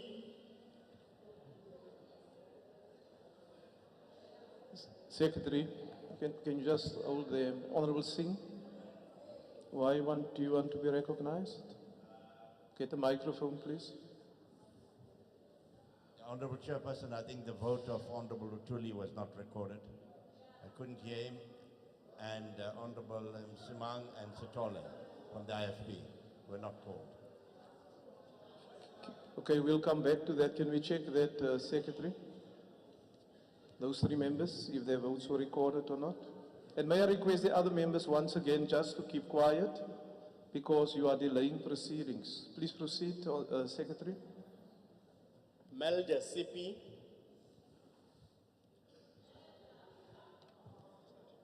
Absent. absence, okay. Vessels W, It is near. Boshoff MJ, WJ. WJ, yes. Near. Priet T, Near. Denner H,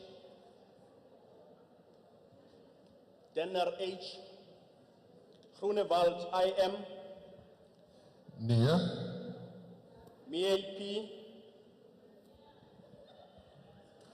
May P, Secretary, let us just go back to the Honorable Denner. Her vote was not recorded. Denner H, Near. Groenewald IM, Again, no. May P, Near. Mulder FJ, Near. Van Staden PA, Near. Meshwe KRJ, Absent. Meshwe KRJ, Absent. Thank you. Swart SN, No. Seekers ME, Seekers ME,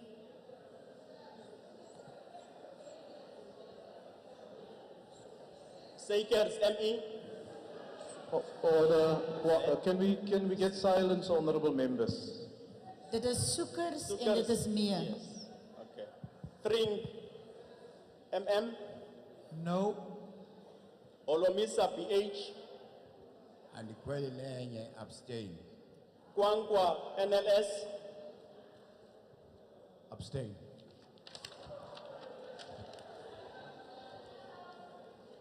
Mahau TL.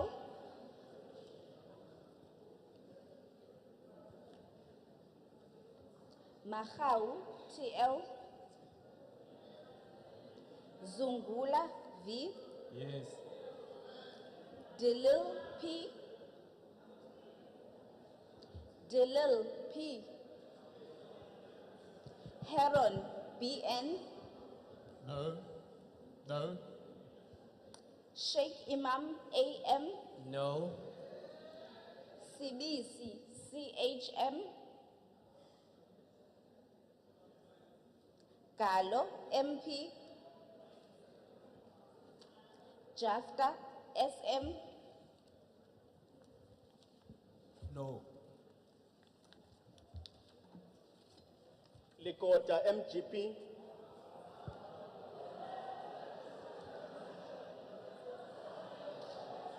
Likota MGP. Madisha WM. Madisha WM. Nyonso M. Nyonso M. Hendrix MGE. No.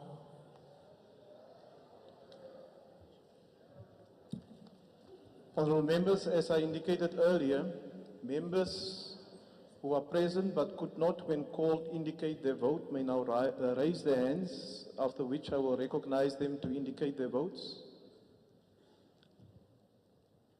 Secretary, have we ascertained if the 3 votes from the IFP, the matter that was raised by the Honourable Singh, if those 3 votes were indeed recorded?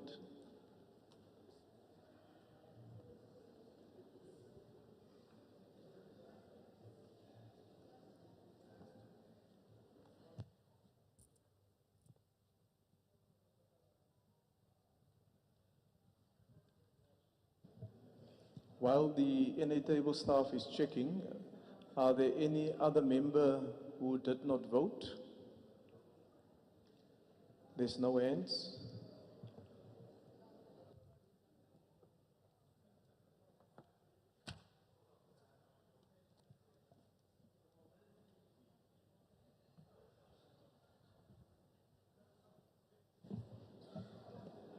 The Secretary will read the names of a few members just to double check their vote. And can we have silence, please?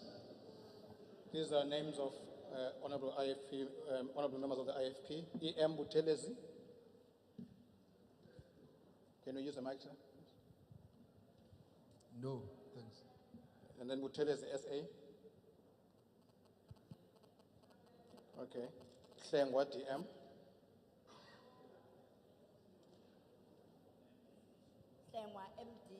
MP, sorry. MD. Yes. No. No. And Honorable Ngobo? Okay. Lutuli. Honorable Lutuli? No.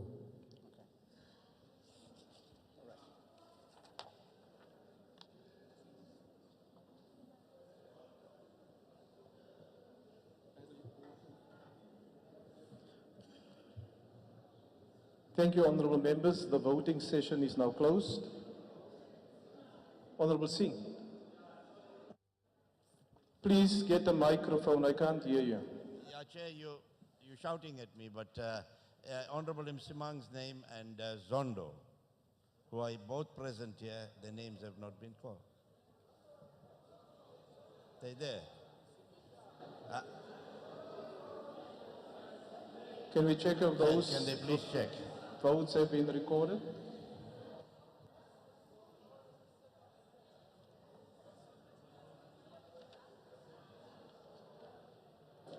Honourable members, Honourable Singh, I'm told that the names of the members were called, right? But just to make absolutely sure that the votes of the IFP is indeed correctly recorded, I've requested the Secretary to read the names of the IFP again.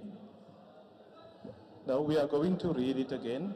And may I request the other members in the chamber to remain silent.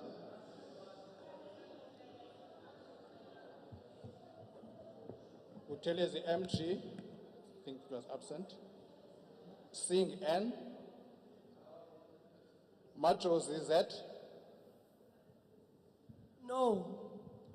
Buthelezi EM. No. Buthelezi SA. Buthelezi SA.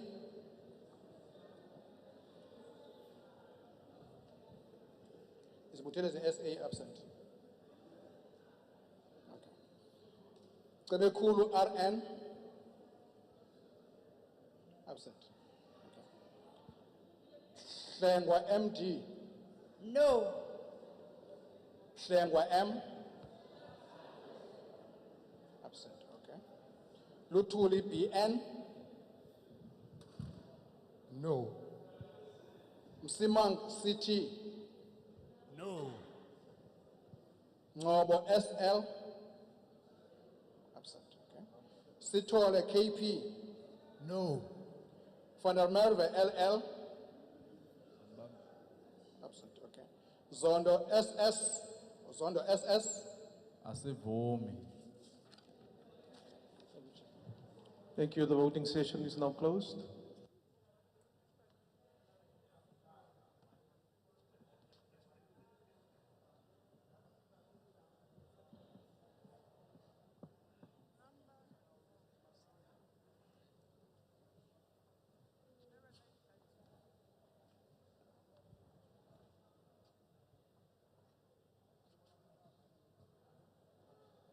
We just want to check the Honorable Swart.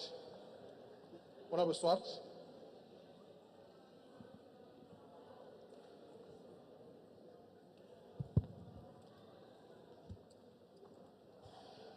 No.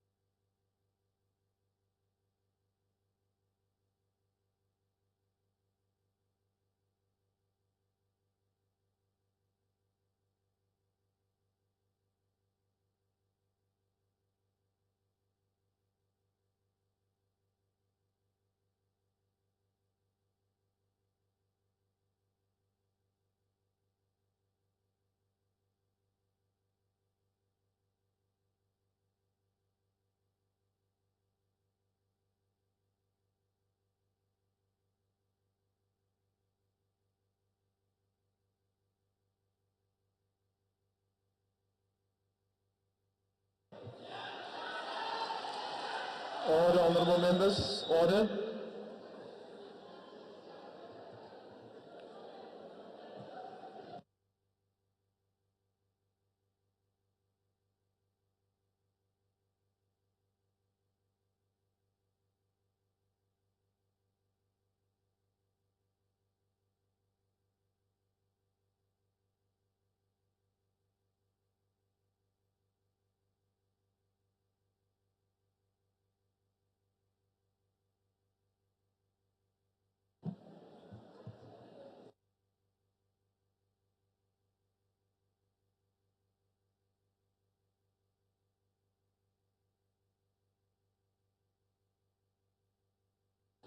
Order, honorable members.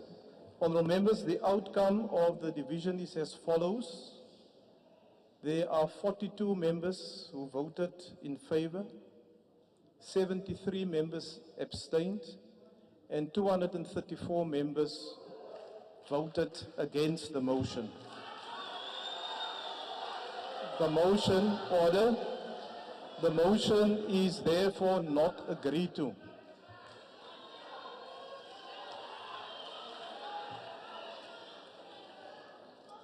Honourable members, order. The last item on the order paper is a motion in the name of the Chief Whip of the Opposition. I will now recognize the Honourable Chief Whip of the Opposition to move the motion.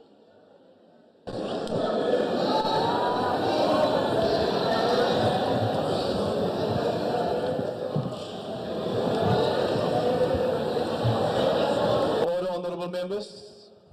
Thank you very much, House Chair.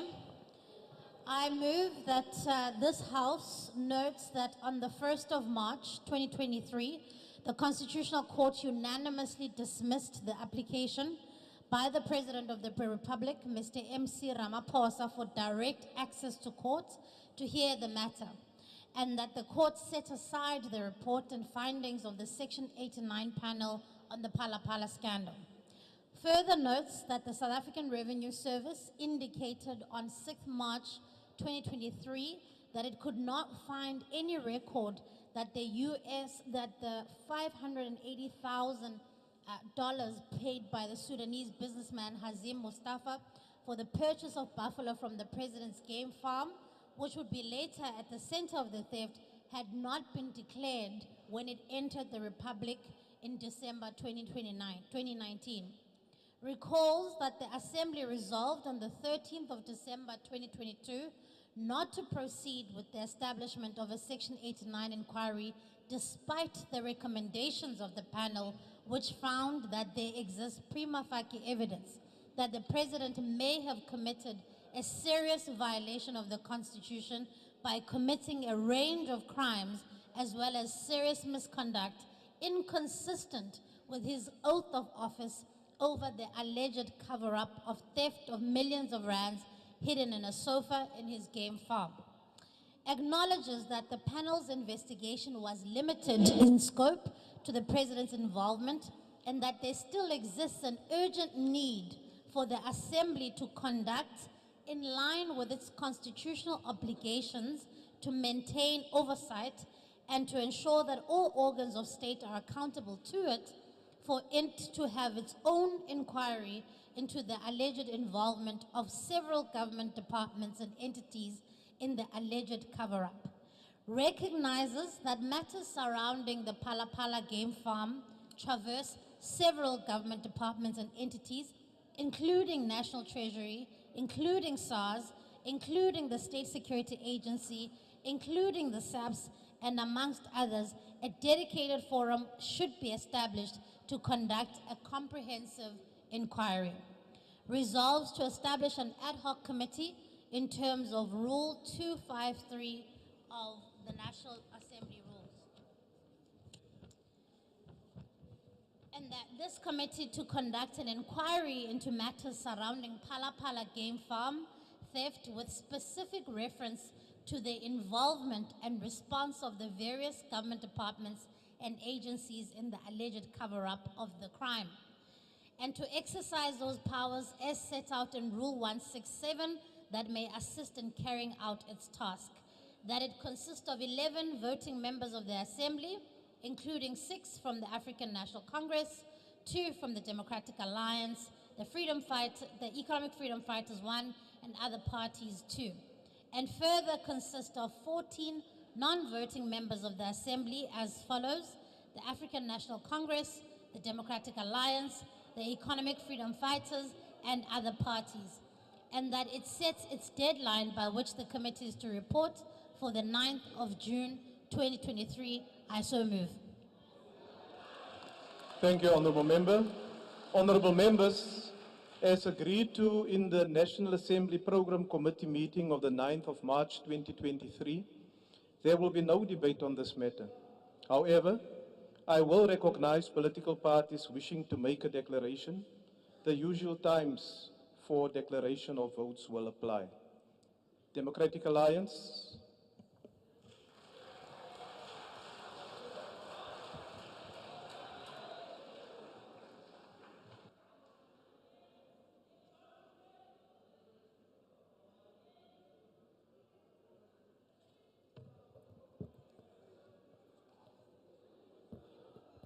Mr. Chairman, today is the last chance that Parliament has to do the right thing on the Phala Phala matter.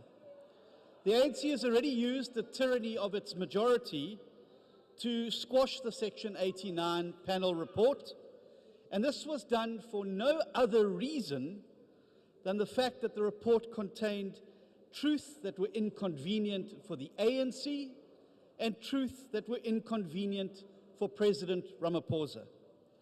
And it is worth recounting today what those findings were of a retired Chief Justice, a retired High Court judge, and a respected advocate.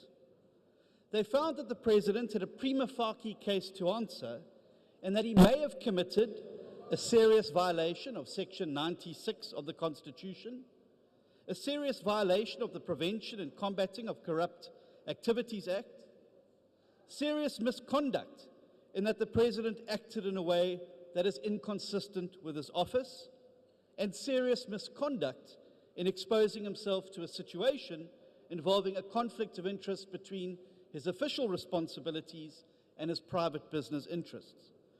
Now, these are extremely serious allegations against any head of state, but particularly against one who rode into town with a promise to end the corruption and abuse of what he had termed the 9 wasted years that preceded him.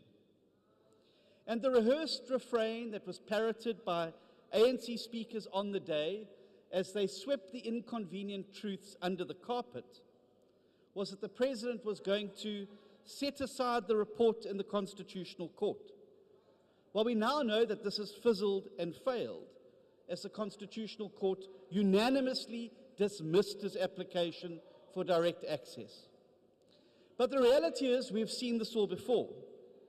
When Judge Raymond Zondo wrote his final report, Interstate Capture, he reserved the harshest criticism for the sellouts in Parliament who trampled their oath of office in service of a corrupt President and his cabinet.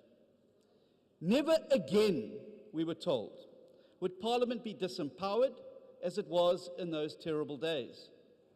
And yet here we are again, and we ask ourselves, what has really changed? Then it was Nkandla, now it's Phala Phala. Then it was fire pools and cattle kraals, and now it's couches stuffed with dollars. Then it was President Jacob Zuma, and today it's President Cyril Ramaphosa. But it is the exact same modus operandi. As long as you can abuse your numbers in Parliament, you can make any scandal or corruption disappear. And today the ANC Speaker in this debate is going to try and keep this callous charade alive. They're going to say that the Public Protector has cleared the President when they know that a final report is still awaited. They're going to say we must wait then for that final report when they know that the Nkandla judgment set out very clearly that Parliament must do its job even while others do theirs.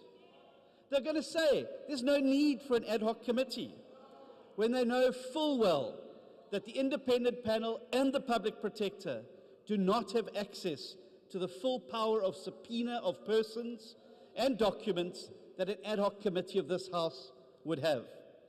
But we know the truth, and the truth is that only an ad hoc committee with the powers granted in terms of our rules can get to the bottom of how these dirty dollars entered the country, how those dirty dollars end up being stuffed into a couch in the President's private home, why the theft of those dirty dollars was never properly reported, and why the publicly funded Presidential Protection Unit meant to guard Cyril Ramaphosa, the President, was used to recover the dirty dollars of Cyril Ramaphosa, the businessman.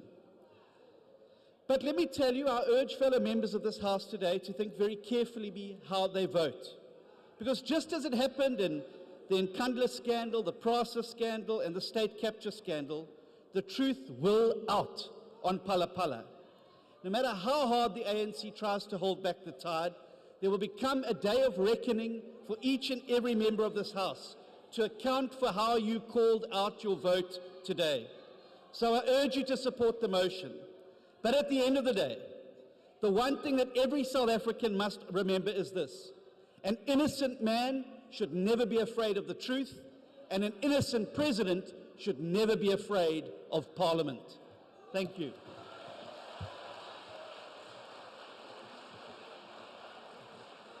The EFF.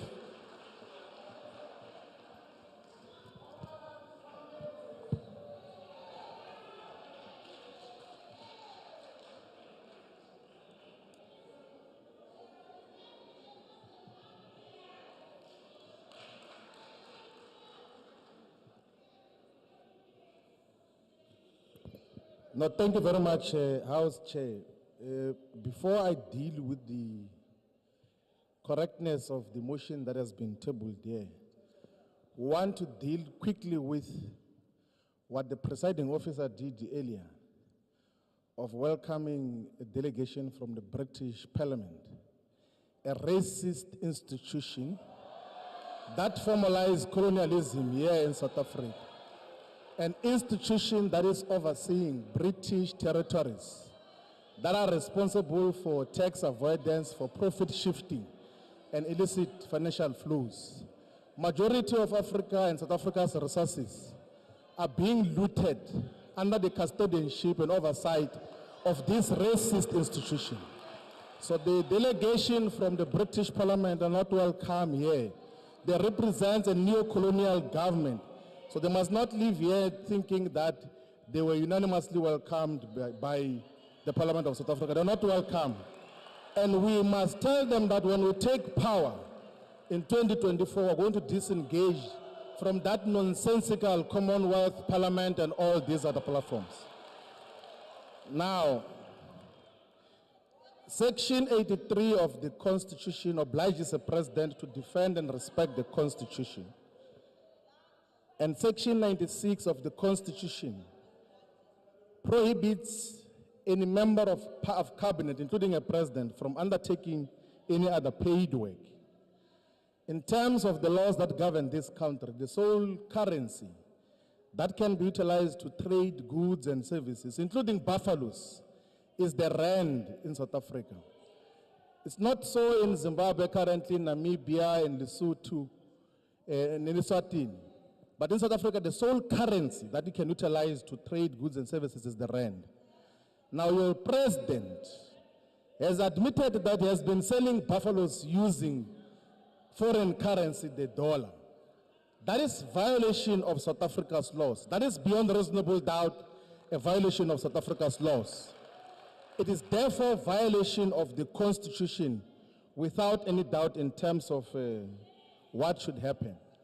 But also the Customs and Excise Act here in South Africa obliges everyone who brings foreign currency to declare that currency if it's upward of 25,000 rands. There's 580, well now they admitted 580,000 US dollars. You can multiply that by 20, you will know what it is in rand terms, which was not declared. And a sitting head of state has willingly and knowingly traded. He says to the public, to the people of South Africa, that I've been engaging in trade using foreign currency. And as this institution, which is supposed to hold him accountable, we must fold our arms. We cannot do that. We must establish this ad hoc committee to investigate everything, including the police that were involved in chasing the people who want to take the money in Phala Phala, so that we can get to the bottom of this, because we cannot have a lawless country where the sitting police commissioner is involved in pursuit of criminals in a criminal way. So we must have to establish this committee in the same way that the Nkandla ad hoc committee was established. So we stand as the EFF to support that we should establish the ad hoc committee to subpoena Mr. Cyril Ramaphosa, who is involved in businesses. He takes this task of president as a part-time job. We must hold him accountable here. We must subpoena everyone, including the police, that were involved in this illegal activity. And we can tell you now that if we Honourable Member, your time is beyond has now objective and expired. sensible reason, and we're going to take it to a further process moving forward. Thank you very much. Thank you. Order, honourable members. The IFP.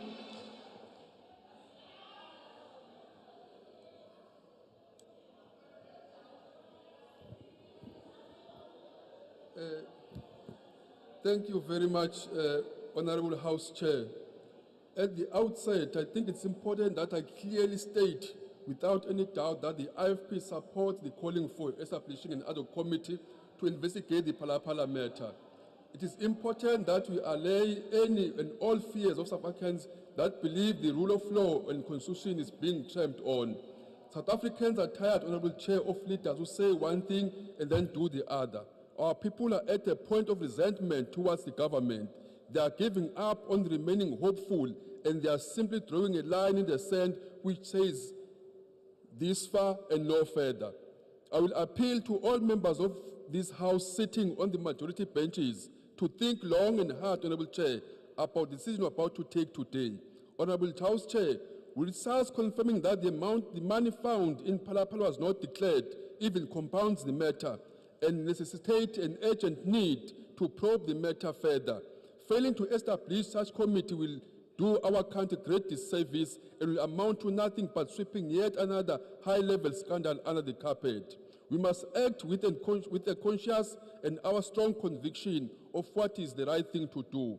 If we are to ignore this request, we are simply saying to South Africans that those who occupy high offices are above law, and we can't spit at the face of our justice system. Our president must have known that his conduct must be beyond reproach, as is an embodiment of our constitutional and social values. The IFP calls on all MPs in this House to act now and not let something this big, so significant, fall through cracks. We must show South Africans through our actions in this House that we care about the law and we care about the law and want to see accountability in action. If the ANC opt to reject the establishment of this committee, this will ultimately be the last straw, breaking off of the last seal of an ANC that can change and the ANC that can be better. We support the establishment of the committee. Thank you very much. Oh my God. EFF Plus.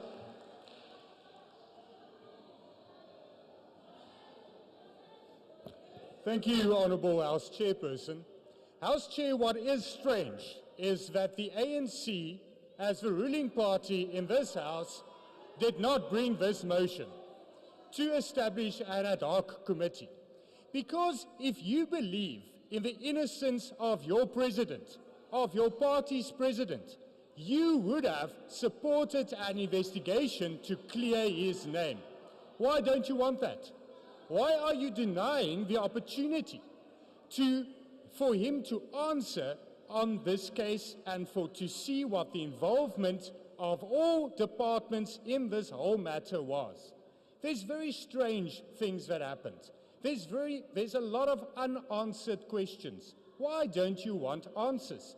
If you believed in the innocence of President Ramaphosa, you would have brought this motion. On the 28th of September 2022, when a similar motion was brought by the official opposition, the ANC voted against that motion and the establishment of an ad hoc committee and said that it's premature because the Section 89 panel is still conducting their business and that report should still serve.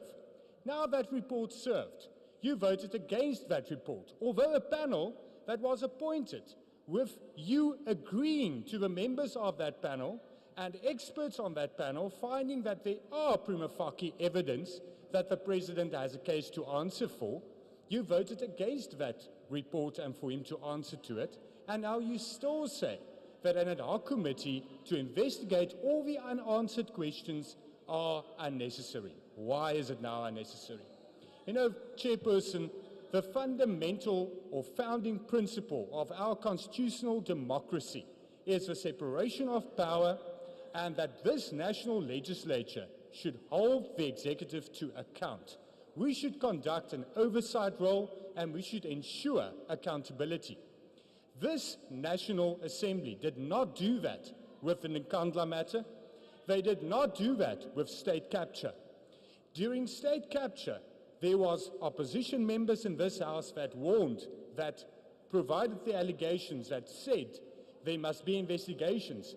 But the ANC protected themselves and denied, and then it was 9 lost years. It's much more than 9 lost years because this government has, a long time ago, lost their moral compass and completely lost their moral grounds.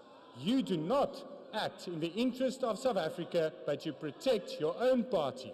If you act in the interest of the people out there, you would support this motion. You should then support this to clear the name of your president and to see if there's any truth in the allegations. I thank you. The ACDP.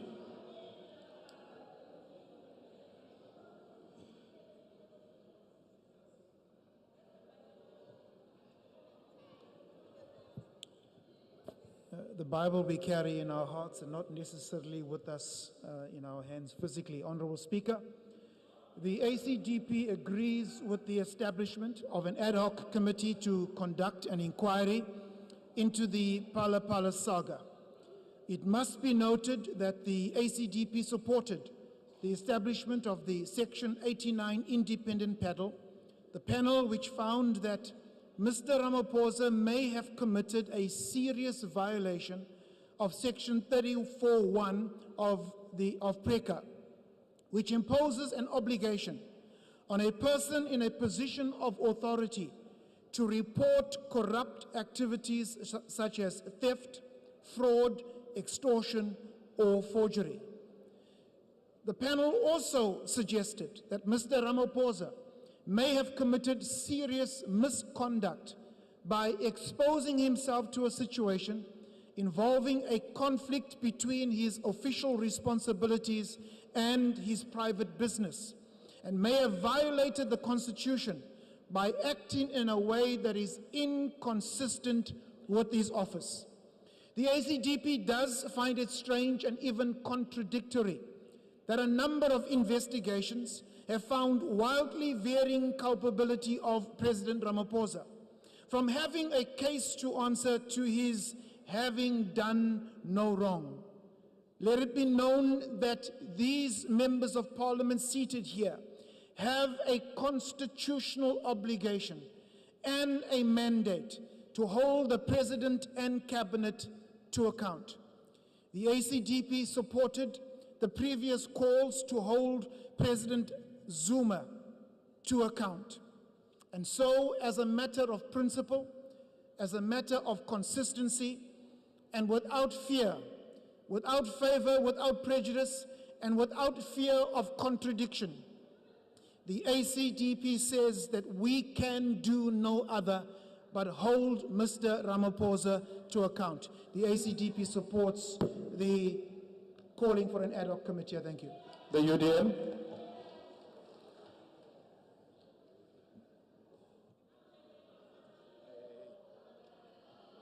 Quiet, quiet. Honorable House Chair, honorable members, the allegations of a cover-up have been greatly destructive of the country's image, both at home and abroad, and has affected investor confidence negatively, especially given that President Ramaphosa has acted the champion of good governance, and now this bomb has burst over his very own head. Neither is the delay by the Reserve Bank, National Prosecuting Authority, Hawks and police helping the cause to clear the dark cloud hovering over this country. The situation is further complicated by the involvement of police personnel in this saga and the so-called cross-border investigation into Namibia. It is in the interest of the President, I submit, and I dare say the ruling party, that this case must be expedited. In conclusion, unfortunately, the President cannot run away from Parliament, irrespective of whether he is head of these law enforcement agencies. Only transparency in Phala Phala matter will satisfy the South African public. The UDM supports the resolution. Finally, Honorable Chief Whip of the majority, let me advise you, into bungayas, if ufuna inyani uba kwenzeke ntoni kule nto yale Phala Phala, mamela naba bantu kufuneka ubabizile uPresident, Chairperson uHonorable Mantashe, uDeputy President uTata Mashatile, ibe ngu Ace, kuzoba ngubani yamfuna owegqibela hayi khona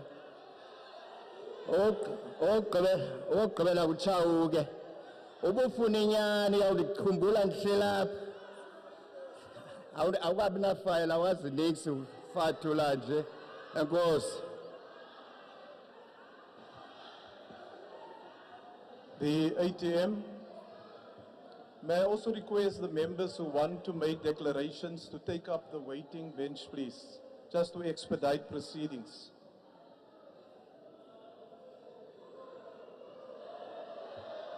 Order, honorable members. Order. Thank you, Chairperson. Parliament has been criticized in the past about failing to scrutinize the actions of the executive. Even with Phala Phala, Parliament has done nothing to fulfill its constitutional obligation of scrutinizing executive action. Parliament can't wait to delegate its responsibility of oversight to other institutions. Parliament must take it upon itself to investigate and satisfy itself that the President and other institutions did not do any wrongdoing. As we debate, no one has been arrested for the theft in Phala Phala. Noko ANC, niyamthanda mosutata wenu President Ramaphosa. And you would want to see the criminals that stole from him arrested. So this motion will assist you. Therefore, you must vote in support of this motion. And how can Parliament be exemplary in encouraging citizens to abide by the law, yet it refuses to investigate if state institutions broke the law in Phala Phala? 9 months after Phala Phala became public knowledge, the citizens are none the wiser whether wrongdoing occurred or not.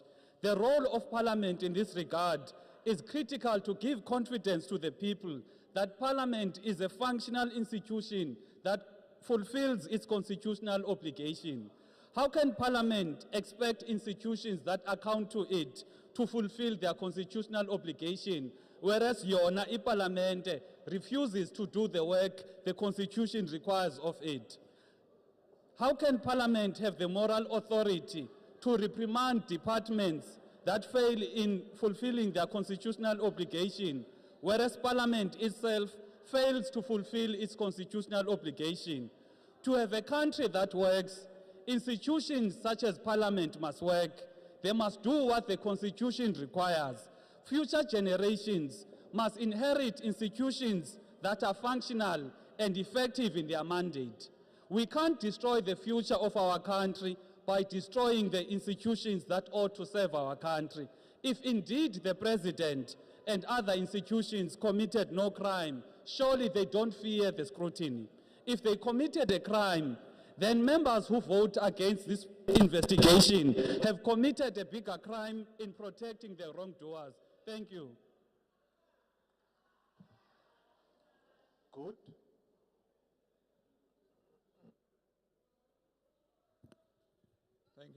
Thank you, Chair. Chair, the problem with the proposal from the Chief Whip of the Opposition is that nothing has changed since we debated this proposal 6 months ago. And nothing has changed since the report by the independent panel was rejected by this House 3 months ago. The only sensible proposal was the good proposal, which the Speaker would not or could not allow, because the rules only allowed for us to accept or reject the recommendations of the independent panel that we proceed in terms of Section 89 of the Constitution. You will recall, Chair, that we proposed that the panel's report be accepted, but the work of the Section 89 committee does not commence until such time as the President has concluded his right to review the report. When that proposal was rejected, the choice became politically opportunistic and binary, with no room for the interests of justice to be served. We're back here only because the Democratic Alliance received some information that SARS is unable to find any record that the foreign currency which was brought into this country and then allegedly stolen was declared. Of course, the President was not the one who allegedly brought the foreign currency into the country. So the DA's excitement should have been short-lived, because a few days later, SARS issued a statement confirming that a tax compliance statement was issued by SARS indicating that the 4 million rand sale of the game at the President's Phala Phala farm in 2020 was declared. Chairperson, it's unfortunate that Parliament was forced to choose between a yes and a no response to the independent panel's recommendations. But that choice cannot be circumvented by the proposal to establish an ad hoc committee to conduct parallel investigations to the multitude of investigations that are already underway by competent authorities. The matter may well return to Parliament for a new decision should the Hawks, the Public Protector, the South African Reserve Bank, or SARS conclude that the President should be charged with a crime or has acted illegally or in breach of the Executive Ethics Act. That hasn't happened yet, and we should not allow the authorities to conclude the investigations, and we should allow the authorities to conclude the investigations without fear, favor, or opportunistic political interference. Thank you. The NFP.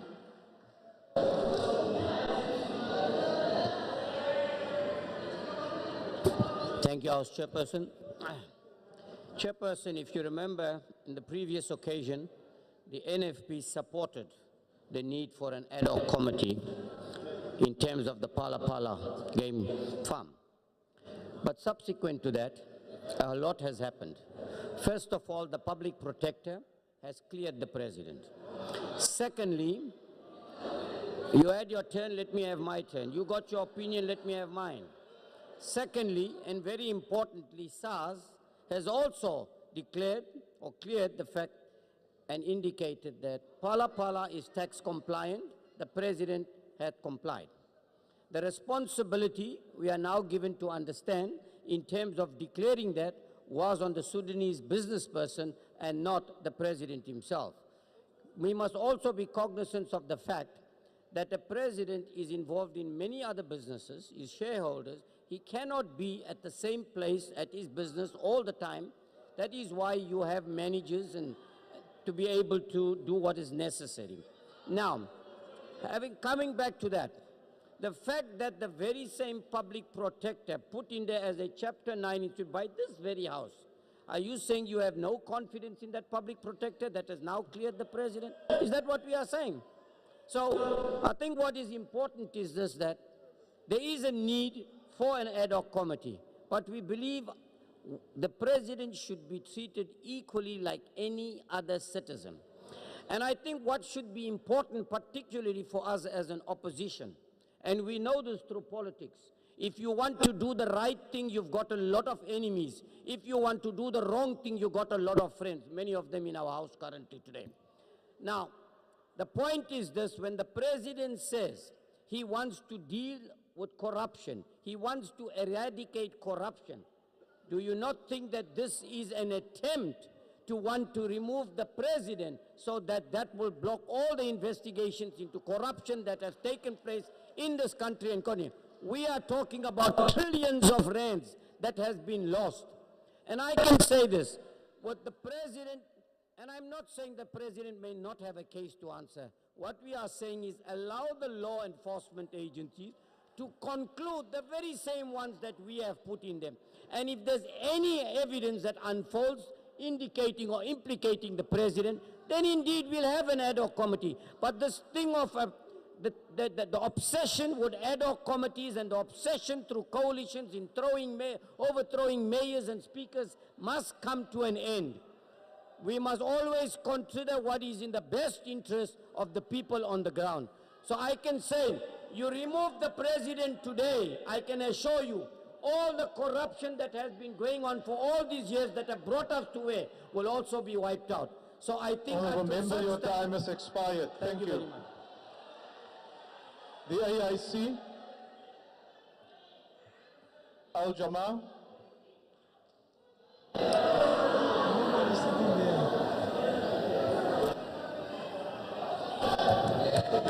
Honorable House Chair, President Ramaphosa is not a corrupt person. He has not committed an act that is impeachable. He has not committed an act which the Constitution says there must be a gross violation. There has been no gross violation. Having said that, we must take the position of the leader of the official opposition very seriously. He knows that in the Western Cape they use their numbers. They know that in many municipalities they use their numbers. So they understand that the ANC does the same thing. So when they explain to us that the ANC will use their numbers in order to vote against any negative findings, when we do have this ad hoc committee, the leader of the official opposition knows what he's speaking about. This House will just waste its time. Al-Jamaa don't support the ad hoc committee. Thank you very much, Honourable Chair. The ANC.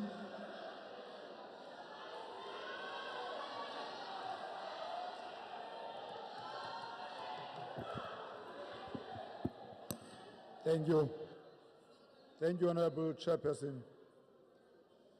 The ANC rejects the DA's draft resolution for establishing an ad hoc committee to investigate all aspects of the theft at the Phala Phala farm. The ANC rejects it on the following basis. One, this draft resolution already has a hidden, predetermined conclusion that the president is guilty, which makes it difficult to design an ad hoc committee to institute and guide the uncovering of the truth about the Phala Phala farm theft. More importantly, the predetermined conclusion that the president is guilty violates the president's right to presumption of innocence.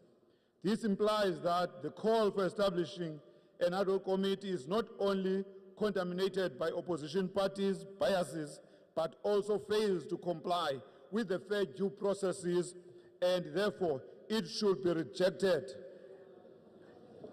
on all grounds. Secondly, and crucially, this draft resolution is an opportunistic one. Thus, the establishment of ad hoc committee it advocates for is called for the wrong purpose. In particular, this draft resolution is combative and fact-bending, as it elevates the Constitutional Court's ruling and the South African Revenue Service's findings on the Phala Phala farm theft as the basis for establishing an ad hoc committee, while simultaneously distorting and ignoring the public protector's interim findings that vindicate the president of any wrongdoing, including being exposed to a possible conflict of interest as unsubstantiated. The ANC is convinced that the proposed ad hoc committee is an attempt to launch a reactionary coup intended to hijack democratic institutions and processes to satisfy the narrow political interests of a racist right-wing parties. Thirdly, and equally important, this draft resolution risks undermining the authority and the legitimacy of the National Assembly, and thus watering down the ability of the National Assembly to hold the executive account. To be more specific, the scope of this draft resolution is a narrow rush attempt which failed to await to examine the findings of all the democratic institutions, that is Hawks, the South African Revenue Bank, the Reserve Bank, etc., tasked with the responsibility of investigating the Phala Phala farm theft to determine whether or not there is any wrongdoing by our president. While the National Assembly must scrutinize executive action, which duty must be carried out fairly to avoid errors, is determining whether the president is innocent or guilty at the accusation level against him.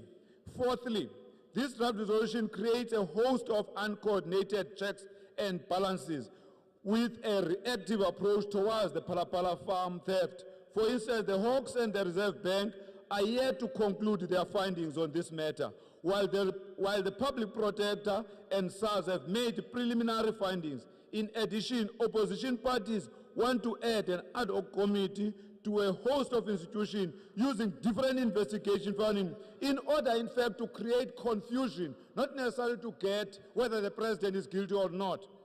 Fourthly, furthermore, this draft resolution gives the impression that the National Assembly is willing to interfere with the work of the Hawks, the Reserve Bank, the Public Protector, and SARS by prescribing to these institutions in support of our democracy by investigating involvement and response of various governing departments and agencies in the alleged cover-up of the crime. The DA alleges, while the DA has no shred of evidence in this regard. Again, the DA wants the ANC to support an establishment of ad hoc committee based on hearsay of a cover-up to further illustrate the lack of objectivity in the opposition benches. The EFF calls for Public Protector's preliminary finding as nonsensical, implying that any findings that exonerate the president are unwelcome. What a childish behavior. At worst, this draft resolution ensures that these institutions that support our democracy are incapacitated to investigate the Phala Phala farm theft fully. Thus, an ad hoc committee must be established. In conclusion, Chairperson, expanding the scope of Phala Phala farm theft to include government departments, state entities such as National Treasury and the state security agents does not justify the establishment of an ad hoc committee. Besides, the proposed ad hoc committee does not have sophisticated investigative functions to deal with complexities surrounding the Phala Phala farm. In conclusion, again, Chairperson, I want to affirm the ANC's position that this opposition is extremely desperate. They don't even have confidence in themselves. We are only going to the elections next year, but they cannot use this time to mobilize society for their cause. Instead, they want shortcuts because they know for a fact that they are far away from capturing the state. They are far away from ruling this country. Therefore, they are trying to find any way, any shortcut.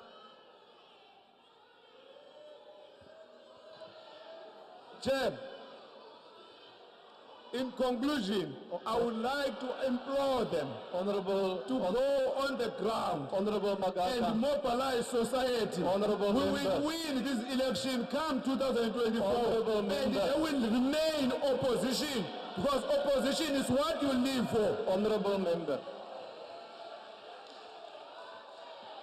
No, there was order, honourable members. No, there was a request for intervention, and some members were showing that the member's time is up. In fact, the member had more than 1.5 minutes left. He had 7 minutes in total for that intervention. So that do not arise. Order. Order, honourable members. Order. Honourable members, I will now proceed to put the motion by the Chief Whip of the Opposition. I now put the motion. Are there any objections to the motion as put by the Chief Whip of the Opposition?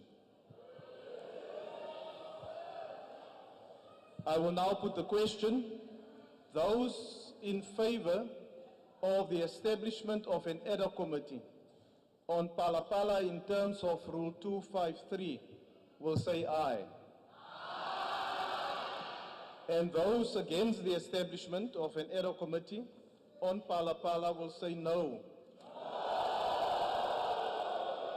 I think the noes have it. Honorable Chief Whip, the Chief Whip of the Opposition.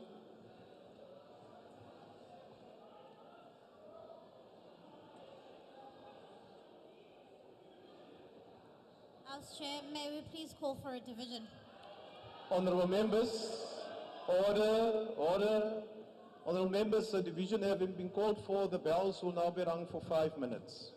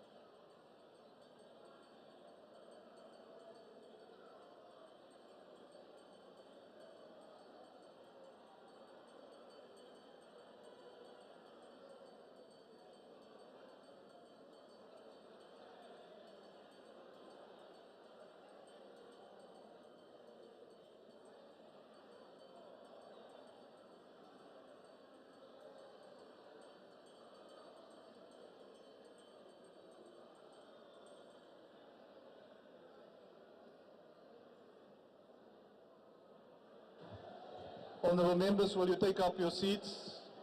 We want to start with the voting process.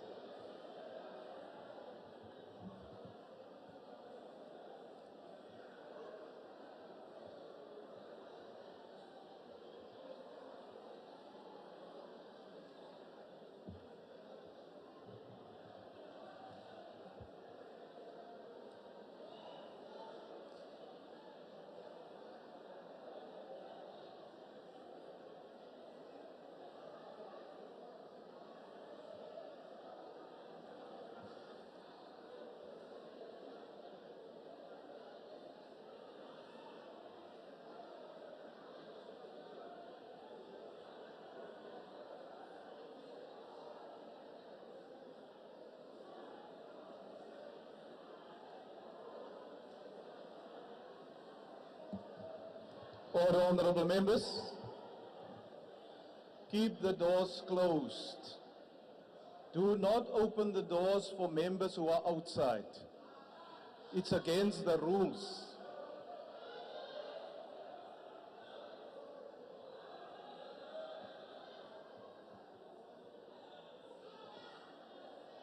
Order, honorable members.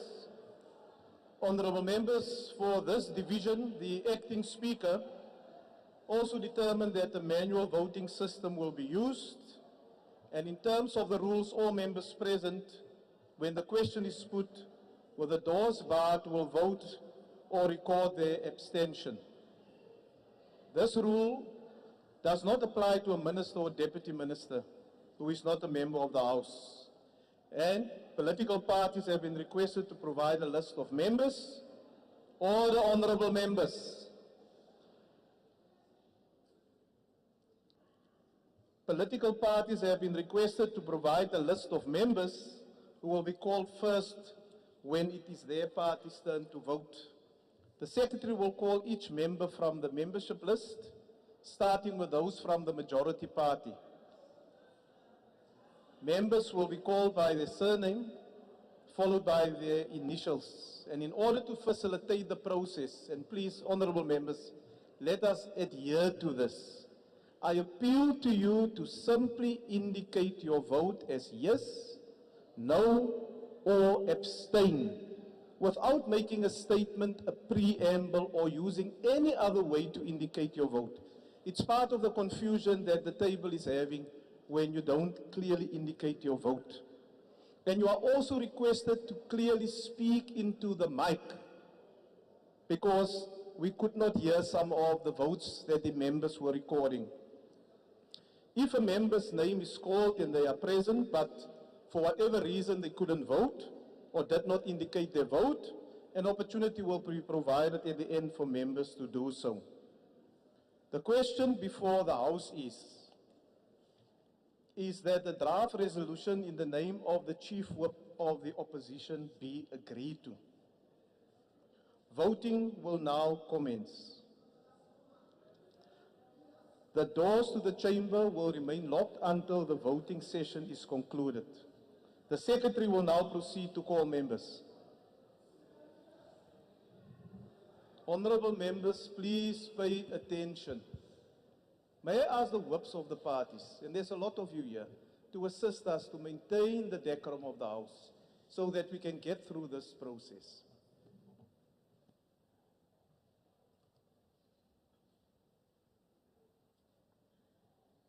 Majorina PCP. I vote no. Mashatile PS. No. Mapisa Nqakula NN. I vote no. No. Mapisa Nqakula NN. No. Sinodi SL. No. Buroto MG. No. Ntombela MLD. No. Dakude DE. No. Lisuma RMM. No. Khadebe BA. No.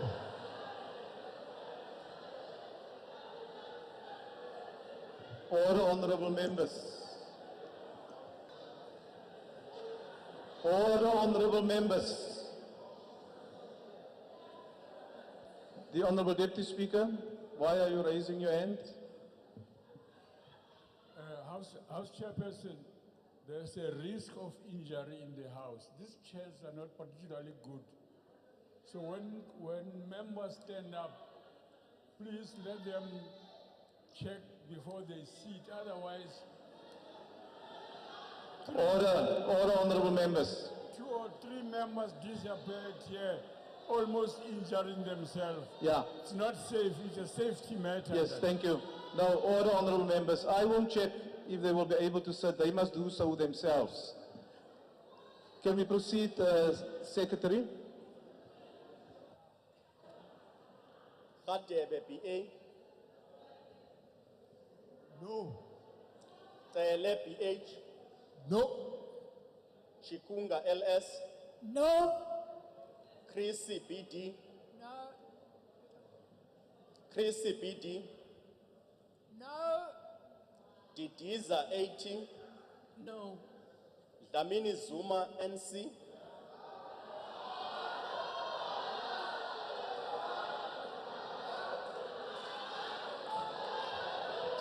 Order, honorable members. Order. Proceed, Secretary. Dlamini Zuma NC. Odongwana E. Order, honorable members. Honorable members. We have the whole evening, okay? The previous process took almost an hour to complete, so we have enough time. Proceed, Secretary. Odongwana E. No. Godan PJ. Kungubele M. Aibo. Kivit N. No. Kodwa NG. No. Kubai MT. Lamula RO. No. Mantashe SG. No. Mkunu ES. Modise TR. No. Utsecha MA. No. Mutswale DPA. No. Dabeni Abrahams SG. No. Chabeni KPS. No. Ngesi TWT. Zimande BE. Pando GNM. Patel E. No. Phala MJ. No. Ramokhupa ML. No. Zikalala S. No. Zulu LD. No. Mapila KO. No. Waters A. No. Benz Namasha Z. Tasa. Tapa RN. Ta. Andivumelani bo. Dlomo SM. No. Gina N. No. Olomisa SP. No. Jeffrey JN. JH. No. JH. Kekana PS. Nya. Mafu NN. No. Mahlalela AF. No. Mahlobo MD. No. Majola FZ. Pass. Makwetla SP. No. Manamela KB. No. Mangu LN. No. Mapulane MP. Big no. Mashiko Dlamini KC. No. Masondo D. Not present. Pass. He's not here. Matale CC. No. Mhaule MR. No. Muloi BE. No. Murulong IK.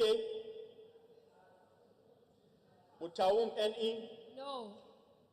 Kabane NP. No. Mzuza NB. No. Peters AP. No. Pilane Majake MCC. No. Squacha M. No. Soju MM. No. Swars B. No. Tau MPF. No. Tolashe NG. No. Chabalala J. Andizi, no. Chwete P. No.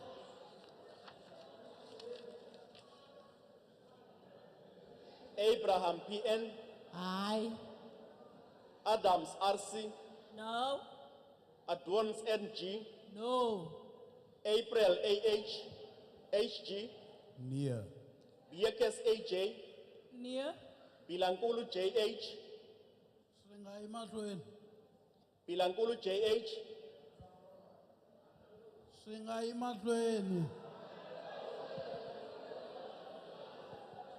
Is no, Bilankulu N. No. Bongo BT. No. Butelezi NS. No. Tapa N. No. Chabane MS. No. Direko DR. No. Damini ME.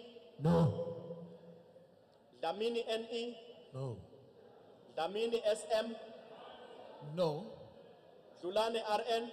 No. Dunjwa MAL. Aye. Ganchi QR. Aye. Gancho N. Near. Kela A. No. Combo MM. No. Kumbu TT. No. Kumete SN. No. Hatebe PM. Ha. Harvard X. No. Hermans J. Extreme near. Tongo AS. No. Jacobs F. Near. Jacobs KL.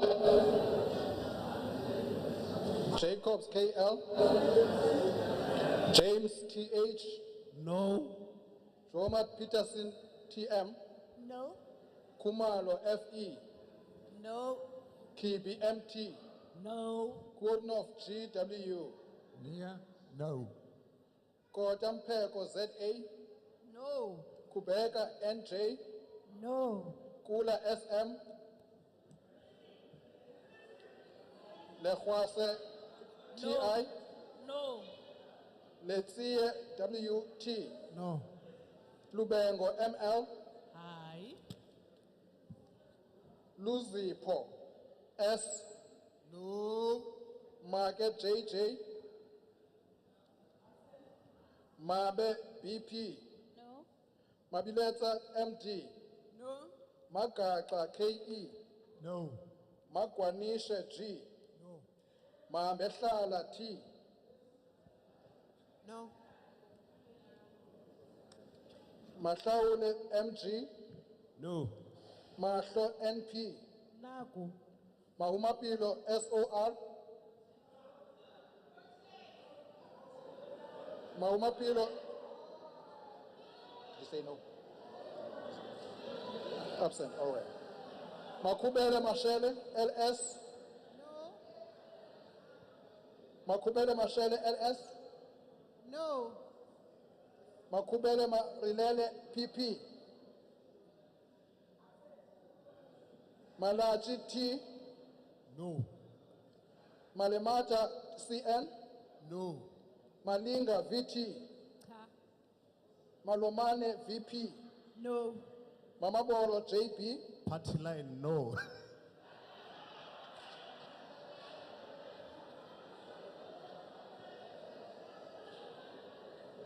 Manani So JS. No. Mandela ZMT.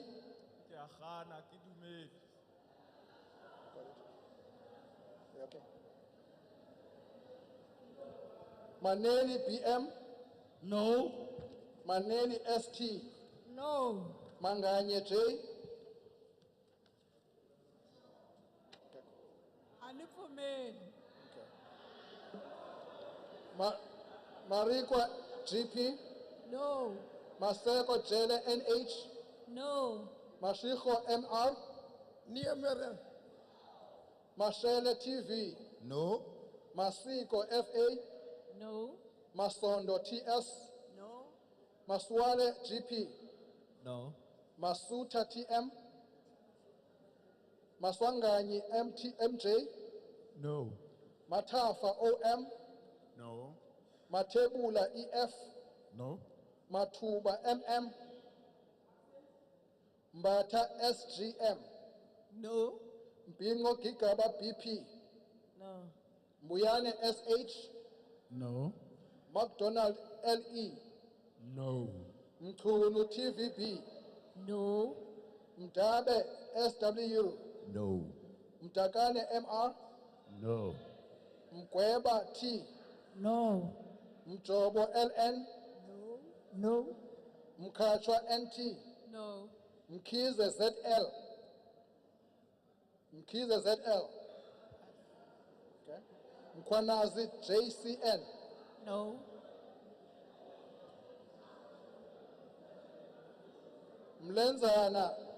Mlenzana Z.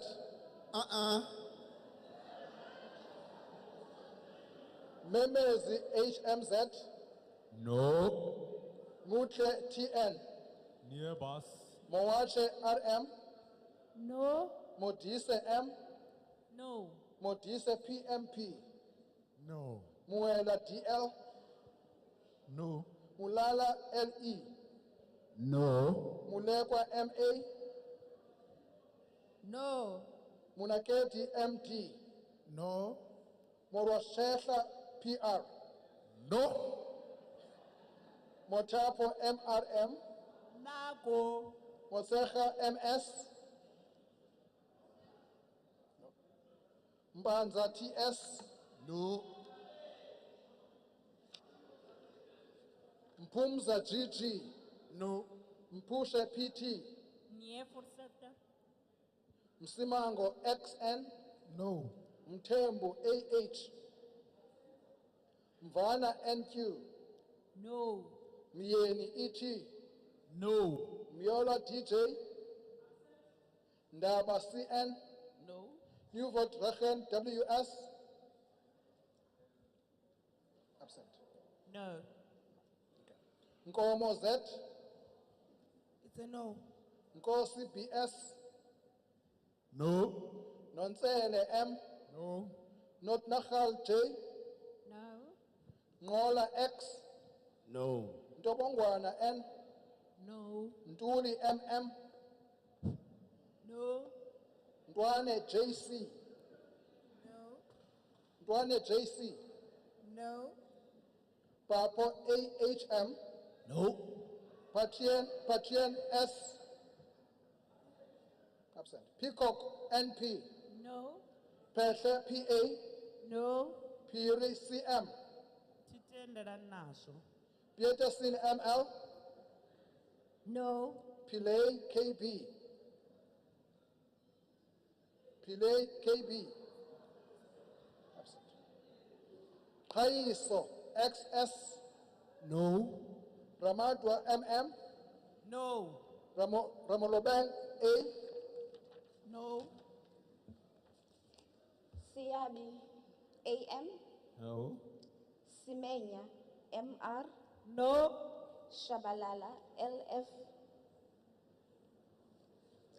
Shabalala LF.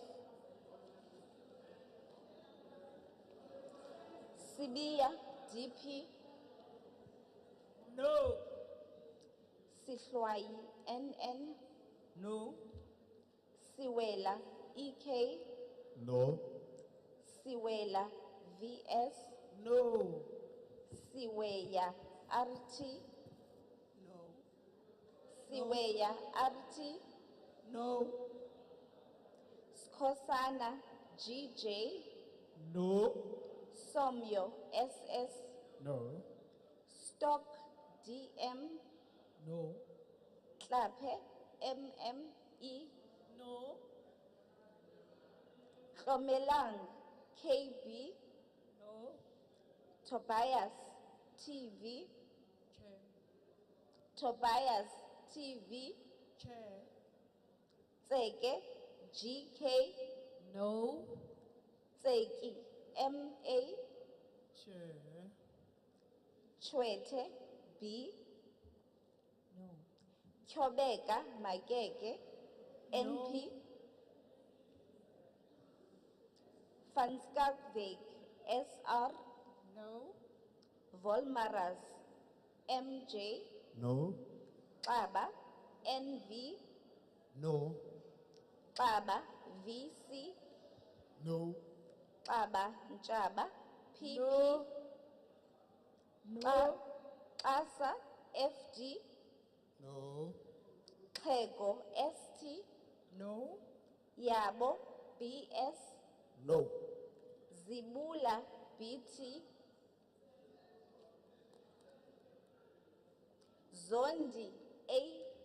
Zondi MA, No. Zuma AS, No. Zungu TRM,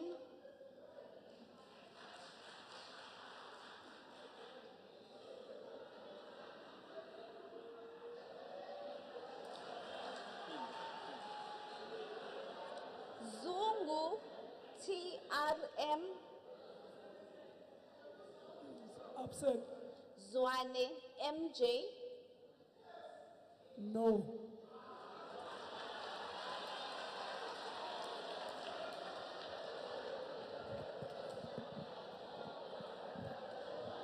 All the honorable members.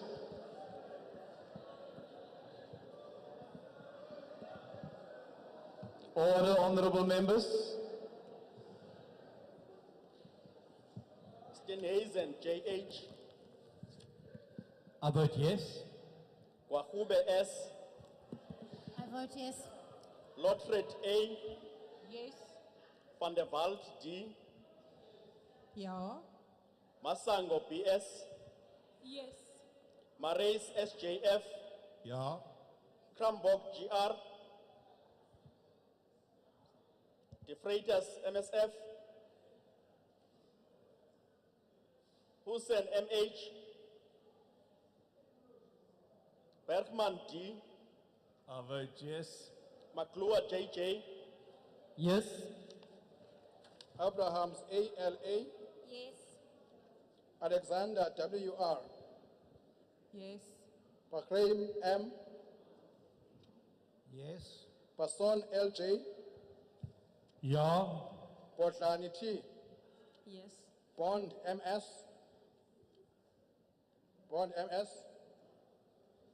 Breitenbach G, Yes. Bryant DW, Yes. Kachalia GKY, Yes. Cardo MJ, Yes. Chetty M, Yes. Clark MO, Yes. Cuthbert MJ, Yes. Develius JN, Ja. Engelbrecht J, Ja. Isaac F, Yes. Faber WF, Ja. George DT, Yes. Gondwe MM, Graham SJ, Yes. Hicklin MB, Yes. Horn W, Ja. Hansinger CHH, Ja. Ismail H, I vote yes. Joseph D, Ja. Ja. Kanyile TA, Yes. Chachau KL, Ke a dumela ntate. Kumalo NV, Yes, Chair. King CV, Yes. Kola D, Kriya HCC, Ja. Liz RA, Yes. Lehoff TA, Yes. Lorima JRP, Yes. Mabena TB, Yes. Mabiga MS, Mabiga MS, it's absent. Okay. McPherson DW, Yes. Majola TR, Yes. Malazi MS, Yes. Mare EJ, Ja. Masipa NP, Yes. Mazone NWA, Yes. Babama TM, Ewe. Mbele ZN, Yes. Mhlongo TW, Yebo. Malham KJ, Yes. PTL, Yes. Maybach NG.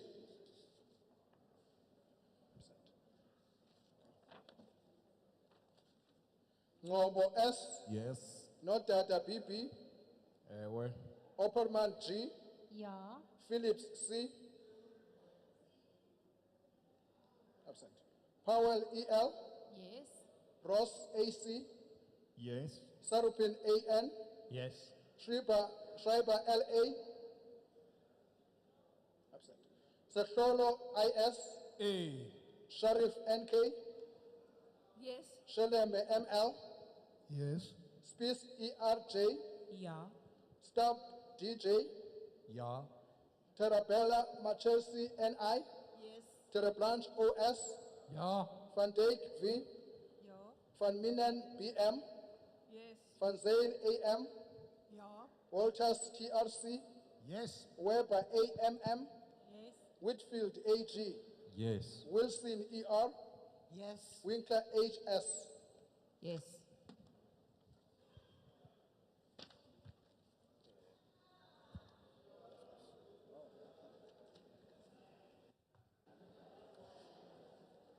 Malima JS, Yes. Shibambu NF, Yes. Mente NV, Yes. Dlamini MM, Yes. Mautwe OMC, Yes. Ndlozi MQ, Mashabela NR, Yes. Mashabela NR, Yes. Mkalipi HO, Yes. Tlangwini EN, Yes.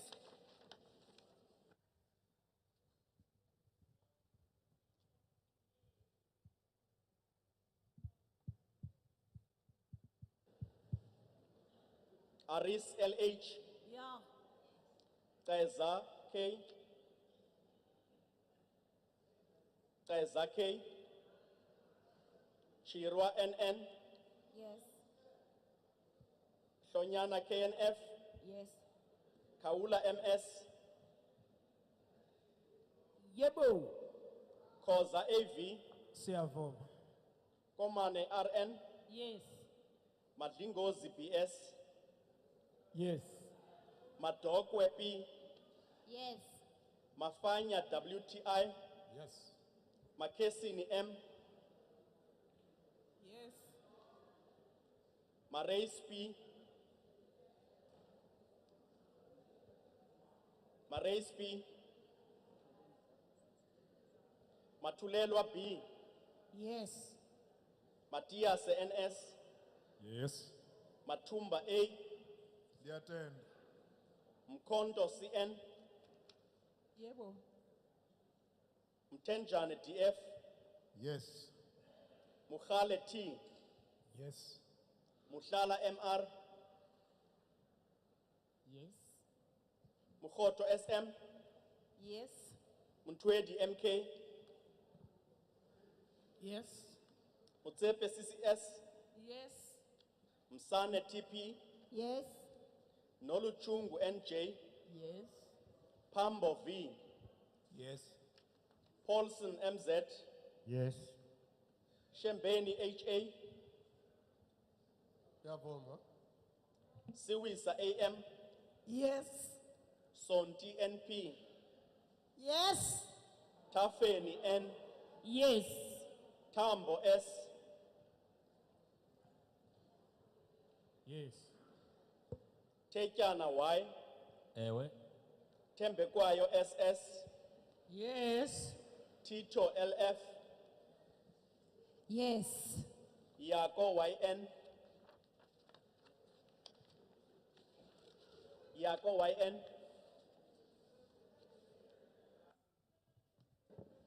Buthelezi MG, Singh N, Yes. Majozi Z, Yes. Buthelezi EM, Yes. Buthelezi SA, Kebekulu RN, Hlengwa MD,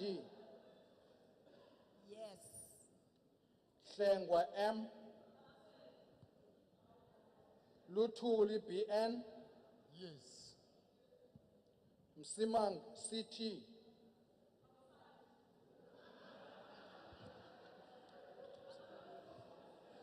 Ngobo SL, Sithole KP, Yes. Van der Merwe LL, Sondo SS. Siyavuma. Groenewald PJ, Ja. Melda CP, Vessels WW, Yes. Boshoff WJ, Ja. Briet T, Ja. Denner H, Ja. Groenewald IM, May P, Can we go back to Groenewald? Groenewald IM, May P, Ja. Melde FJ, Ja. Van Staren PA, Ja. Meshwe KRJ, Absent with leave. Swart SN, Yes. Seekers ME, Soekers ME, Ja. Tring WM, Yes. Olomisa BH, Yes. Kwangwa NLS, Kwangwa. Kwangwa. Kwangwa NLS, Ewe. Mahau TL, Zungula V, Yes. Delil P, Heron BN, No. Sheikh Imam No. AM, No. CBC CHM, Gallo MP, Jafta SM, Yes. Likota MGP, Madisha WM, Nyonso M, Hendrix MGE, No. Thank you, honorable members. I will now provide an opportunity for members who were present or for whatsoever reason could not vote or indicate their vote to do so now. You can just raise your hand. There's none. The voting session is now closed.